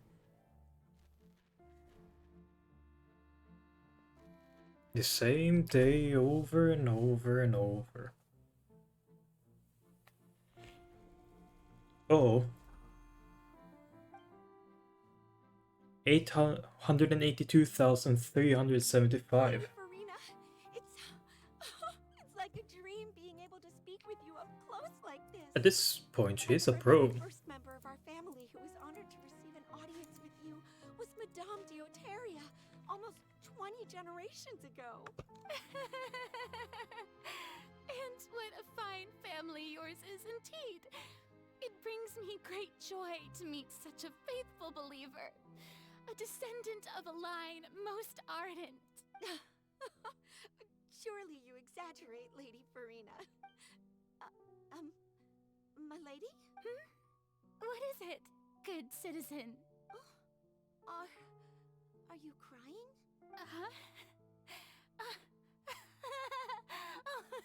Really Uh-oh. now? I didn't even notice. This must be the overflow of hydro from my person. Well, can't quite help being the god whose dominion is the waters, can I? No wonder. No wonder. A manifestation of your power, then. Oh, Archon, I am honored to have witnessed Oh. it. Honored indeed.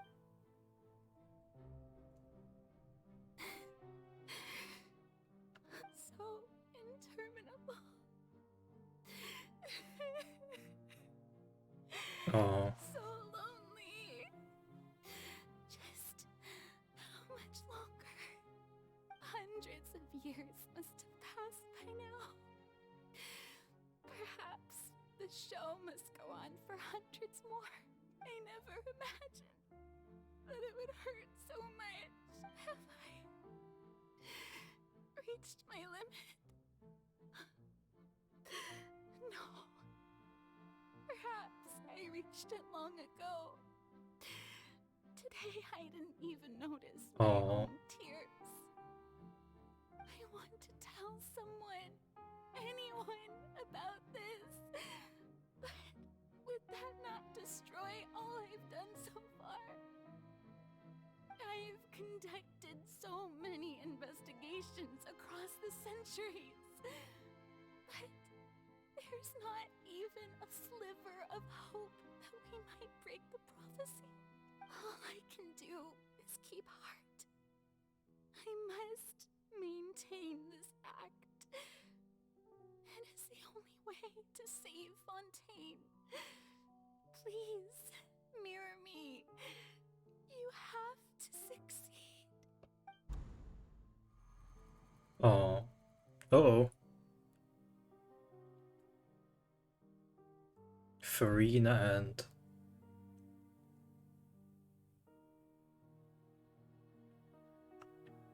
Furina, you don't have to shoulder this burden alone. Oh, this is present. Though I don't know what you might be keeping from everyone.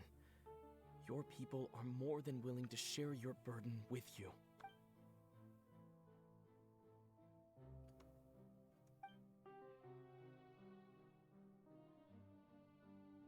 Share my burden. That's impossible.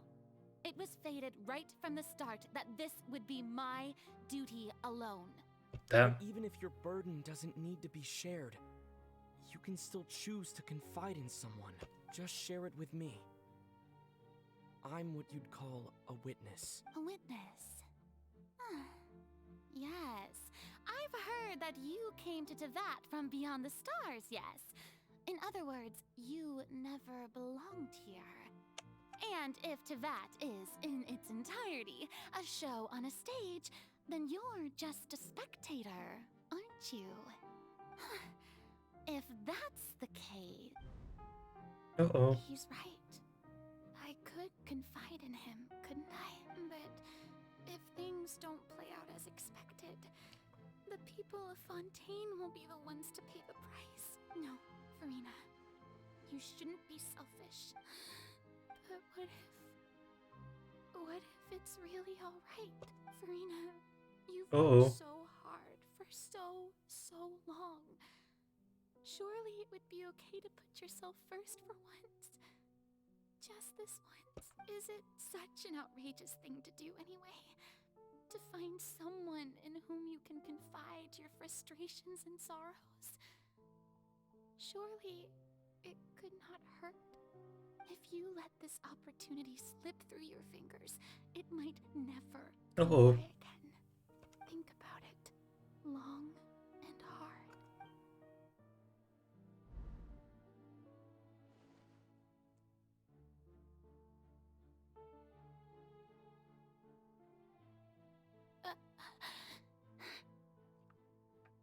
Oh no. No, I have nothing to say. I am Furina, the Archon of Fontaine. Everything will surely get better. All you need to do, dear spectator, is to witness my performance until the curtains fall. Hmm. Fine.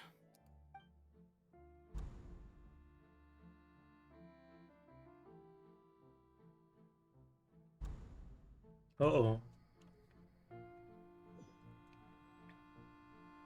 So even Furina doesn't know the truth?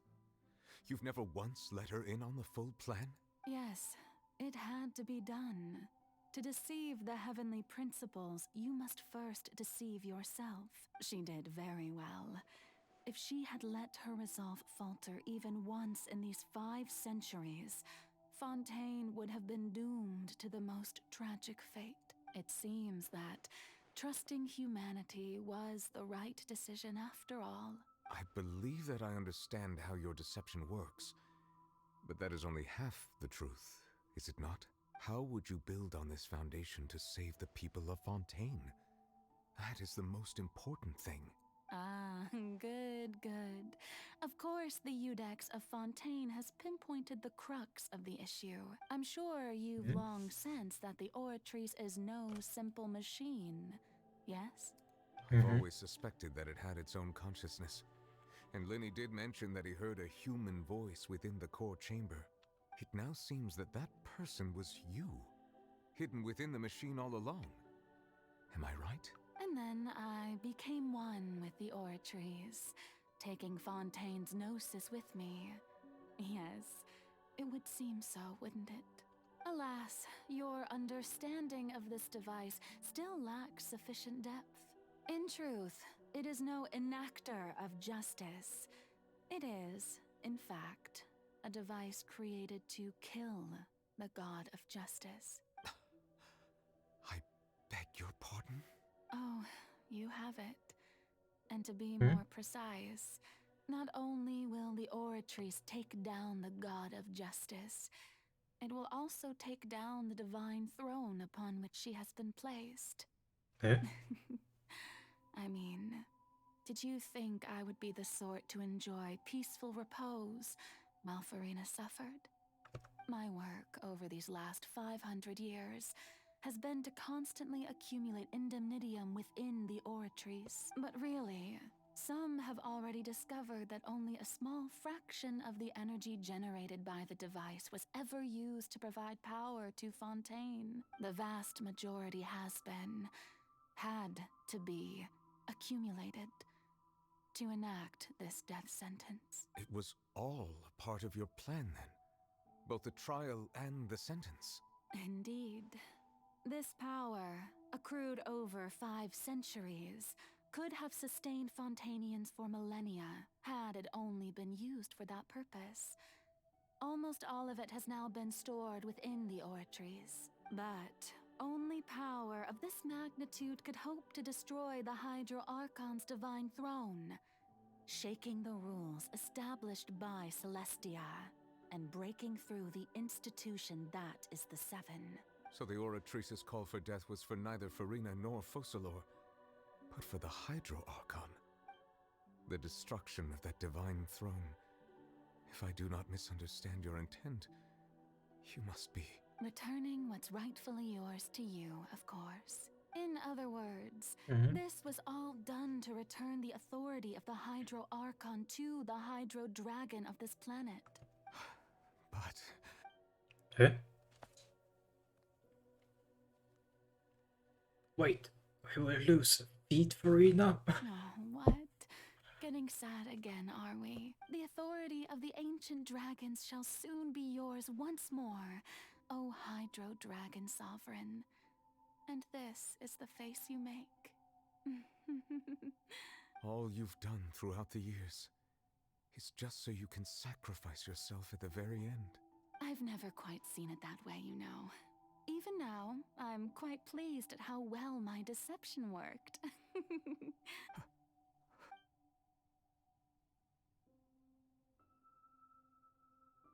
Hydro Dragon, don't cry. Eh? I must say, had it been within my rights, I would have loved to judge the heavenly principles themselves. Were they not guilty of essentially the same crime? Egeria stole the power of the primordial sea, and the heavenly principles stole the power you ancient dragons possessed. I, for my part, am the god of justice. And is it not just that your original powers should be returned to you? Speaking of justice, I have always believed that justice lies in the process of pursuing human existence itself. So, if the theft of the primordial sea's might was Fontaine's original sin, then, leaving matters of procedural right and wrong aside, the descent of the Fontanians as humans and their right to exist in this world would be Fontaine's original justice. In other words, existence was Egeria's justice, and to me, justice is the continuation of that existence, defying the prophecy and ensuring that Fontaine's people shall live on. That should be the justice enthroned over all others.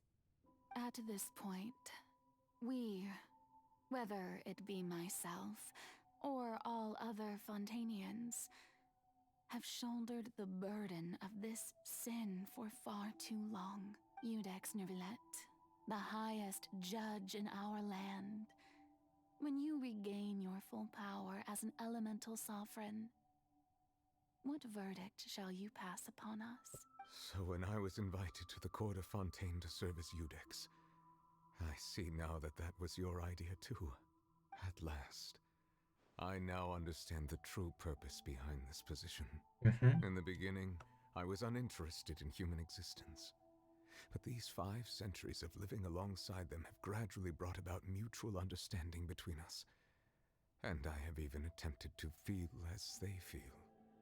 You are a devious one, Fussalor. Things being as they are. Surely you know that I could never declare them to be guilty. Damn. The hour of my execution is almost here. For the sinner, the curtain call has come. I know I may not sound it, but faced with death, I find myself a little afraid. Perhaps this is one thing both gods and humans have in common.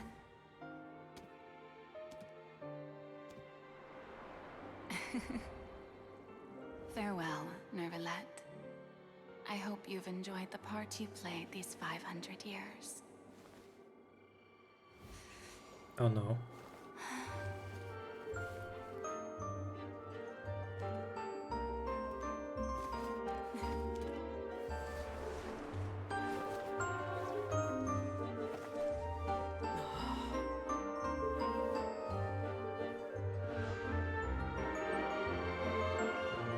Whoa.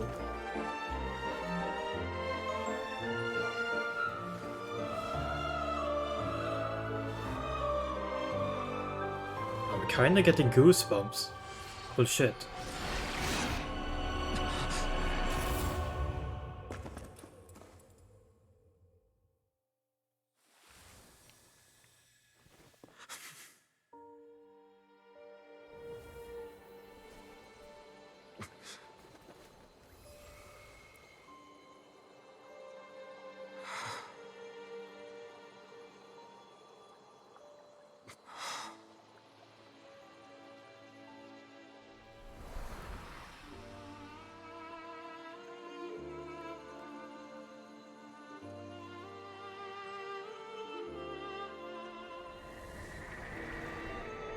Huh?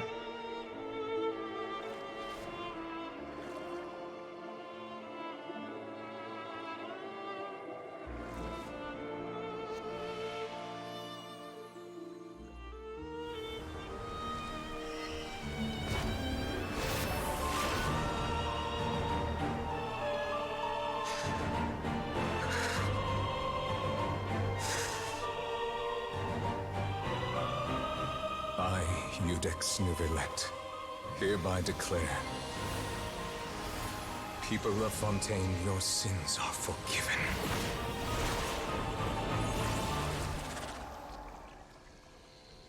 Oh.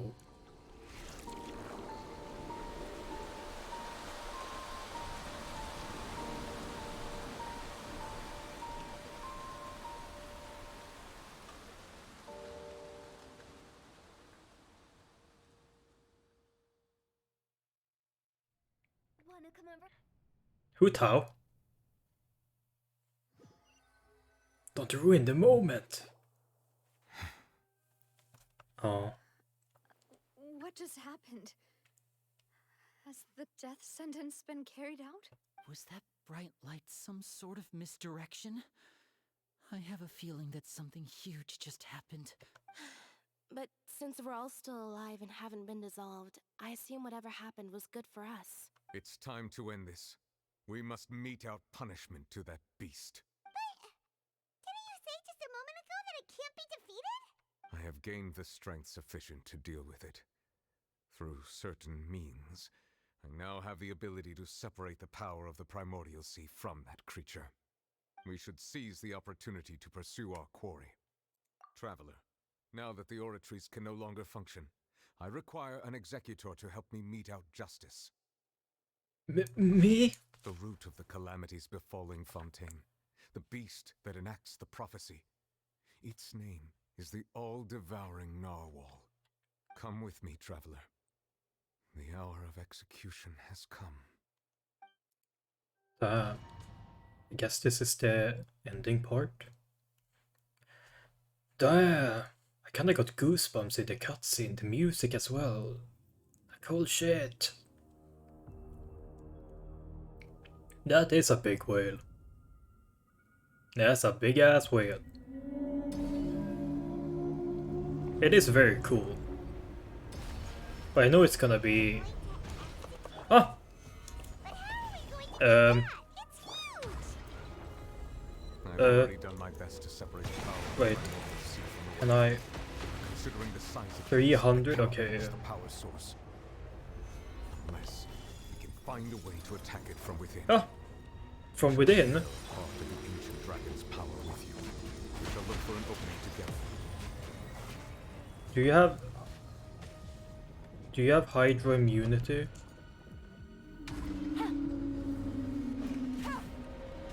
No. Solidify. I can feel its sorrow turning into a... What's that? Huh? Eh? Excuse me, what?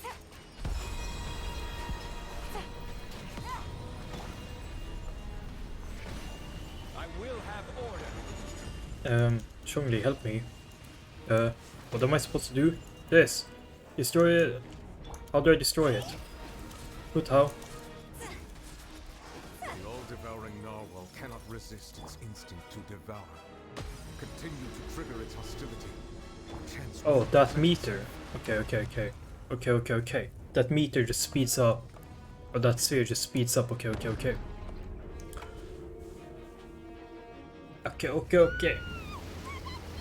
Oh. Well, I guess this is... Fight. Fight though. All-devouring narwhal, a visitor... Whoa. It kinda has a lot of HP, what the heck? Tag it! Why does it have such a cool sword? Where can I get that sword? Can I take it off your body or something? I want that sword. Do not fear. Seize the moment and use my power to suppress it. Oh, wait, what? I can't hit it. Oh.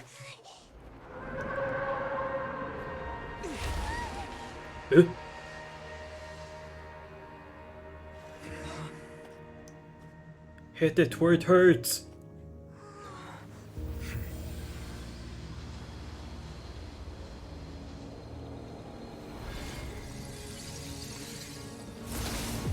What the heck?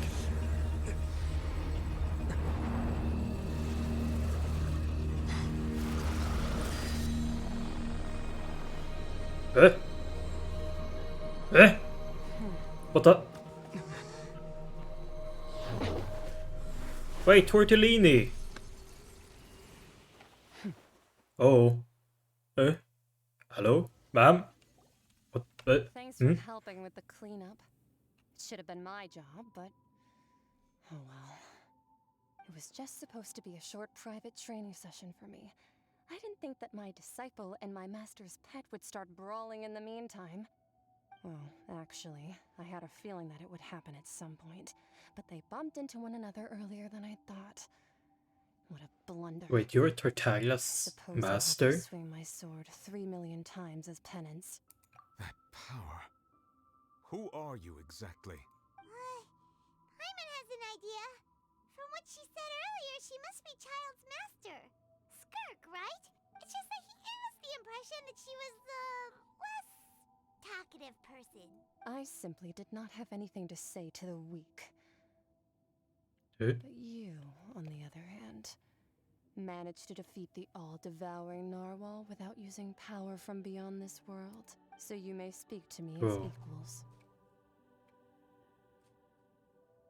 I have to agree. It's a strange use of a planet's primordial waters just to raise an all-devouring narwhal. That kind of power is wasted on it. It's not cooperative. It eats too much. And I have more important things to do with my time than pet sitting.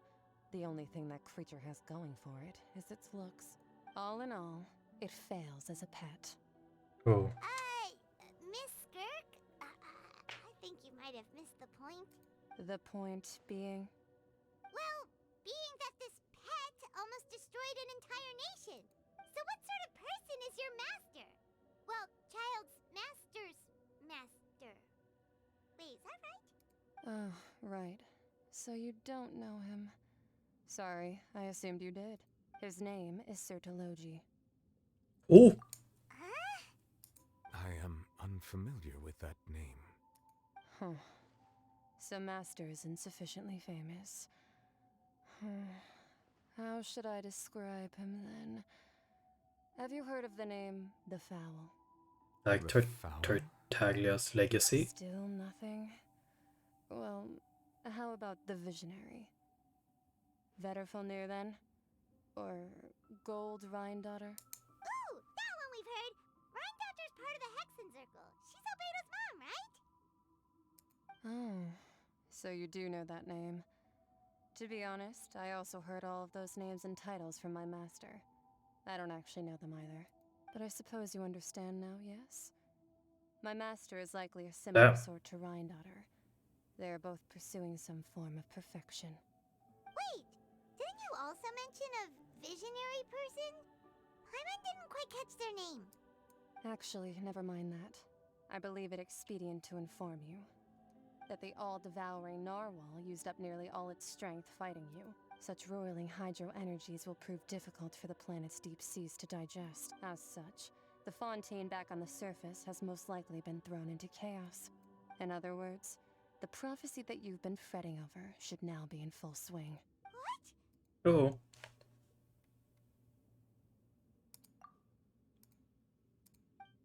Not to worry. Focalor has already managed to deceive the heavenly principles. Cutsy. In the end, the people will all be dissolved into the waters, and only Furina will remain, weeping on her throne.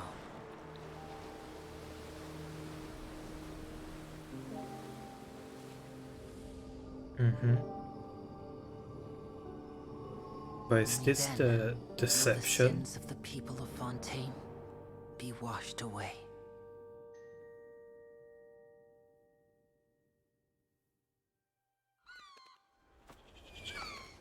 Huh?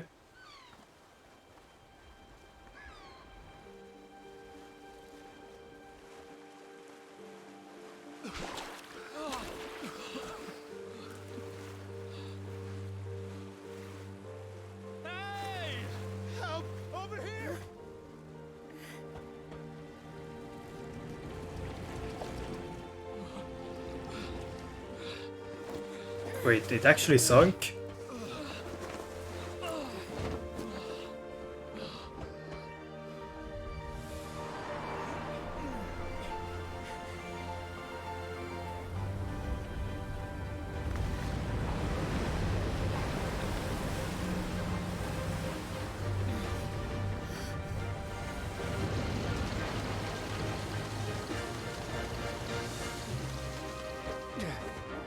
All hands, initiate emergency rescue!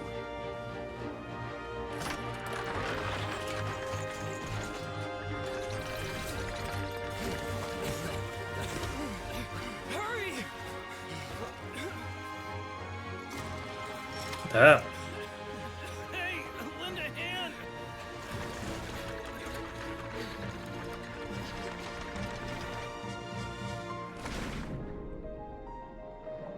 Damn, Risley really did prepare, huh?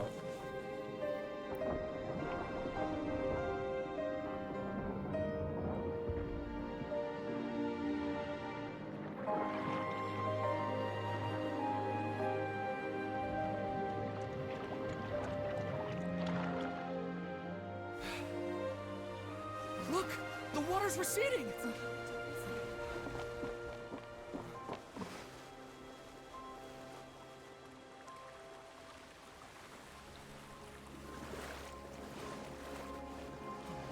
It's a miracle! Water's receding. We didn't dissolve. The prophecy was wrong. The prophecy was wrong.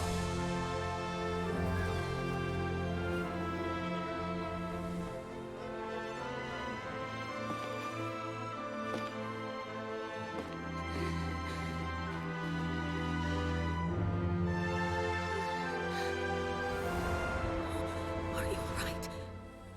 Yeah. We're safe. The prophecy was wrong.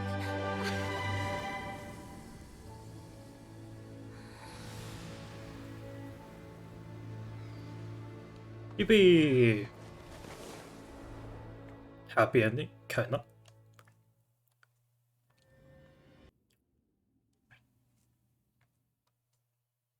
Well, except for the Hydro Archon and a couple of others, everything's fine. So overall, it's kind of a dub. But was it Nouvellette? Was it because of the Hydro Archon died and gave Nouvellette power? To meet with Miss Navia, spokesperson of the Spina di Rosula, and we spoke about Poisson's present and future. Old soil can still give birth to new bloom, Miss Navia stated. Hope is like seeing a small cookie when you're starving late at night. You just need a little of it. Skyship Winglet, boon or bane of the Fontaine Research Institute. The various disputes that have arisen on account of Mr. Edwin have suddenly become a shield over the Institute, with Jurier turning out to be a once-overlooked hidden gem. People always call the first researcher mad, but few know what to call the second. And should that latter person achieve a miracle, they would find it all the harder to find a word with which to classify him and his team. Wow! Paimon barely recognizes the people in the reports. Are those really Jurier and Navia? They sound like real big shots. What do you think? Pretty Mhm. enthralling, huh? The Steambird's idea was pretty simple. With the disaster just having passed, we would print a free edition packed to the margins with good news to calm people down. The value for these big scoops lies in their inevitable follow-ups. We'll publish further reports and go into the stories behind those people. Edwin's assistant, Jurier, created a true flying ship, while Navia is leading people in the reconstruction of their home. I'm sure that these stories could draw even your well-traveled eye. Paimon's curious too! Wait a minute. Didn't we watch everything happen from start to finish? What's there to be curious about? And that's exactly why I'd like you to come conduct interviews with me. You're the best incubators of news, if you haven't noticed. And also, with you around, I'm sure I'll get to see that Duke. Are you sure? Hasn't he turned you down several times already? Oh, this time will be different. Come on, let's head to Poisson first, and then make a trip to the fortress. There are some things you'll only know when you get there. Okay.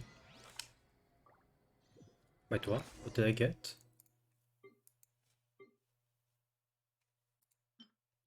Tear among the stars.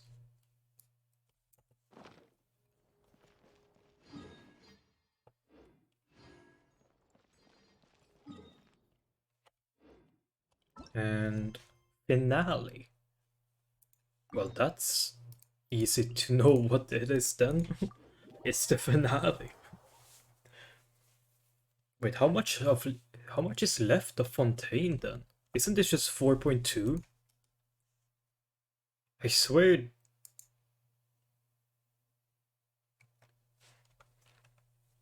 Wait a minute.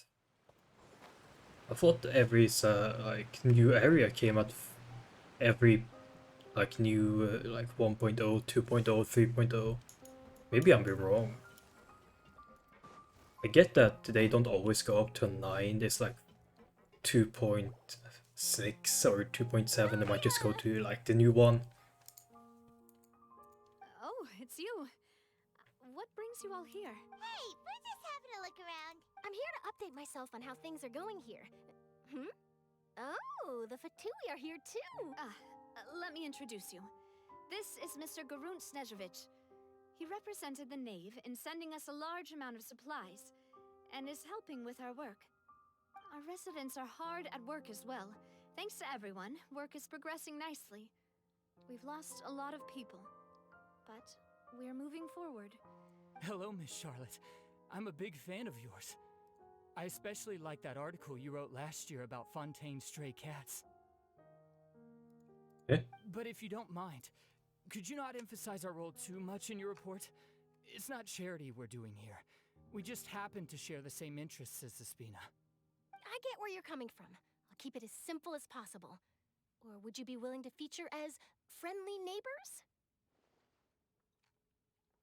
That would be fine. Thanks. Oh, you're back too. How are things? We finished laying down the construction materials. It'll be another hour before the workers are able to go over there. Huh? You're here too, Clorinde? Well, her reputation's greatly risen after that whole duel business with Miss Furina, so she's here in Poisson to wait out the heat. All right. She really came here to help me out.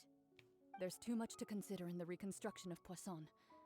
The Spina has need of more decision makers. And, well, I do already happen to be connected to Mr. Callis. Yes, this will be ported to YouTube. You know, about how you felt before YouTube. about what it was like facing I'll probably just port it, not edit it at all. I'll basically just import it all. Forget it. I'm Name sure it you can find a better theme than that, Miss Charlotte. playing the 4.2 Archon quest. Couldn't you do me a favor? Fontaine Archon quest or something like that. Well, if we're talking about doing things for my sake, you might as well just take a few more photos of me. Or of the Traveler. It's better than wasting time persuading Clorinde at any rate. Of course I will. I'm not gonna let him off that easy. All right, then everyone who wants to be in the photo, gather up. And smile.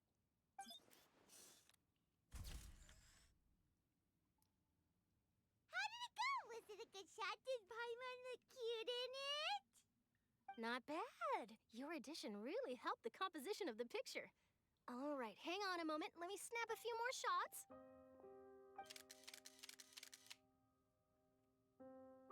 All right, that should do it. I'll be back here later anyway, so let's call it a day.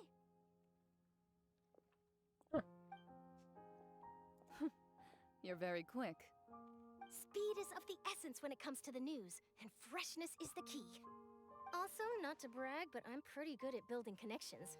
Who knows? I might eventually get that interview with you after all, Miss Clorinde. Wow, you really do have that never say die spirit. I'm impressed. I'll hazard a guess that this is how you got that interview at the Fortress of Meripede. Whoa, you're well informed. Let me make a guess too. I asked Sijuin who told Monsieur Nervillette, and he told you, right? That's a very complete information chain.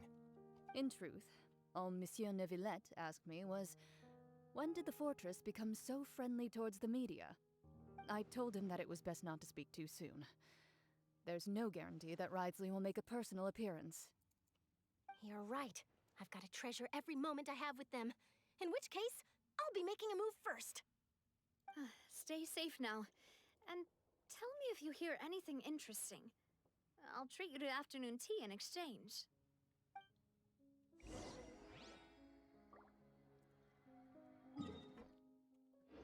Wait, Florine, I want to talk to You you. seem curious about the fortress. Of course.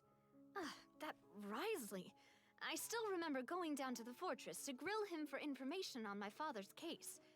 Boy, did he take me for a ride. Without telling me anything, of course. But he did invite you to tea, didn't he? 2 large pots of it, in fact. It was good tea, though. I have to agree. The tea there is very good. Speaking of that, would you like to have some today? I mean, you've got time, right? Well, I'd be partial to some shortbread. Wow, it's like we've got a menu or something. Sure. Good. What flavor of biscuits would you like, Mr. Snezhevich? Me? I'm fine with anything. But I would prefer chocolate, should you have it. All right. Leave it to me. I'll go over the newly arrived supplies with you later, Mr. Snezhevich. We should be able to finish the preparatory work today. That works great for me. Is it just me, or did you get a new lipstick? I did. It was a gift from Sijuin. Want to give it a try? I think the color would suit you, too.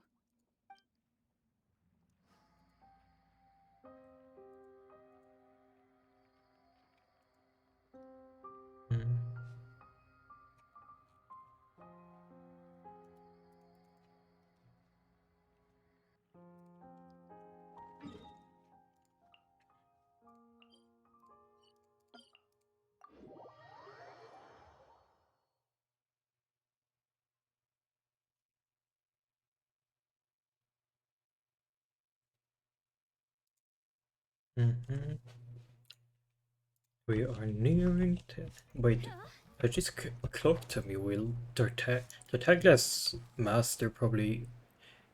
Was it Kirk? Probably won't be playable, right? Probably not, right? Well, you can pray. Wow, guess we're here again, huh? There's a real nostalgic feeling to this place. Looks like you've been missing us. Duke! Did you come all the way to the entrance to greet us? Of course. I'm here to welcome you and our dear Miss Charlotte, whom our good head nurse recommended to me.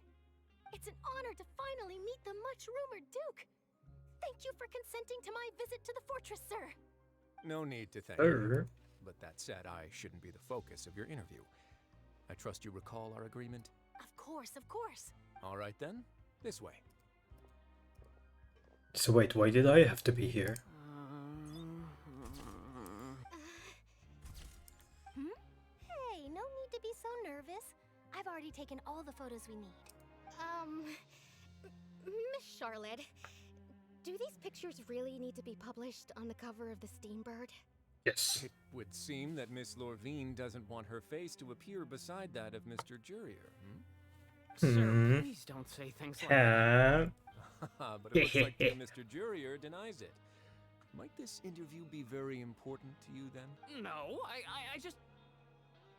This is my first time being interviewed, and I'm very thankful to the Steambird for... Now, I might not look it, but I actually did meet Mr. Edwin once.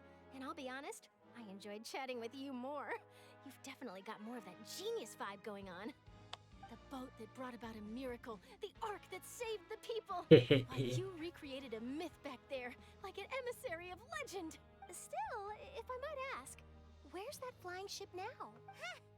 Looks like Charlotte's trying to get herself another exclusive scoop. I have to apologize, but that ship is presently in the bowels of our factory. I'm afraid it won't be easy for you to get a shot of it. Really? Well, then in that case, could I have an interview with you to make up for that loss? You already know my answer, I'm afraid. Best you interview our head nurse instead. Or perhaps you'd like to take another photo of this couple of researchers? Couple Really of. have to use the word couple? Well, then, 2 solo photos will do. Is my hair messed up? Please, someone. Things sure are getting pretty lively here. Oh, seems like everyone's here. Would any of you like to try this new drink I came up with? Ah, Sijuin. Hey, Miss Charlotte. Why don't you, take some pretty photos of our head nurse? Sure. Come on, Miss Sijuin. Over this way. Let's find a brighter spot. Sure. Do I have to smile? So, how have things been at the fortress? Same old, as you can see.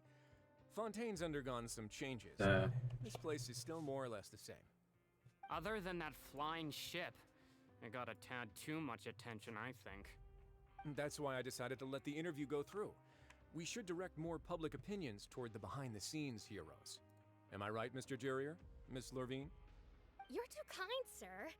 I believe that you too should have your day in the sun. Not that you would want that, which is a pity.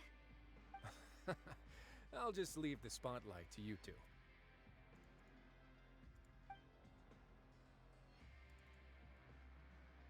I see. Lots of things happened that day. Sorry, making a thumbnail. Anyway, regarding for that the rocket YouTube ship, video. I'm not sure you remember, but his 3 young followers are still waiting for his return. He sure did win them over, huh? I'll tell them that there's good news and bad news.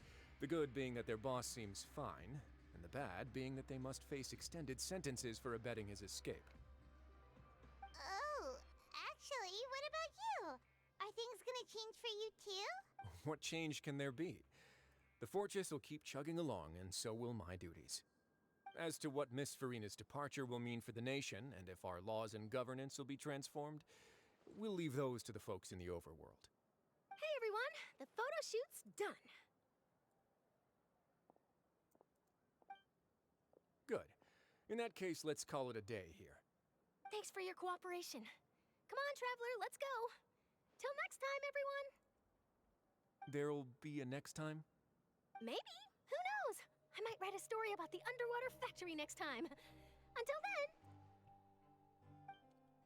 All right. Last stop, the docks.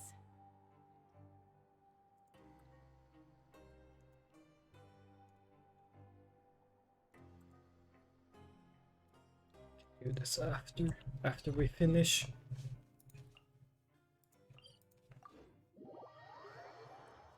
After we finish, I can do this.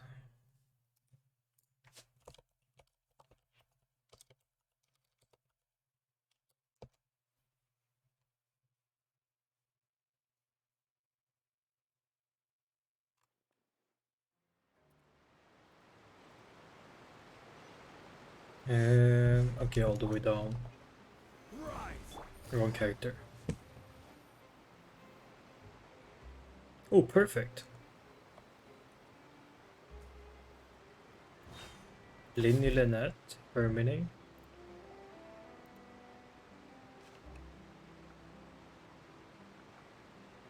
They really are here! How did you know? Navia mentioned that she stayed in touch with Linny and the others after working together. Apparently, they've been at the docks distributing these strange pockets the whole time since. Traveler, Paimon. Ah, and Miss Charlotte, too. Would you like a magic pocket? What sort of gadget is it? It's a wondrous bag that can be used to carry many things.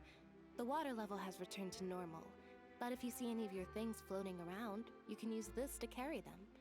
Or you could trick a friend into doing it for you. Trick a friend? I wonder which of my friends would fall for that.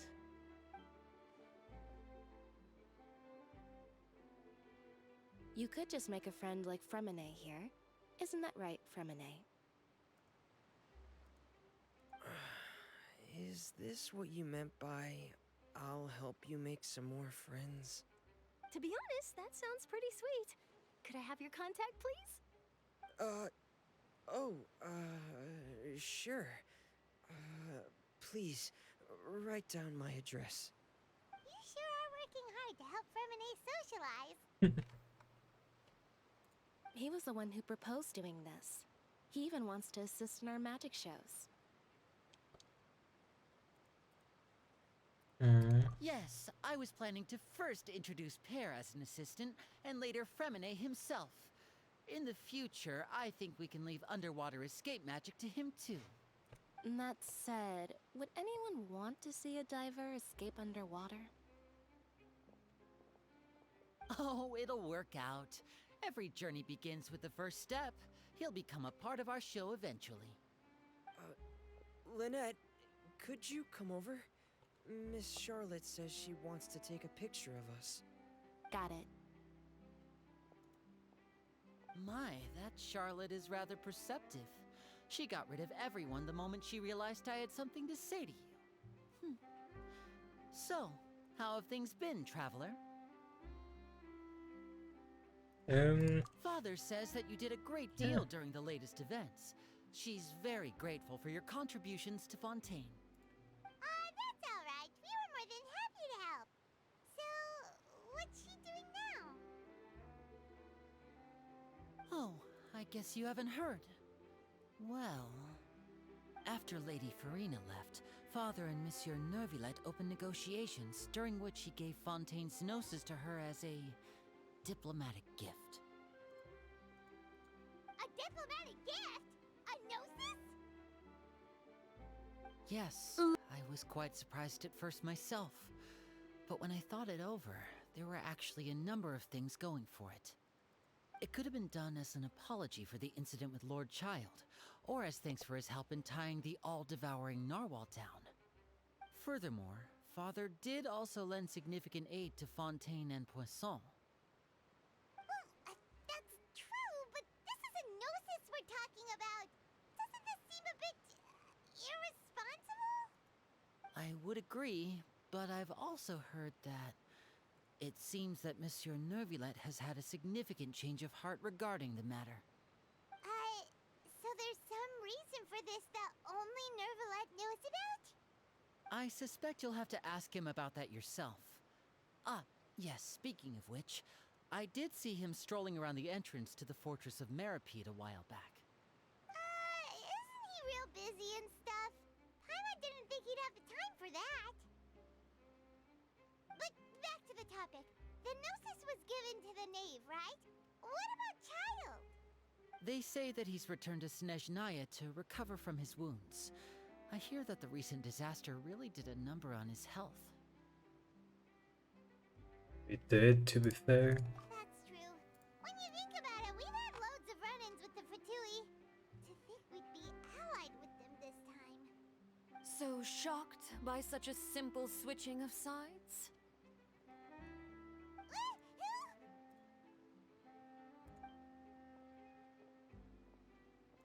Father!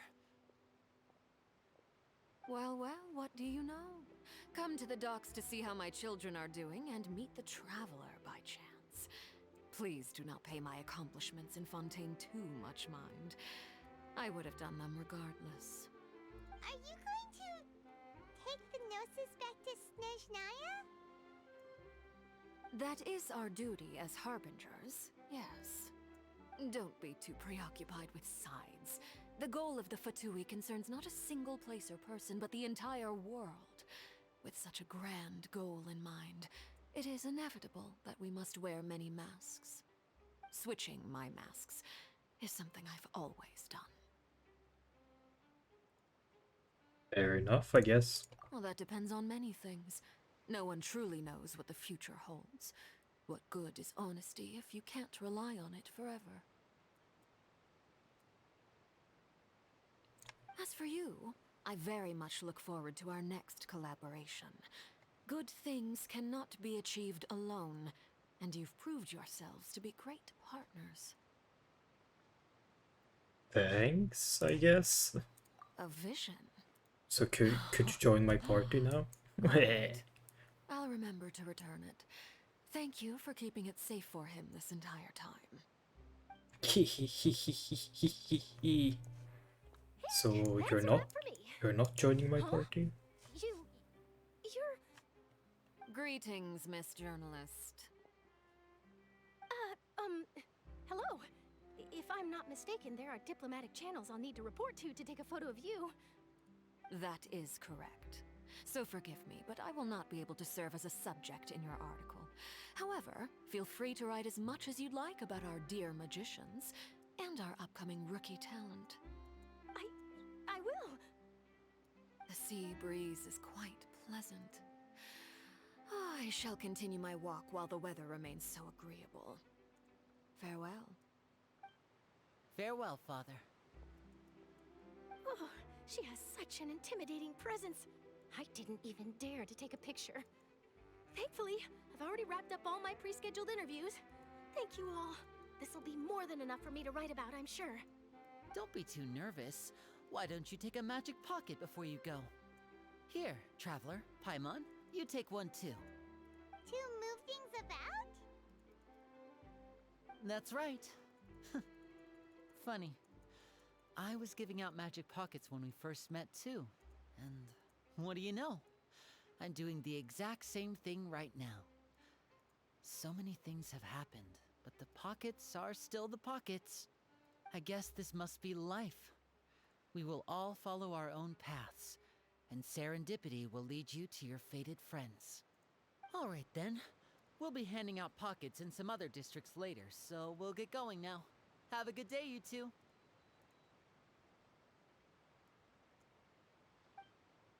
Well, guess we sent Charlotte off. Shall we go see how Neverlette's doing? As long as he's not so busy that he doesn't have time to chat anyway. Damn, this is a long ass. Wait, I can teleport here. I see.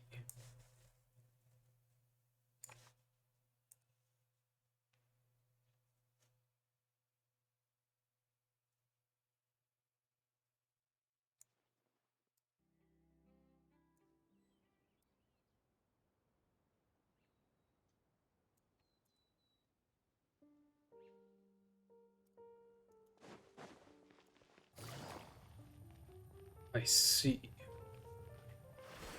Take it easy. Is he behind? He's behind, right?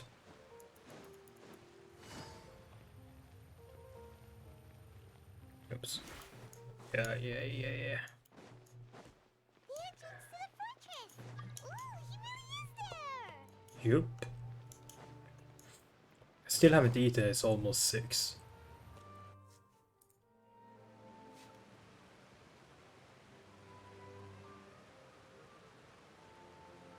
So, you really are here, Neverlette! Paimon didn't think you were going to have free time this hour of the day. Really? Oh, I suppose you must have met Mr. Linney. He took the time to greet me earlier when he passed this way. In any case, you came at a good time.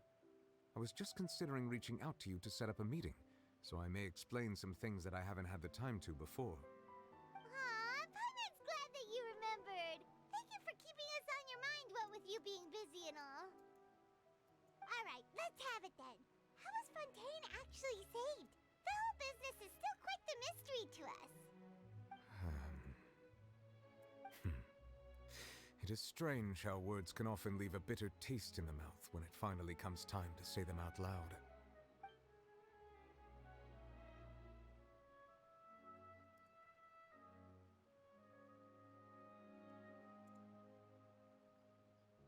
Whoa.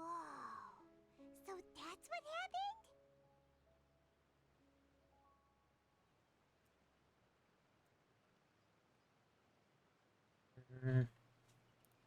Fossilor destroyed the divine throne of the Hydro Archon and restored your power to you, transforming you into a fully fledged elemental dragon sovereign.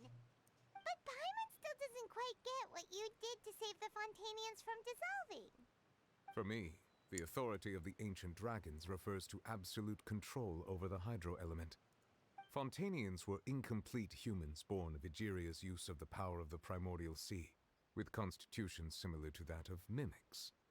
But so long as those primordial energies remain within them, I could use the ancient dragon's authority to grant them true blood, after the fashion in which life was first brought into being on this planet. In other words, when I gave my verdict, Fontanians became true humans, and thus would naturally no longer be dissolved by water from the primordial sea. Fossilor must have counted on you to make that decision as well. Your verdict was the key to making the prophecy appear to have come true while saving everyone.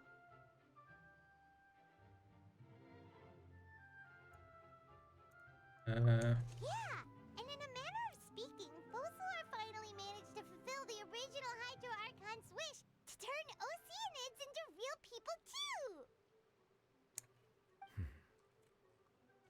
It seems from your expressions that you still have more things you wish to ask. Ask away.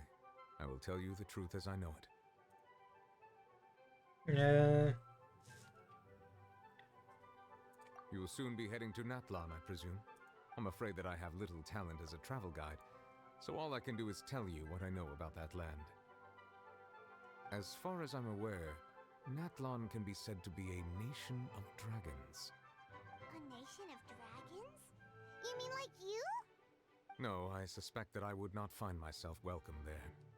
Unlike ancient dragons such as myself, the dragons of Natlan have undergone long years of development and evolution. Large numbers of them have entered a form of coexistence with humanity. Natlan is also the nation of war. War ravages those lands like an undying flame. There is one other piece of information I got incidentally from my negotiations with the Knave that I believe may be useful to you. The harbinger known as the Captain has thrown his hat into the endless ring of war. The Captain. Sounds like a Captain? real tough customer. Seriously, everywhere you look, there's a Fatui harbinger doing their thing. I suggest that you fully prepare yourself before going to Natlan. In the meantime, Fontaine's doors will always be open to you. Ask away. I will tell you the truth as I know it. It's okay. Hang on a sec. Paimon's still got a question about the Gnosis. When we spoke to Winnie earlier, he mentioned that your attitude towards giving away the Gnosis had clearly changed. We guessed that there might be some reason for it that only you were aware of. No wonder the House of the Hearth is the Fatui's intelligence division. They are certainly sharp. So regarding this specific issue, I was just getting ready to share something with you. What is it? In truth, I exchanged some further words with that lady named Skirk after sending you two back to the surface. It went something like this.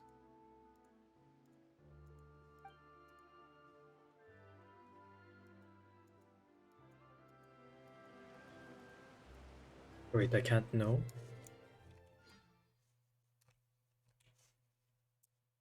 Are you serious?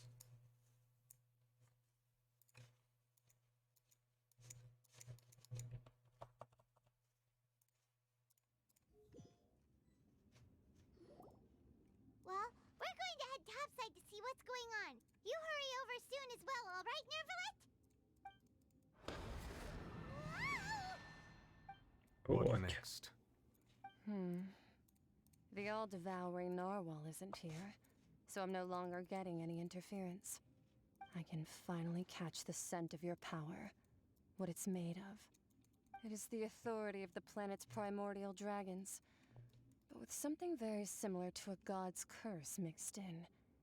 It's quite a novel blend. I'm sure I've encountered something like this before. What was it again? I do not know what you speak of. Of course. How could I forget?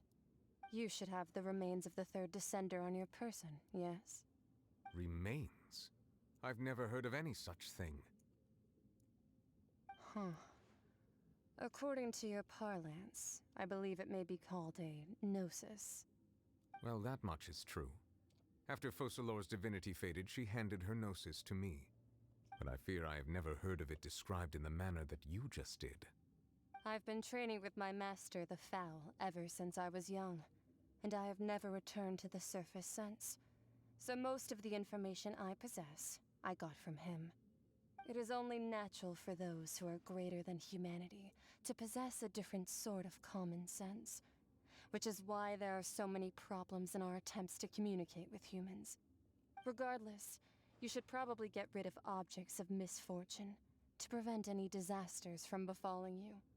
To live in itself is a blessing. But once a person dies, the bonds he once had with this world shall all turn to curses. What do you mean by that? No need to fret.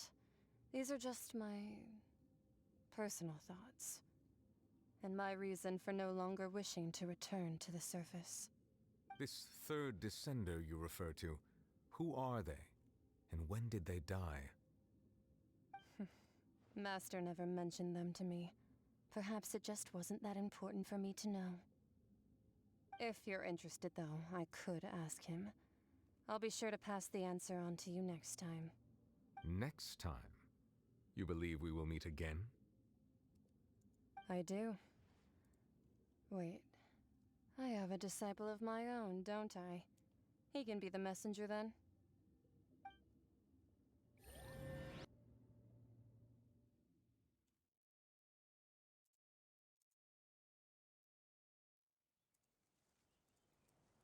Okay.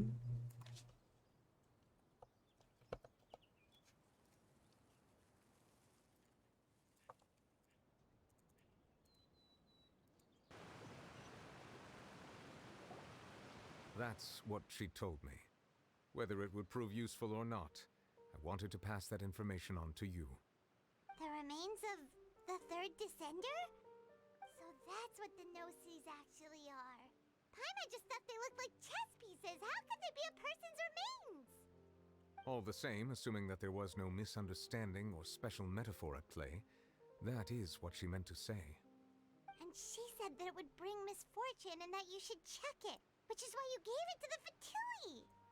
If she speaks the truth, then I would simply be putting Fontaine at unnecessary risk by keeping it here.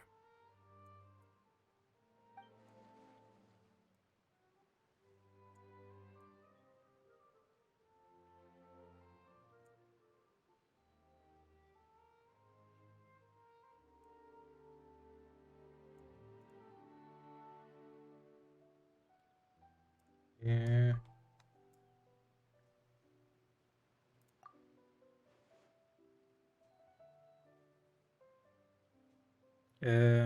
I had guessed that you might already be familiar with this concept, but I did not expect you to be one of them. That means that the Gnosis, which are exceedingly element-compatible and can even enhance elemental abilities, do indeed come from the third descender. I wonder, does your body also possess similar properties? Like being able to use elemental powers without a vision. That does sort of count as special compatibility, right? No, let's not think about this stuff right now. It just feels creepy. Comparing the Traveler to the dead third descender and all. Yeah. That's what you say, but this topic still feels like bad luck. Once Child recovers, let's get some more answers out of him. Or go look for his master and get the answers that way. I too believe it unwise to make too many blind guesses when information is lacking.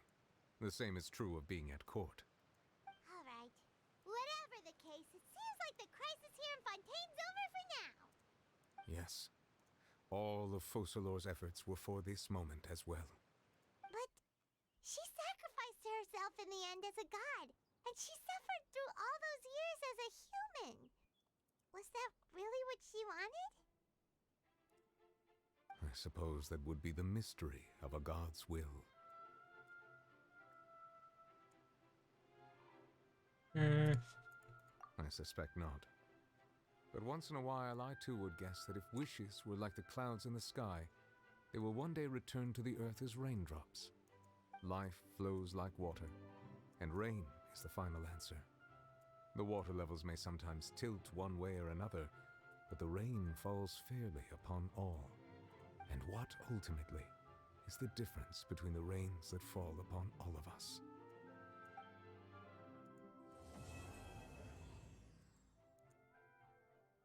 God damn, that's an end. Oh, a bit over 5 hours. that's a good way to end it for the day. I will upload this VOD on Twitch and on YouTube. Nice. Sorry, I was a bit quiet. I was also making a thumbnail. I was listening in though.